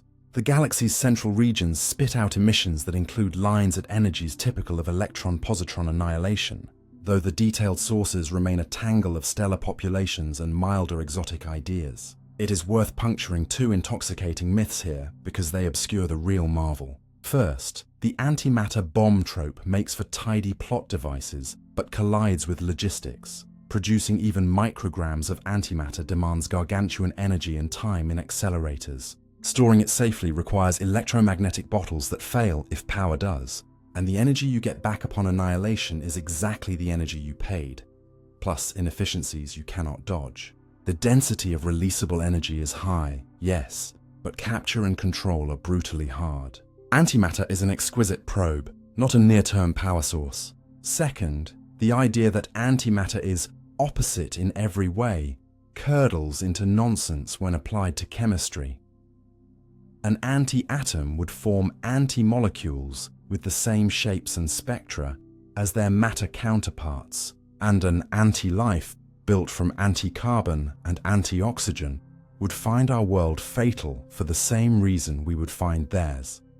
Contact means annihilation at the interface, but their internal physics would hum to the same tunes.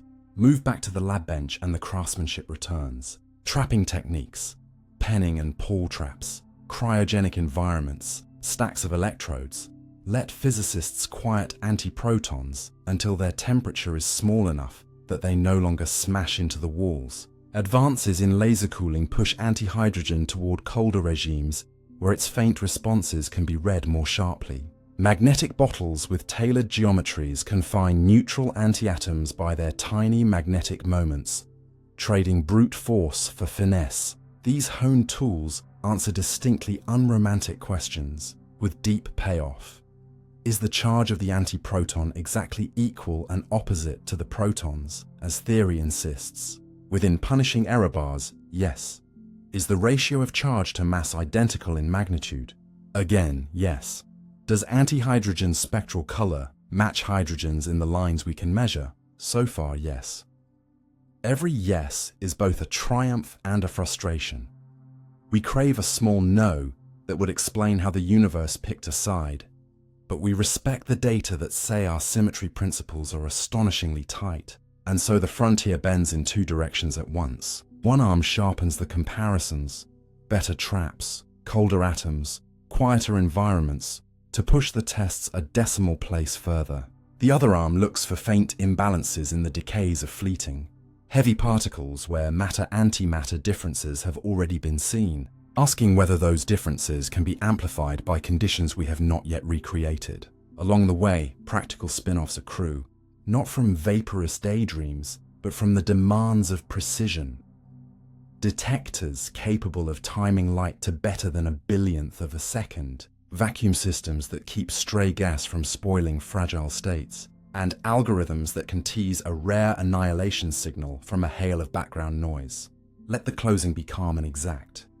Antimatter is not the universe's dark heart. It is its faithful mirror, and learning to make it, tame it, and compare it against matter with humility is one of the cleanest ways we have to test whether the laws we treasure are complete. In that testing, you gain more than spectacle. You gain a habit of mind that separates cinematic excitement from durable truth, a sense for what counts as a decisive difference and what counts as a perfect match, and a respect for the experimental patience required to bottle a few anti-atoms, or guide a beam of antiprotons without letting them touch a wall.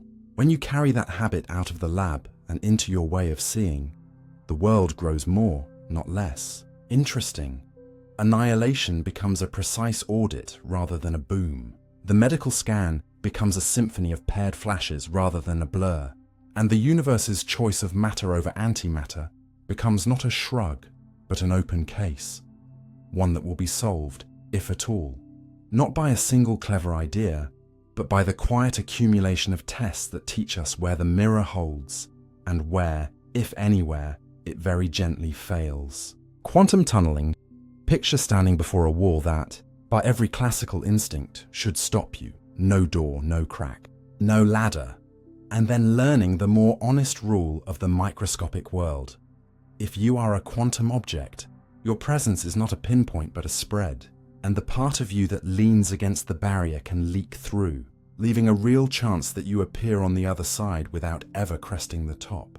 That is quantum tunneling, and it is not a loophole for breaking energy conservation, or a cartoon of borrowing energy, but a disciplined consequence of wave-like states exploring space, thinning inside obstacles, and reappearing beyond them with probabilities that depend sensitively on the barrier's height and width.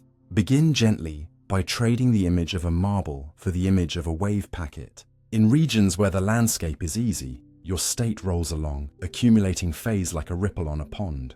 Where the landscape becomes forbidden classically, the state does not vanish. It decays, an evanescent tail that sneaks into the barrier and, if the barrier is thin enough or shaped just so, reconnects to ordinary motion on the far side. You never catch half a particle mid-war. Each detection is a whole outcome here or there. But the frequencies of those outcomes across many tries reveal that tails matter. The dependencies are steep. Make the barrier a little thicker and chances plummet. Shave it thinner or lower and they surge. This is why engineers can tune tunneling like a faucet, and why the sun shines at all. Stars are not hot enough for protons to routinely climb the mutual electric repulsion that keeps them apart. If classical rules held strictly, stellar cores would glow anemically, if at all. Instead, tunneling lets rare pairs get close enough for the strong force to seize them, and those rare successes accumulate over billions of years into steady fusion. The sun is, in this sober sense, a tunneling engine. On Earth, the most tactile proof lives a few millimeters above a metal surface under a delicate needle, the scanning tunneling microscope. You bring the tip within a hair's breadth of a flat crystal, apply a small voltage, and measure a current that changes exponentially with distance because electrons tunnel across the tiny vacuum gap. That extreme sensitivity turns height differences of a fraction of a nanometer into large current changes and lets you map the electron density of surfaces atom by atom. You are not feeling atoms like bumps with a finger.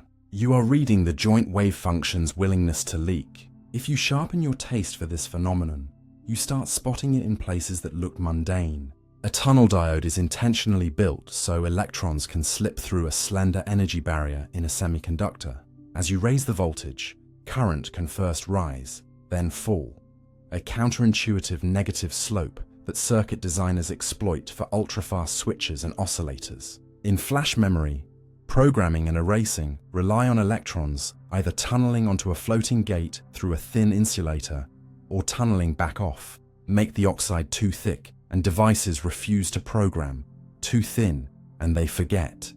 Reliability becomes a balancing act between controllable tunneling and unwanted leakage. Even field emission guns, that launch tightly focused electron beams in microscopes use a huge electric field at a sharp tip to thin the barrier into a triangle, so electrons tunnel into vacuum. A clean source for probing matter with astonishing clarity. Move to chemistry and biology, and tunneling shows up as a quiet accelerator. When the lightest atoms, hydrogen and its isotope deuterium, trade places in a reaction, the rates can change far more than simple mass differences predict.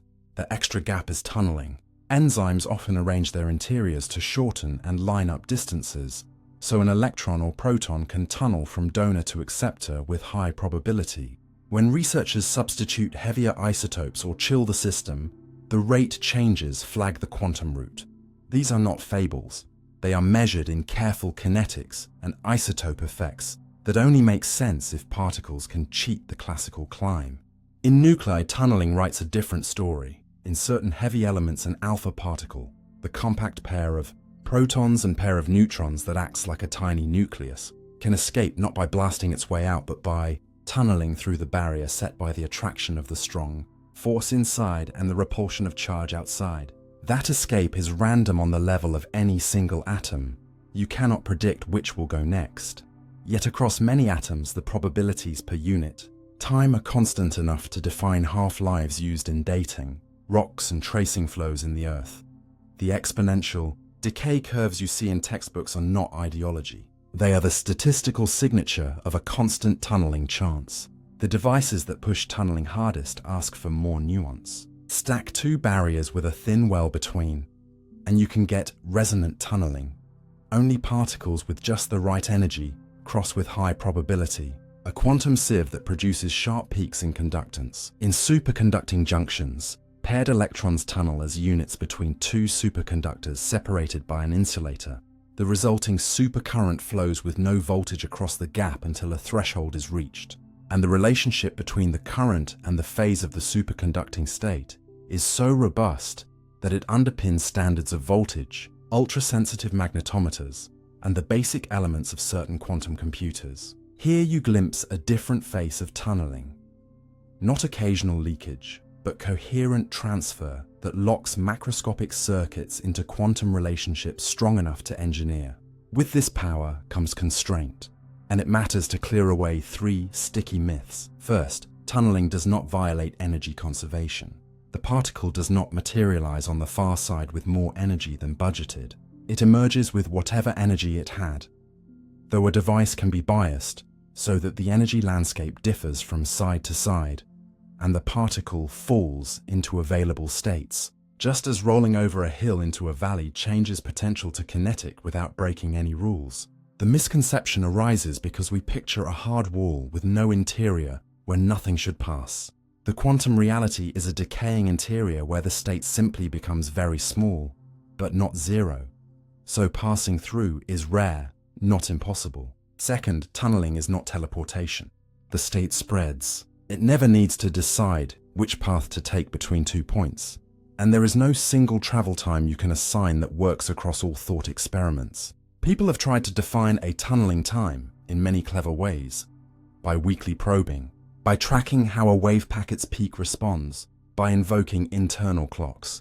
And you can measure quantities that behave like durations, but none opens a door to superluminal signaling or time hacks. The parts of the wave that arrive first on the far side carry correspondingly little weight, and the overall signal cannot be shaped into a faster-than-light message. Third, tunneling is neither a guarantee nor a magic trick you can invoke at will. Add noise to the environment and fragile quantum phases smear out. Allow a warm bath of vibrations, photons, or collisions to mark which histories were available, and coherent tunneling fades into classical hopping with lower rates and different temperature trends. Devices built for tunneling wear this on their sleeves. They live best in vacuum, at low temperatures, with carefully chosen materials that suppress stray interactions. That environmental sensitivity cuts both ways. It lets you tune probabilities by changing fields, distances, and alignments. It also means that tiny manufacturing differences or a whiff of contamination can swing outcomes by orders of magnitude. The steepness that makes a tunneling junction a precision part also makes it an unforgiving one. Turn from devices back to concept, and tunneling becomes a way to recalibrate your intuitions about impossible and unlikely. Classically, a barrier higher than your energy is a no. Quantum mechanically, it is a maybe with a probability that drops exponentially with thickness and height. That single sentence explains why some reactions happen at all in cold interstellar clouds where chemistry should sleep, why certain transistors leak slightly even when off, why radiation can kick off chain events inside a material, and why cooling a system can change not only the rates of motion, but the very routes available. It also points to why nascent technologies like quantum annulars or tunnel field effect transistors excite researchers. By shaping landscapes and letting tunneling choose paths, you can sometimes find solutions or reduce power beyond what classical devices can manage. Though every claim must be tested against decoherence and noise that claw back the advantage, and with a calm, practical compass you can carry. Whenever you see a system facing a barrier, ask 3 questions. How wide and high is it? How quiet is the environment that would otherwise mark the passage? And what shape of state is trying to cross? From those, you can sketch a tunneling probability and foresee which knobs matter most. The payoffs are everywhere. A microscope that reads electron tails like braille to image atoms, a star that shines because protons sometimes slip closer than hot gas should allow, a memory that writes by encouraging electrons to seep through glass, a reaction that jumps a gap in a protein because nature arranged a narrow, well-aligned bridge. Learn to think in those terms. Barriers as landscapes, states as spreads, outcomes as probabilities disciplined by geometry, and tunneling stops being a mystery to gape at and becomes a tool to design with and a lens to read the world. One softened wall at a time. Heat transfer, conduction, convection, radiation. Start with a scene you can feel in your skin. You reach for a steel spoon in a simmering pot and jerk back. Then step toward a sunny window in winter and feel warmth on your cheek even though the air is cold. And a moment later, watch steam swirl upward as if the room itself were breathing. 3 sensations from one underlying story. That energy moves from warmer regions to cooler ones by 3 distinct routes called conduction, convection, and radiation. And if you learn to see which route is in charge, you can predict what will heat up, what will stay cool, and which changes actually matter rather than just sounding technical. Conduction is the intimate route, the handoff that happens when fast jostling particles bump into slower neighbors and share their agitation.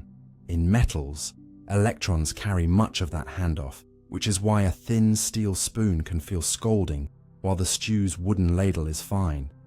Metal hustles energy along its lattice, wood damps the relay. But conduction is not only about material, it is about geometry and time. A thick countertop of stone does not feel merely colder in the morning than a thin plastic cutting board. It drains heat from your fingers faster because it combines decent conductivity with a deep reservoir that barely warms at the touch, so your nerves report a bigger flow. Wrap your house in insulation, and you are not trapping heat as if heat were a creature. You are throttling conduction by filling walls with materials that make the relay inefficient.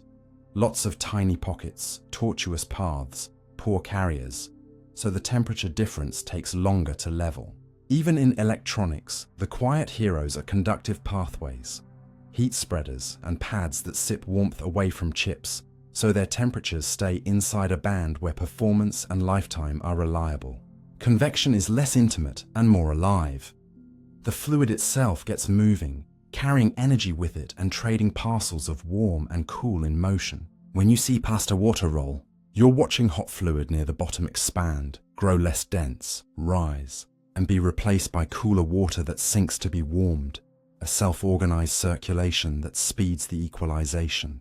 That logic extends from kettles to weather. Wind off the sea moderates a coastline, because moving air and water shuttle energy between places more efficiently than still layers ever could.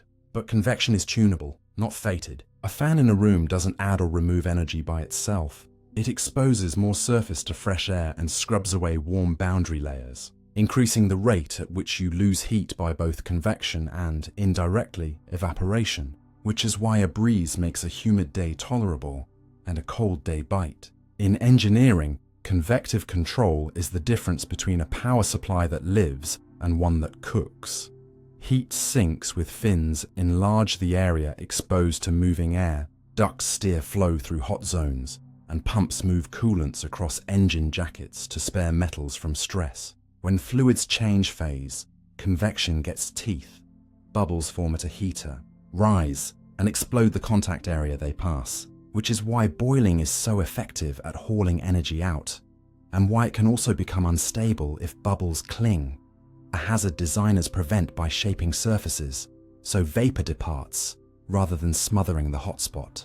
Radiation is the most counterintuitive route because it needs no medium. Every surface sends out light according to its temperature, mostly invisible to our eyes, and every surface absorbs some of what it sees. Stand near a bonfire but out of the plume, and you feel heat on your face long before the air around you warms. That is thermal radiation, traveling at light speed, unbothered by wind. Paint a radiator matte and dark and it sheds energy better. Polish a thermos and it keeps soup hot, not by magic, but by reflecting radiant exchange back inside. Space hardware lives by this rule. In orbit, there is no air to carry heat away. Satellites wear radiators like wings and choose surface finishes so that sunlight is reflected while internal warmth is efficiently beamed to the cold sky. Even buildings depend on radiative honesty. A winter night under a clear sky can grow frosty because roofs radiate to a sky that, in infrared terms, is very cold. Add a thin, shiny layer on the attic side and you reduce the view the roof has of that cold sink, easing heat loss. The three roots rarely act alone, and learning how they combine is where judgment grows. That sunny window warms your skin by radiation, but the glass also conducts a little heat from outdoors to in and can set up convective drafts as the air next to it cools and sinks. Heavy curtains help not by making the glass warmer, but by breaking the convective loop and adding a fluffy barrier to conduction, while also reducing your radiative view of the cold outdoors. A summer attic swelters because the roof absorbs sunlight and re-radiates inward. Ventilation removes that heat by convection. Insulation slows conduction, and bright roofing knocks down absorption in the first place. In a kitchen, cast iron sears steak.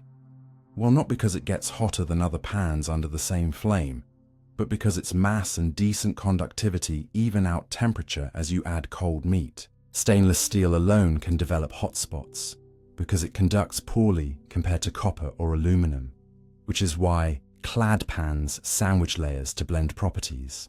Small details flip which route dominates. In still air, a hot cup cools first by radiation and by slow natural convection. Stir the air with a fan and convection takes over. Under a broiler, radiation rules. On a stovetop with a pan that covers the burner, conduction dominates from metal to food, and convection within the food moves juices around. On a windless desert night, radiation to the open sky can chill a car roof below air temperature so dew forms. Even when the forecast says the air is a few degrees warmer, a reminder that the surrounding radiative environment matters as much as the air's reading. Seeing the roots clearly also cures common mistakes. People say heat rises, but it is warm air that rises within cooler air. A convection story.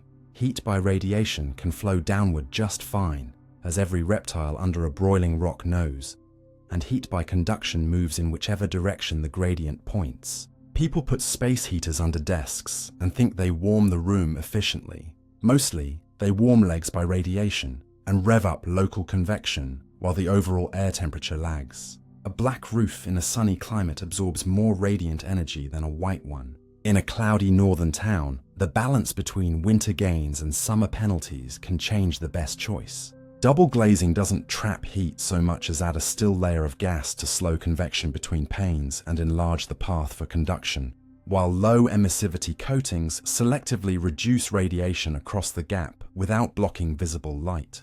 Even clothing is best understood with the trio in mind. A down jacket succeeds because stagnant air is a poor conductor, and because the fabric's surface can have a low radiative exchange with the surroundings. If a strong wind sneaks in, convection shreds the advantage, which is why a windproof shell over the down restores the system by throttling air movement. Once you learn the signatures, design becomes a set of honest trades. A data center swaps expensive chilled water loops for clever hot aisle containment that prevents convective mixing of hot and cold streams, then places radiators where they can dump heat to outside air efficiently. A passive house chooses tight envelopes that kill unwanted convection, thick insulation that throttles conduction, and windows tuned to admit winter sun while rejecting summer overload. Interior surfaces that feel warm in winter do so partly because their radiative exchange with your skin is gentle, even if the air temperature is lower.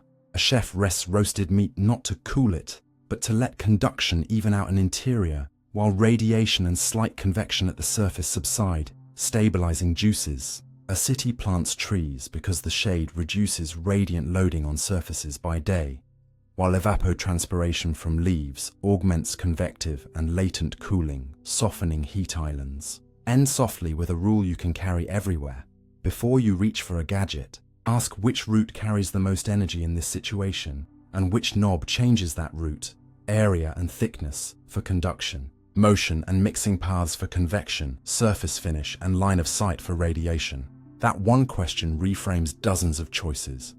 From where to stand at a campfire, to how to orient a solar panel, from which pan to use for fish, to why your attic needs both insulation and vents. It also protects you from seductive but wrong fixes, shiny foil in the wrong place that does nothing because conduction dominates, a giant fan in a sealed hot attic that only recirculates air, a black, heat-absorbing coating on a radiator that's mostly losing energy by convection, not by radiation.